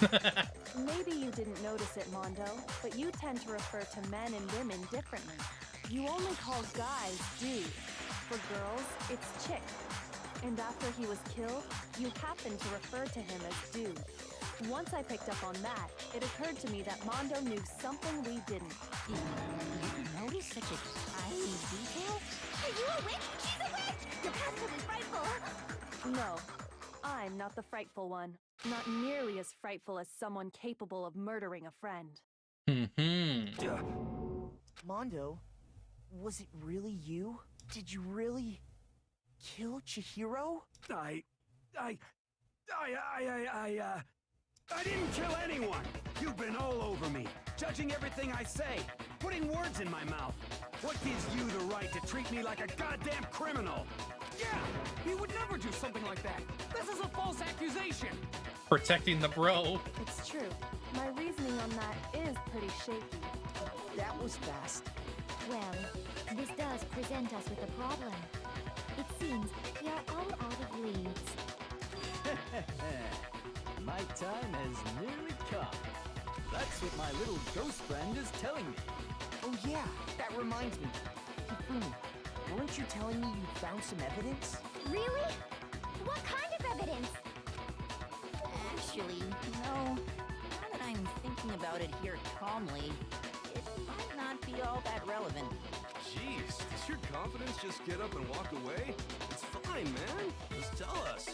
If you really insist, then... here it is. What do you have there? It happens to be an e-handbook.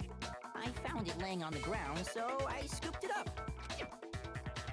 On the ground, right? Then it must belong to Chihiro. I got it! We know Chihiro's handbook was missing from the scene of the crime, right? For a fact. For a fact indeed. I was totally sure I'd found it. Then it must hold some clue about the culprit, right? Well, that's what I was hoping. But it's busted. It won't even turn on. I imagine the culprit broke it to get rid of any evidence after the murder. That's odd. I didn't think the handbooks were quite so fragile. You're right. They're not. They're totally waterproof and shock resistant. It would take an awful lot to break one. And yet, this one does appear to be broken, as is Leon's, sitting useless in the main hall. For all your confidence, that is a remarkably high failure rate. Do you think there might be some kind of mystery in there somewhere? How precisely did the handbooks get broken? How the handbook break? There's only one possible explanation. Hitting the weak point. I got it!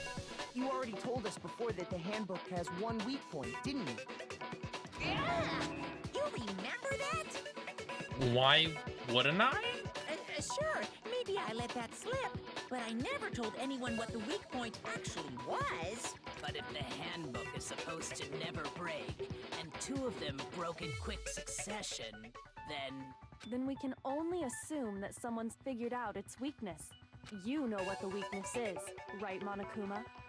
So, what is it? You're asking me? I think it's a necessary piece of information if you want this to be a fair trial. But if I tell you, and someone else decides to copy it, that would be very not good. Just tell us already! Why would we want to break our own handbooks? Oh well, I have a weakness for pushy demands. But you're sure you won't follow their example? Yes. Then allow me to make a special announcement. The weak point of my cutting-edge e-handbook is... when it's exposed to high temperatures for too long, it will simply melt down and totally break! Actually, that means it's Mondo's. He was the only... He was... I knew it! That would mean it's Mondo's. You knew it? Because he's the one who was in that sauna for so long. Yeah, and Mondo has Leon's. Yeah, because I found the handbook laying on the floor of the sauna. The temperature in the sauna can reach over 200 degrees. Strange how you don't get burnt, huh? It's because as your sweat evaporates, it creates a the hot air of the sauna were somehow pushed directly onto your skin, you definitely get fried. That layer of air would get blown away. That's why you may feel a burning when you move around. So when you're in a sauna, make sure to keep nice and still. Interesting. I learned one new fact today. That is a mere trifling speck of knowledge. Anyway, if you found the victim's handbook in the sauna, then the killer must have been purposely trying to raise its temperature in order to break it. Or, hear me out, Makoto. You were near there when two certain people were having their little match. And someone's handbook got frickin' destroyed because of the heat. Meaning the culprit somehow knew its weakness. But how'd they find out? Monokuma said he didn't tell anyone, right? Indeed. Quite the mystery. What if they found out by accident? What do you mean by accident? What if the killer took their own handbook into the sauna, not knowing its weakness, and it broke? They'd realize it was broken, of course, and it wouldn't be hard to figure out why. And once they had Chihiro's handbook, they knew they had an easy way to dispose of it. I won't say it's not possible, but who would have done something like that? Mondo. I don't know of anyone who took their handbook into the sauna. I might know someone who did. Whoa, seriously? I think the one who may have taken their handbook into the sauna was... It had to be the one who wore all their clothes in the sauna. It was Mondo. Here's my answer. Mondo, your handbook got broken in the sauna, didn't it? What? Why? Why do you keep accusing him? Mondo and Taka had an endurance contest in the sauna not too long ago, remember? And for the contest, Mondo just so happened to keep his school uniform on. But little did he realize, he'd also left his handbook in one of his uniform pockets. And when it was all over, Mondo discovered that taking your handbook into the sauna could easily destroy it. No, wait, hold on. You've got it all wrong. He would never kill. I don't accept this. Show me the proof. The actual solid proof. I mean, I don't want to believe it either, but I found something that proves it beyond a shadow of a doubt.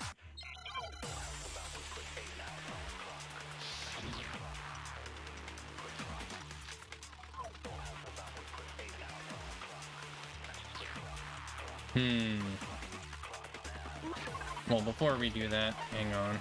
Oh wait, I can't even do that? Huh. Whack. Taka has the bullet time battle? Probably. If what he says is correct, then Mondo, you broke your own handbook. In other words, if Mondo's handbook is actually broken... Let me actually then look that through this proves first. that what Makoto said is right.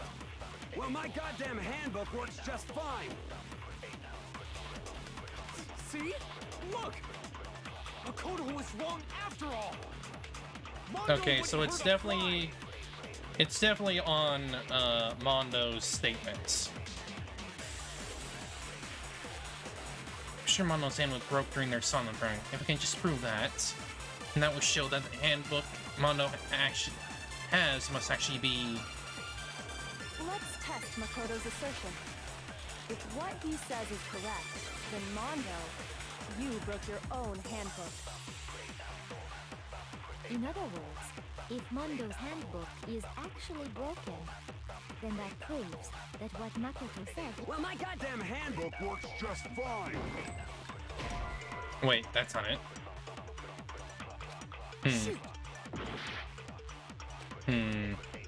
Let's test Makoto's assertion. If what he Searching. says is you broke your own handbook. In other words, if Mondo's handbook is actually Broken. then that proves that what Makoto said... Well, my goddamn handbook works just fine. No, that's wrong.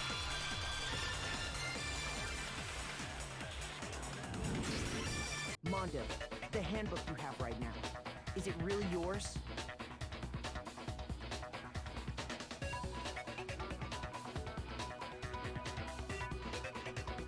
I don't know. Supposed to mean? The broken handbook that was in the main hall, isn't that one actually yours? What the heck are you talking about? What I mean is, I think Mondo swapped his handbook out for one that actually works. I think he took Leon's handbook and replaced it with his own. After all, Monokuma said himself that Leon's handbook never should have broken. That's right! The punishment it suffered wasn't nearly enough to destroy it. So then, the broken handbook in the main hall is actually Mondo's, which would mean that the handbook Mondo has right now is actually Leon's, yes? But doesn't that violate the school regulation that says loaning out your handbook is prohibited? But Yakula literally just said you can't loan, but you can borrow. Especially if they're dead. Well, here's how I look at it. There is a rule about loaning your handbook to another student. I But know if they're she's an dead, idiot. They're not a student.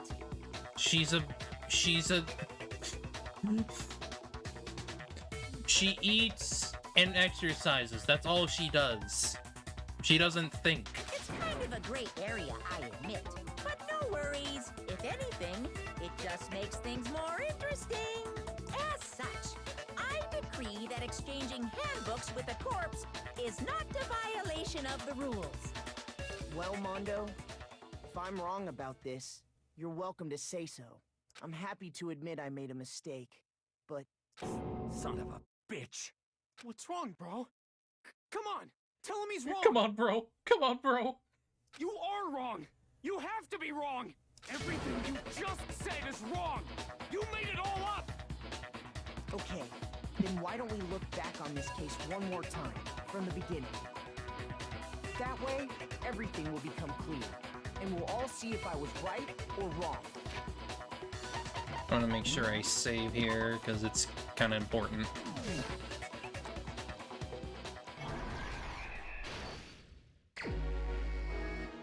Alright, let's see here. Warehouse.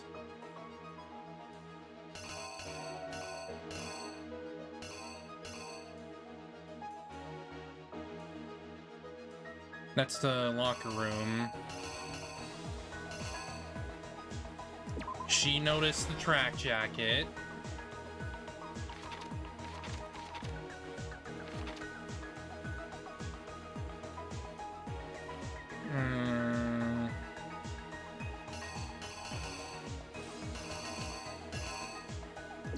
The locker room.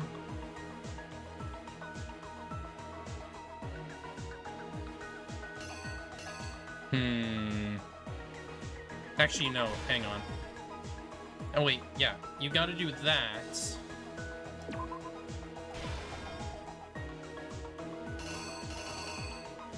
Maybe. Let me think here. So yes, this is her coming to the boys' locker room.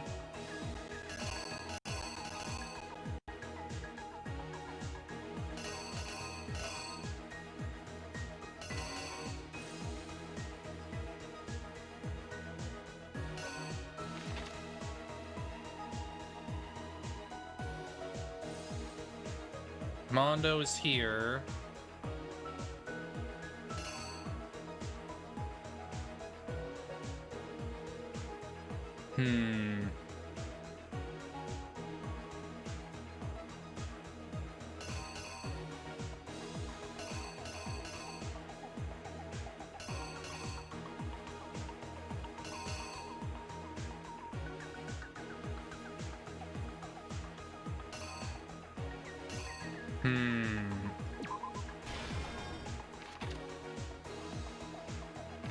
Yeah, so, yeah, this is right after that.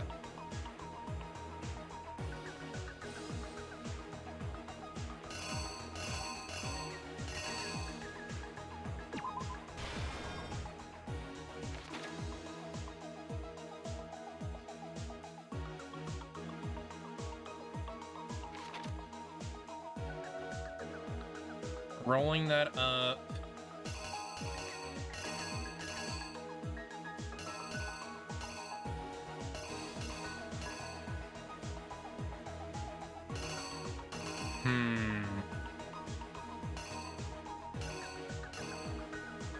I'm assuming this would be the poster?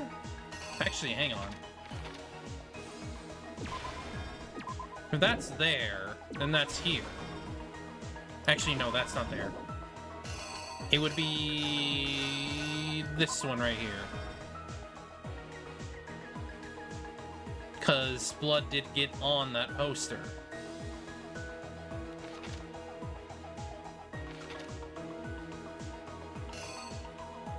He would have rolled that up, taken the poster with him.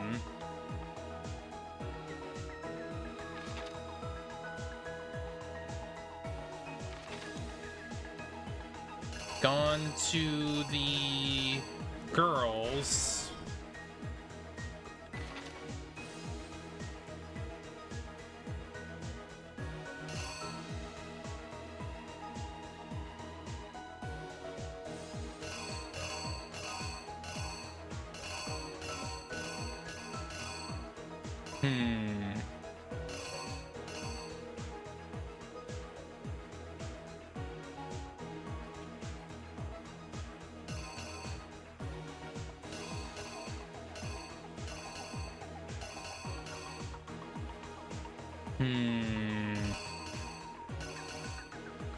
Let me actually look at the end here.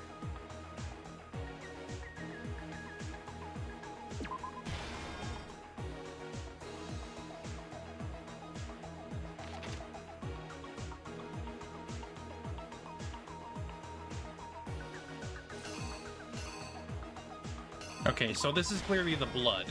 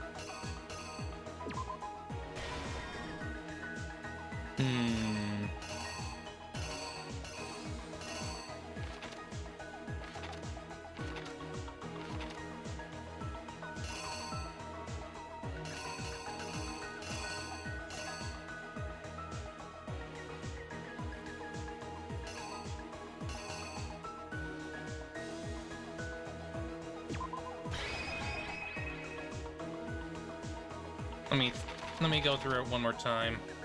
So obviously, yes, that would be the track jacket.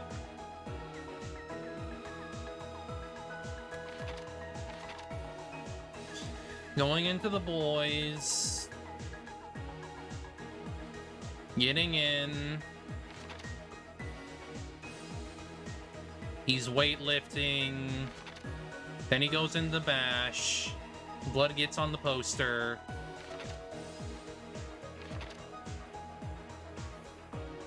Starts taking all the evidence.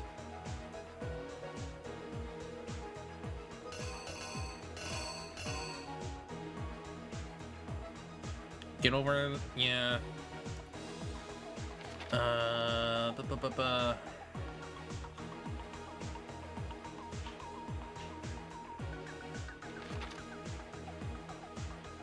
Let's try and reenact it for now. Exactly Let's see. First, let's take a look back to before the incident. Last night, Celeste saw Chihiro in the warehouse, correct? At the time, she was apparently stuffing something into a duffel bag. That something was a blue tracksuit. You can confirm this, right, Celeste?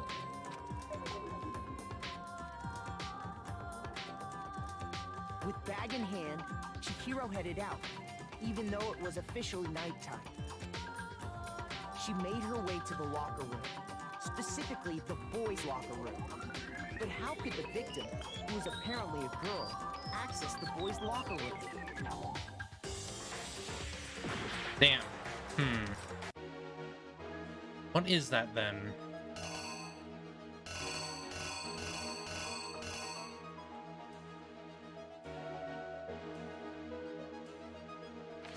Is that this, maybe?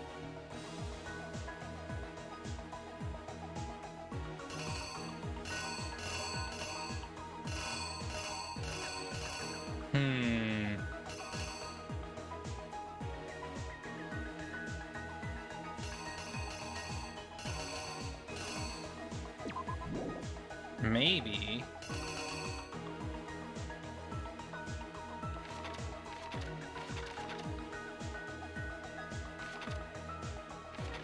Though at the same time, because of like,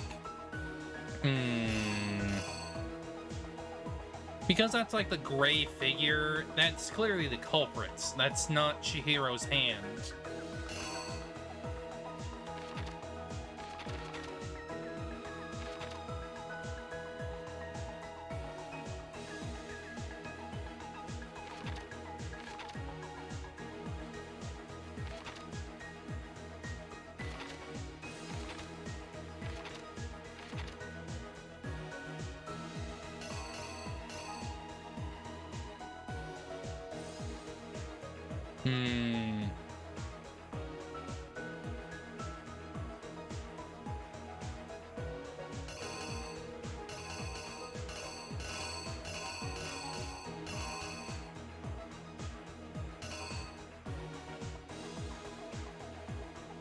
Probably this?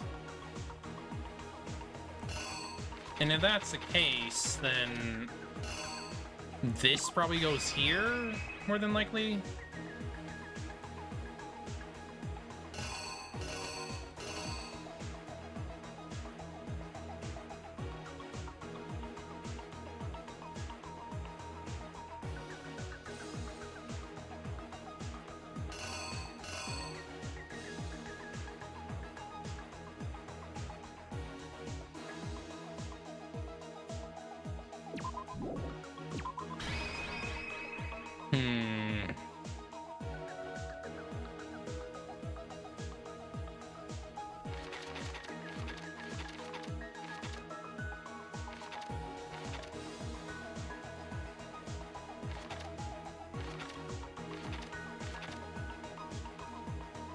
Yes, yes.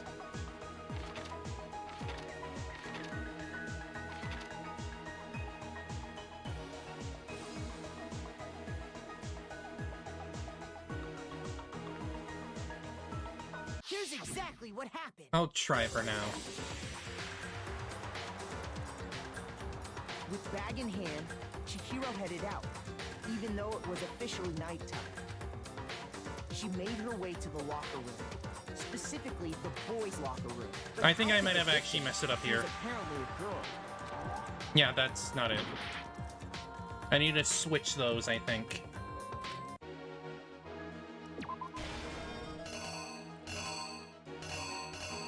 Yeah, switch those around.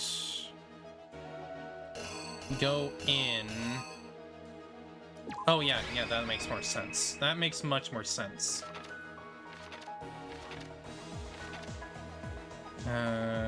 Girls' locker room.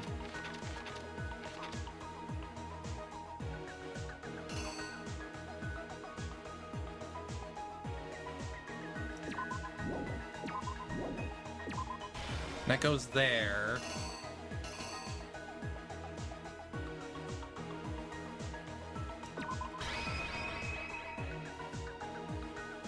I think that works. Here's exactly what happened.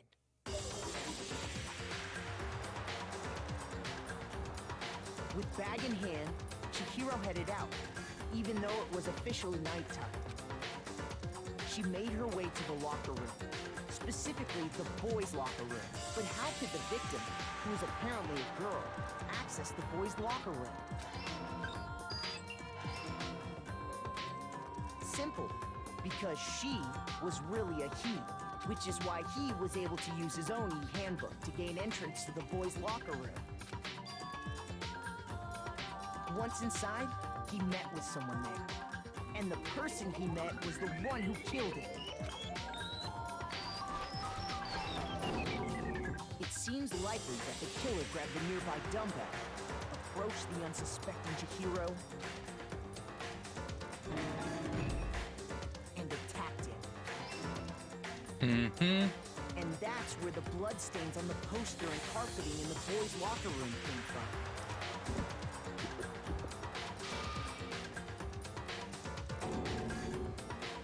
It was likely in the heat of the moment. The body was arranged, but the murder itself felt unplanned. Which is why the killer hurried to try and hide the act. First, pulling up the bloodstained carpet. Then, removing the bloody poster. And finally carrying the corpse into the girls' locker room. A girl's handbook was necessary to get into the locker room, of course, but this alone doesn't prove that the killer was necessarily a girl. After all, Sayaka and Junko's handbooks had been placed in the main hall. Using one of those, a boy could get into the girls' locker room without much problem. And that's exactly how the killer did it. With the carpet and the poster they brought with them, they got to work. They changed the layout of the boys' and girls' locker room in what you might call a crime scene switch. And then he's here. But no, Byakuya discovered the body and decided to intervene in the situation, making things even more complicated. So, after stumbling on the crime scene, he went and grabbed the extension cord from the library, and then he got to work. He used the cord to string up Chihiro's lifeless body.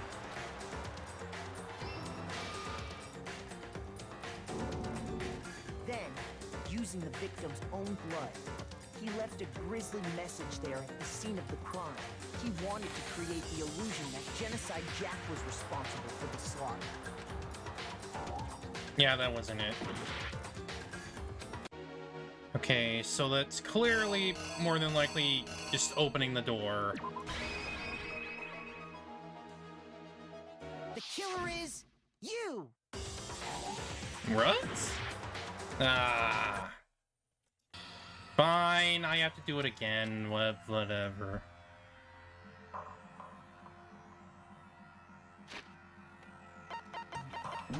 Let me go back. Oh, I can't go back? What? Fine. I'll just do it like this. I messed it up! Alright, at least I know what I'm doing now. So, it's a sauna picture? Okay. Let me just put back everything where it was. So this was... Where is it? Where is it?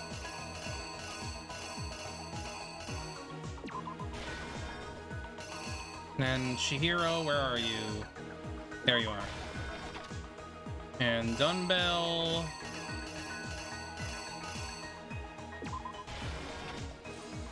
And the poster.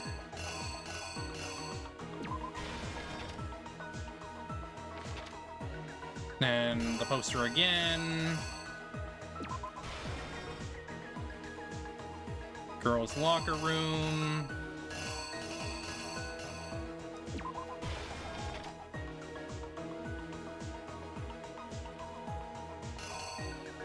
Put the poster up. Cord.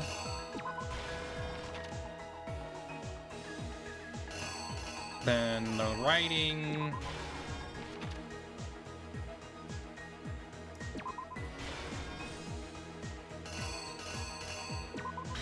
There. The killer is you!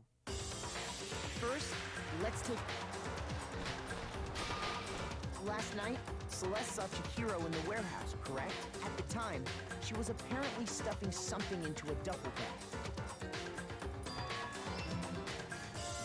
That something was a blue tracksuit.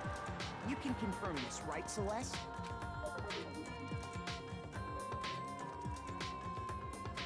With bag in hand, Chihiro headed out, even though it was officially nighttime. She made her way to the locker room, specifically the boys' locker room. But how could the victim, who was apparently a girl, access the boys' locker room? Simple, because she was really a he, which is why he was able to use his own handbook to gain entrance to the boys' locker room. Once inside, he met with someone there. And the person he met was the one who killed him. It seems likely that the killer grabbed the nearby dumbbell, approached the unsuspecting Chihiro, and attacked him. Bum bum! And that's where the bloodstains on the poster and carpeting in the boys' locker room came from.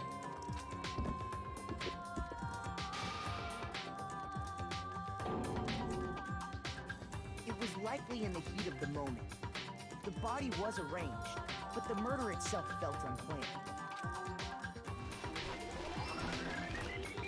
Which is why the killer hurried to try and hide the act.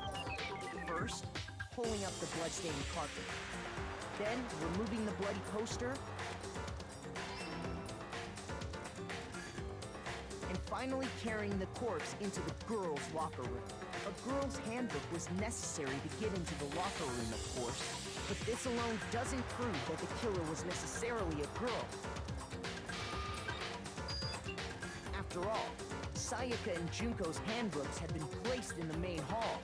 Using one of those, a boy could get into the girls' locker room without much problem. And that's exactly how the killer did it. With the carpet and the poster they brought with them, they got to work. They changed the layout of the boys' and girls' locker room in what you might call a crime scene switch.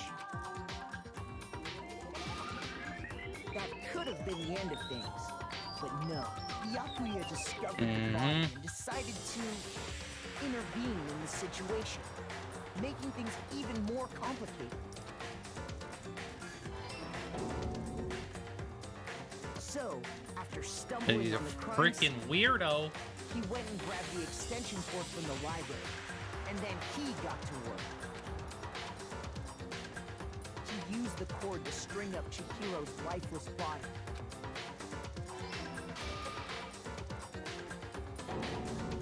Then, using the victim's own blood, he left a grisly message there at the scene of the crime.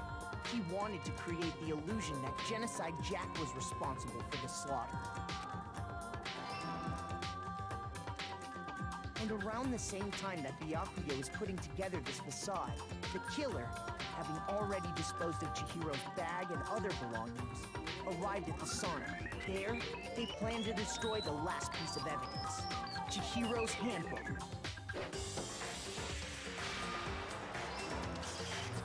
And just as the killer expected, the steamy sauna was enough to ruin the electronic gadget.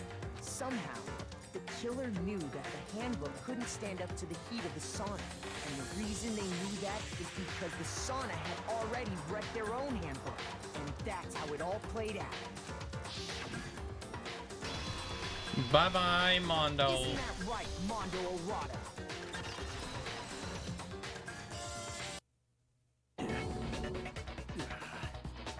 Wait! No! This can't be right! Where's your evidence? Yeah! Where's your evidence? You need evidence! You need proof! Without any proof, you can't pin any of this on him! Vincent Mondo's a killer. That already revealed itself earlier in the trial. If I can somehow show where Mondo's handbook is right now, once I do that, everything will become clear. What is it? Let's talk a bit about Fever Time and Nega Time. During a bullet time battle, if you press the space key, fever time will activate and the tempo will force to its max. At this point, even if you push the buttons at random, you won't miss. So you can push right mouse button, left mouse button, however you want. Destroy the opponent's verbal assault. This only lasts until your focus gauge runs out, so make the best possible use of your time. Of course, it won't be fair if only you got access to special time, right? Oh boy. We've also prepared something called Nega Time that your opponent can use. If the opponent activates Nega Time during the bullet time battle, your tempo marker will disappear, making it quite a bit tougher to hit the buttons in rhythm. If you were to activate your time at this point... No, never mind. I'm sure nothing would happen. I don't know what I was worried about. Oh boy. Unsurprisingly, if your action difficulty is set to gentle, the opponent won't use Nega Time. Well then, good luck and have fun. Oh boy. I need to remember. What was it? I think it was right click to aim. Pretty sure. Yeah, it's lock on. That's what it is. Show me some evidence. You're wrong. I won't listen. I refute you. False. Show me some evidence. I won't listen. False. I refuse to vote. Show me some evidence. You're wrong. I won't listen. I refute you. False. Show me some evidence. Show me some evidence. Easy. Easy.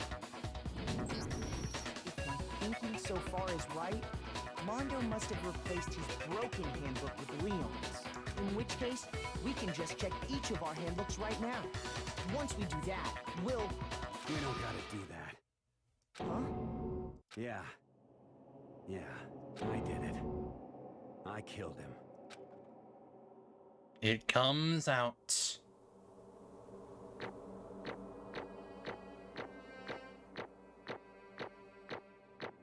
A! A for 'em all. Bro, what are you saying? I got no choice, man. After hearing all that, I gotta just... give up. Go ahead, Monokuma. Get it over with. Ask for the goddamn verdict. Roger that. Wait! Hold on! No waiting, no holding on. Time for the moment we've all been waiting for. Grab your lever and give it a yank! Who will you elect as the Blackened this time around? Will you make the right choice or the dreadfully wrong one? What's it gonna be? What's it gonna be? Rip Mondo.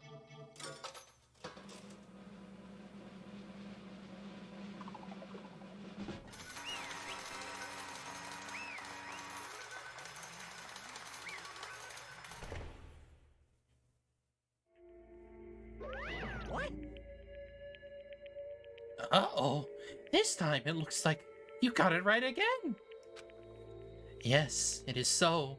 The Blackened that killed Chihiro Fujisaki was... Mondo Owada! Unbelievable. In case you're wondering, the vote was not unanimous. Kiyotaka chose the wrong answer. You're treading very close to the danger zone, Mr. Ishimaru. You need to be more careful. I refuse to believe it. There's no way he would kill someone. Sorry. What is this? Why are you apologizing? Why?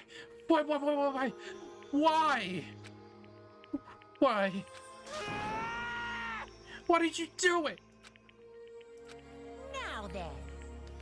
Well, it looks like Mondo's taken a vow of silence, so allow me to explain on his behalf. Actually...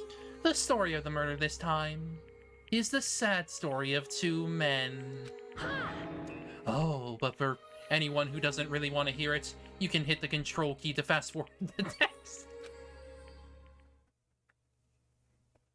Anyway, there was once a young boy, and his name was Shiro Fujisaki.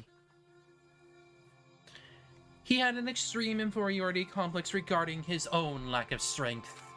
You're so weak, even though you're a boy. He's heard things like that as long as he could remember. He couldn't overcome his weakness. On the contrary, he tried to hide and buried himself further and further into that weakness, to take on the fragile form of a petite young girl. He had chosen that as his way out. Now nobody will be able to say anything about even though you're a boy. But no matter how tightly he wrapped himself in that shell, the inferiority complex had already taken root deep inside of him and was not so easily weeded out. As it turned out, the shell was completely empty. The complex didn't disappear, instead it only grew stronger and stronger. I'm weak. Weak, weak, weak, weak, weak, weak, weak, weak. Once the killing game had begun here at the school, he had no choice but to accept this fact. After all, this world is survival of the fittest. If you're not strong, you don't survive. And then the lovely and hateful Monokuma announced the revealing of the embarrassing secrets. Which of course included Chihiro's embarrassing secret, which I was more than willing to divulge. Even though he dresses like a girl, Chihiro is actually a boy. Hey, And that was something Chihiro couldn't let anyone find out, no matter the cost. If that was revealed, it would be the end. The hardened shell would crack, the armor would fall away. Without a doubt, those around him would torture him more than ever before. Everyone figured being thrust in such a dilemma must have sent him spiraling to despair. What? And yet... I'm sorry. I don't really want to talk about it right now. But... I just don't want to leave things the way they are, so maybe we can talk about it later. After I try my best to become strong, then I can tell everyone. Annoyingly, he used the threat of discovery to motivate himself to become stronger. That's right. Now's my chance. I want to change. I'm going to get stronger and accept who I am. Strong enough so that when someone says, even though you're a boy, I'll be okay. I'll get better. With that thought at the front of his mind, he resolved to take immediate action. And so... that day, he made the commitment to begin exercising. He was prepared to refrain his mind and body. But sadly, that would be the first and only chance he would get at it. Hey, When he decided to start exercising, he thought it would be good to ask for someone's help. But he wanted to tell that person his secret first, and then ask him to help him from there. And the person he went to... Yeah, that's right. it was me. Yup, it sure was! The biker gang fella had been painfully clear about how important his manly promises were. So Chihiro probably figured that even if he confided in Mondo, his honor would make him keep the secrets. Plus, Mr. Macho Mondo was the very symbol of a strong man that Chihiro had always aspired to. Maybe talking to Momono about it would help give me some courage. So he went and asked Mondo to help him become strong. That was his aspiration. And he thought that only with Mondo's support would he ever be able to come close to that. Correct. So then that must be why Mondo did what he did, to keep the promise he'd made to Chihiro. Huh? Did what he did? You mean that's why Mondo carried Chihiro from the boys' locker room into the girls' locker room? Indeed. Yes, that's exactly what I mean. Wasn't that the cover of what he'd done? Certainly. That could have been part of it, but I don't think it was the main reason. The real purpose was to keep the promise between men he'd made for Chihiro. But... How does moving the body keep his secret? Because if anyone knew he'd been killed in the boys' locker room, then everyone would have been arguing about how she got into the boys' locker room, right? Once that started up, at least a few of us would have immediately begun to suspect his identity, so... He tried to protect Chihiro's secret by putting him in the girls' locker room and stealing his handbook, see? Then Mondo did all that to keep the promise he'd made to Chihiro, who he'd also killed. Why would he do that? The more I hear you talk, the more I don't understand. The more you guys treated each other right. Trusted each other right. So why? Why did you? Because no matter what, I didn't want anyone to know. I knew it.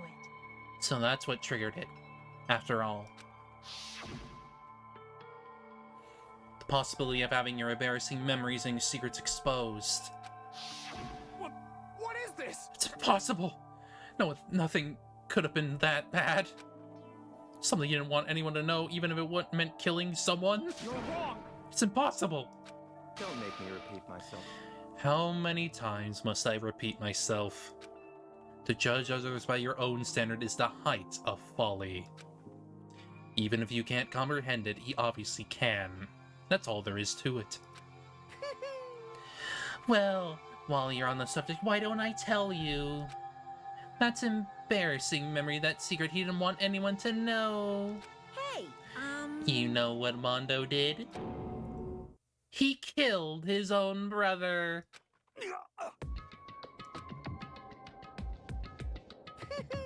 Mondo, the ultimate biker gang leader, makes all the hoodlums and riffraff across the country tremble. But the only reason he had the chance to join a gang in the first place was because of a certain someone. Monokuma's older brother's name was Daya Owada. Daya. That's kind of ironic. Mondo had nothing but respect for him. It was because of Daya that Mondo ever got on a motorcycle. Mondo's brother was his only family growing up. He was the only Mondo could trust or respect. He wanted to measure up to his big brother, so he imitated him in everything he did. Mondo was the epitome of the starry-eyed kid brother. Meanwhile, the charismatic old brother had put together a local motorcycle gang. Before anyone knew it, it had grown into the biggest biker gang in the country. Daya, the older brother, #1 in the gang, and his #2, his younger brother, Mondo. In the beginning, everything was peaches and gravy. But when Mondo started to think about how he would have to take over the gang from his brother someday, his brother's greatness, his reputation began to gnaw on Mondo's very soul. The kid's gonna take over for Daya, huh? Daya created this game with his bare hands. Mondo's just along for the ride. Would someone like that really be our leader? Well, that'll do to make the gang look bad. Almost every day, Mondo heard the gossip and whispers of the other members of the gang, which is why... I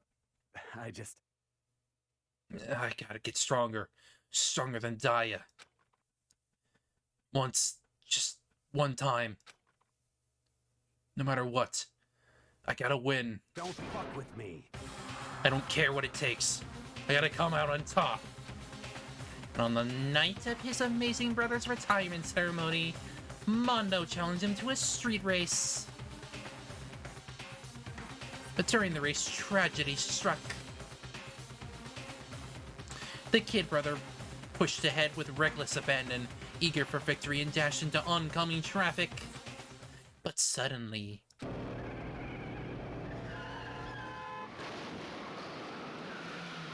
He blames himself for his brother's death. Laying in his kid brother's arms, the older brother delivered his final words. My bad, kid. I fucked up. Sorry. Of course he knew it was his brother's fault, but Daya never blamed him for what happened. Hey, kid. The rest is up to you. No matter what, you gotta keep the gang together. Because it's a team. You and me built together. It's the promise between men.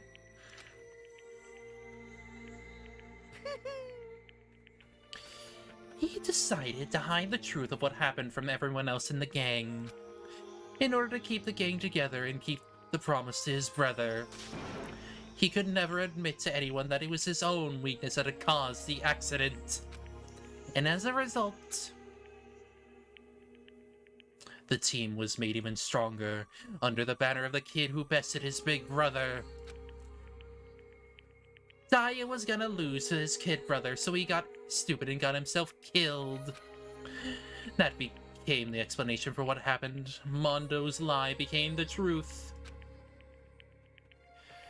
He wanted to lead the team so bad he was willing to tell all kinds of lies about his brother. I'm strong. Strong. And yet, as soon as our killing game began, he realized, no matter how tough he pretended to be, he was just another weakling that could die in an instant. And that, because of that, Chihiro and Mondo mirror each other. And then the lovely, the hateful Monokuma announced the revealing of the embarrassing secrets.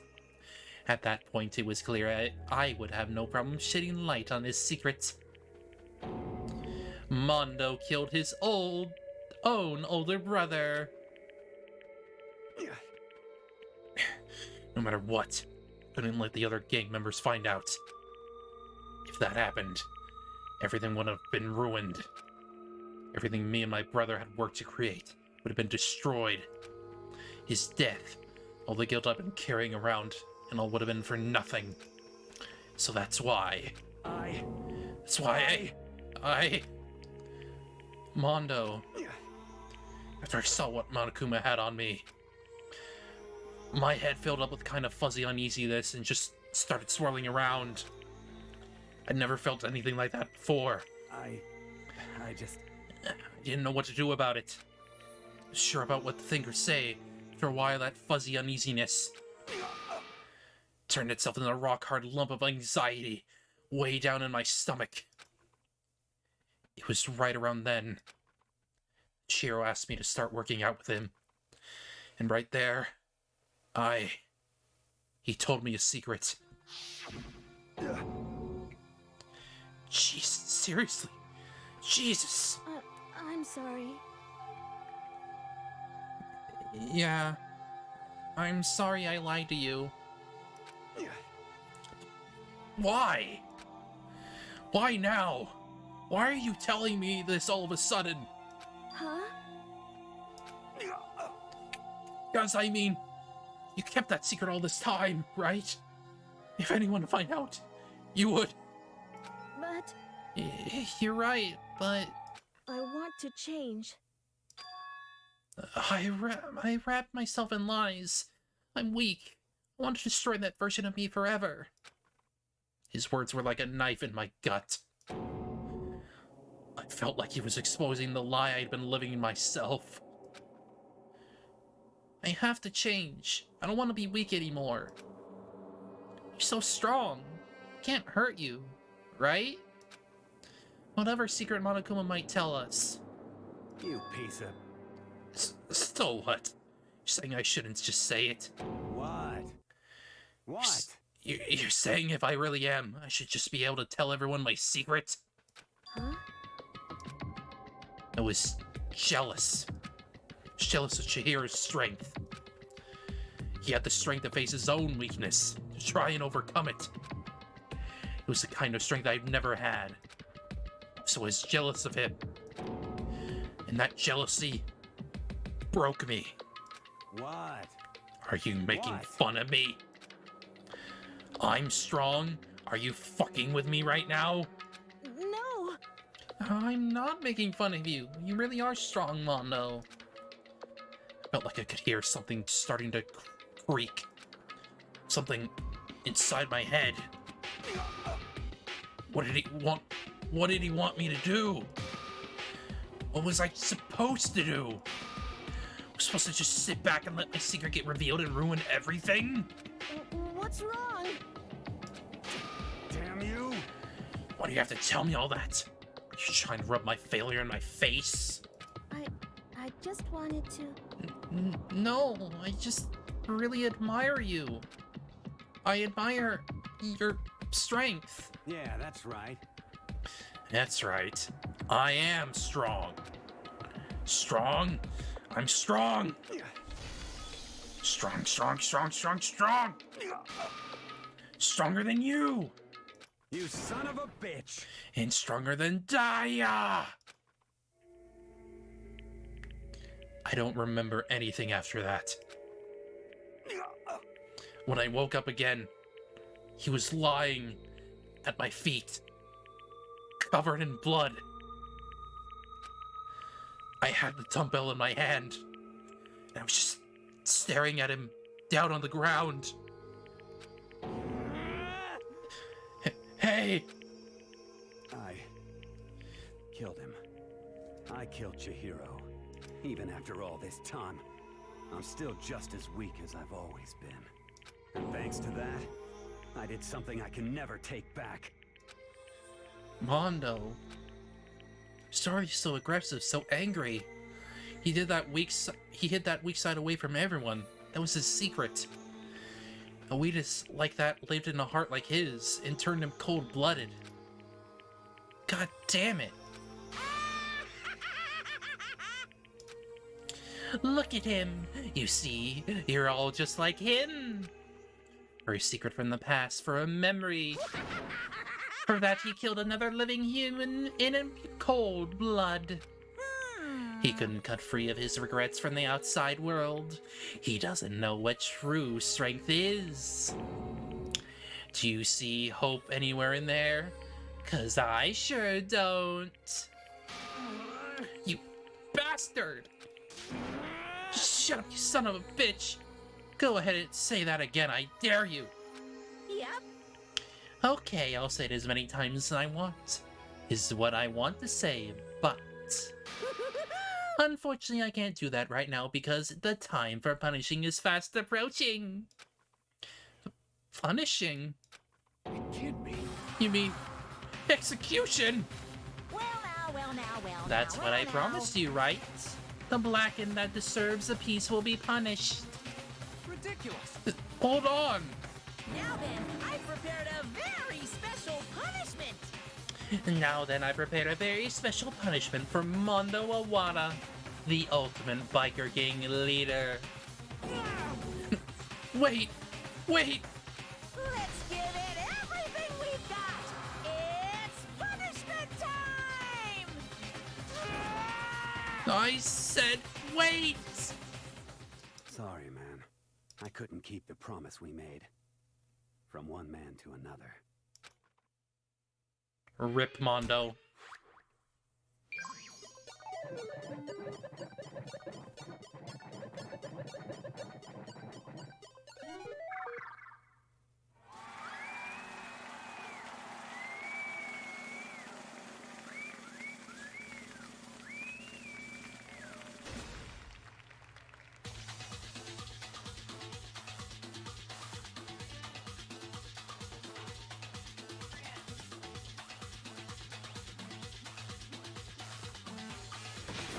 Welcome to hell.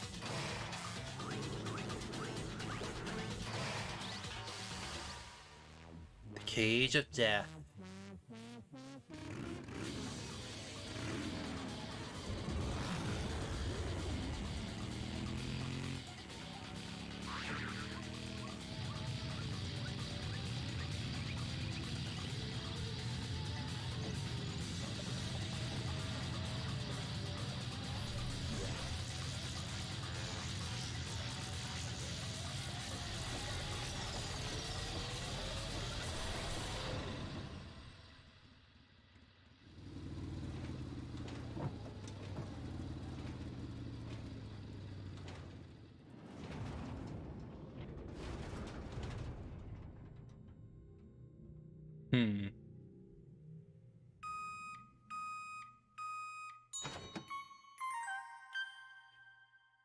Mondo butter, right.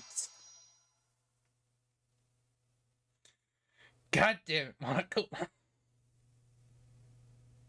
I forgot. Laugh at death and your soul will forever be at peace. It can't be. My brother! Another murder and another execution. I want to feel again. Everyone's lives are taken so lightly here. I feel like I might be going mad. Maybe I'll just let it happen.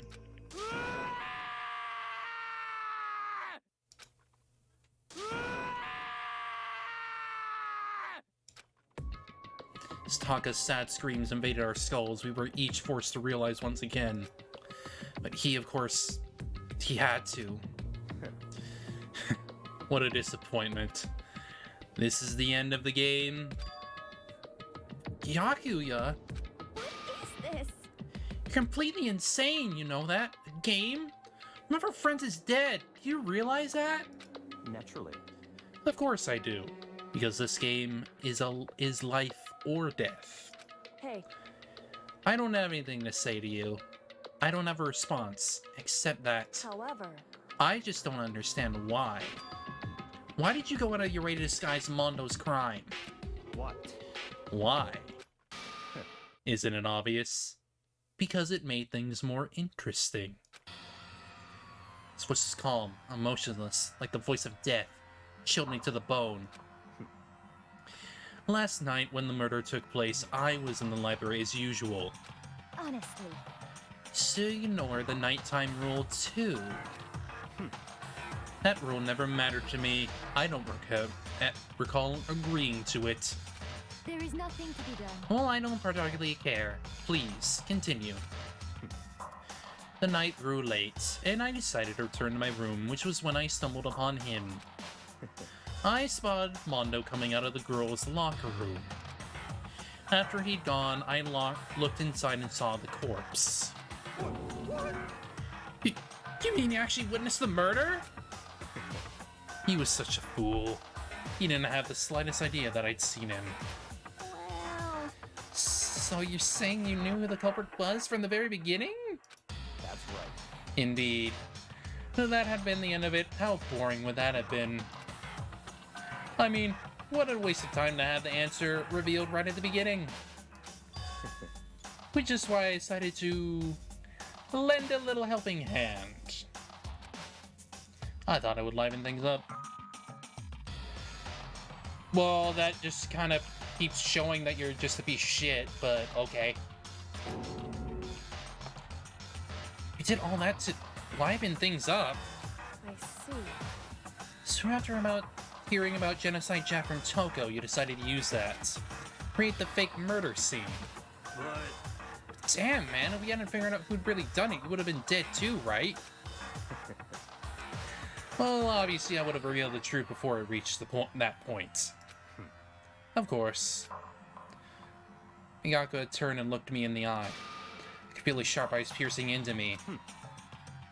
Thanks to a certain remarkable someone, it never did, and I was able to perform an interesting experiment. Interesting. Once I do decide to become blackened, I know who I'll have to watch out for. What? Correct. So that was your reason.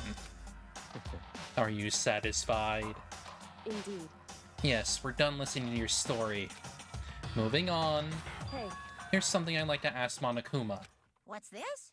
Oh, I'm up next? You like to perform these elaborate executions each time, correct? My question is, why? Do you like them? But you know this punishment, this despair, it's not just for you. All this punishment, all this despair is my gift to mankind itself. what? You're over-exaggerating. I am not over-exaggerating.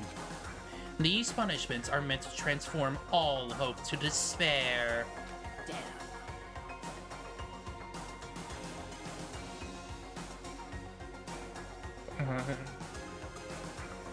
It more than likely would be, because he knows for a fact that both of them would stand in his way from getting out of there. And since Monokuma said that you can do up to 2 murders, well, that would work perfectly to his plan. What do you mean? Mean? Mean? Mean? What the heck? Mean. Mean. Good grief. I don't understand why you have to pick apart every stupid little thing. Whatever. Doesn't matter.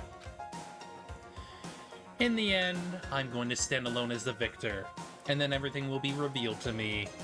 Ooh, how exciting. Ah, the noble son of a noble family. Truly, you understand me.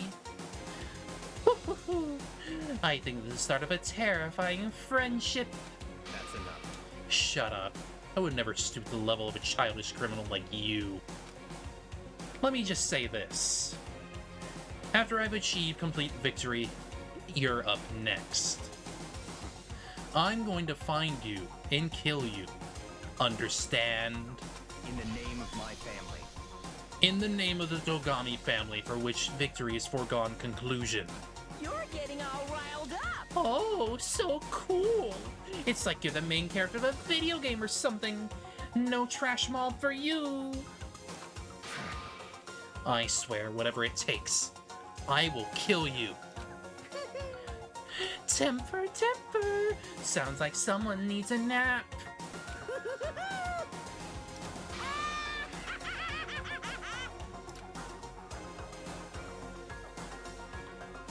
Monokuma's laughter pealed across the courtroom, and the curtain closed on the case of Chihiro and Mondo. But I knew that wasn't the end. The killing game would still continue, because the mastermind wouldn't let it end. For those of us who were still alive, our worst fear and despair kept on multiplying. It was a kind of despair that felt like a blind puppy in hell, and had more of a future than us. All our courage, our effort, our friendship, it felt like it amounted to nothing at all. It was the worst kind of despair. Well, anyway, like I was saying, this is a pretty good spot. Yeah, a really good spot. Anyway, isn't it amazing how that girl went and killed someone before things even had a chance to get boring? Once things really get moving, it'll be like a roller coaster. There won't be any stopping it. Fear and despair charge forward at a speed nothing can hope to match. But I must admit, I'm disappointed. I went to all the pain and effort of making you part of the group, and you couldn't play your part. You do remember you were supposed to make the first move, right? Well, no biggie. Nothing we can do about it now. So just do your best to make things more exciting from now on, okay? After all, that's what everyone wants to see. There's one thing I'd like to ask you. As long as you don't want to know my measurements, fire away. Who is it? The 16th high school student, I mean. Ooh. My, you really took me by surprise there. I know I said you could ask anything, but super denied, ultra denied, demonic denied. Because you see, that's my ace in the hole. And nobody'd be dumb enough to reveal that, right? No matter how close they were to their friends.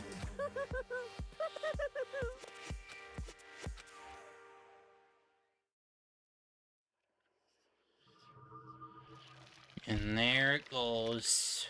Chapter 2's done. Down to 10. To be continued indeed. Crazy Diamond.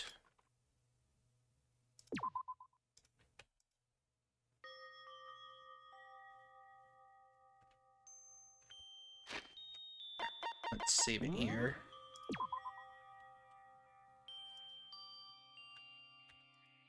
There we go.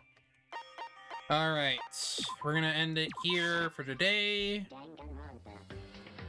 Of course, Wednesdays are hangouts as usual, you know, we'll pretty much do whatever. Whatever is gonna happen, really. I might actually think of doing a couple other things on that day. I'll see. Then again, I might use that as like a day to like finish up a couple of things. Who knows? Anyway, thanks for coming out today. Yeah, well, I'll see y'all Wednesday, and I hope you have a good rest of your day, and hopefully a good Tuesday. And I'll see y'all later. Take care.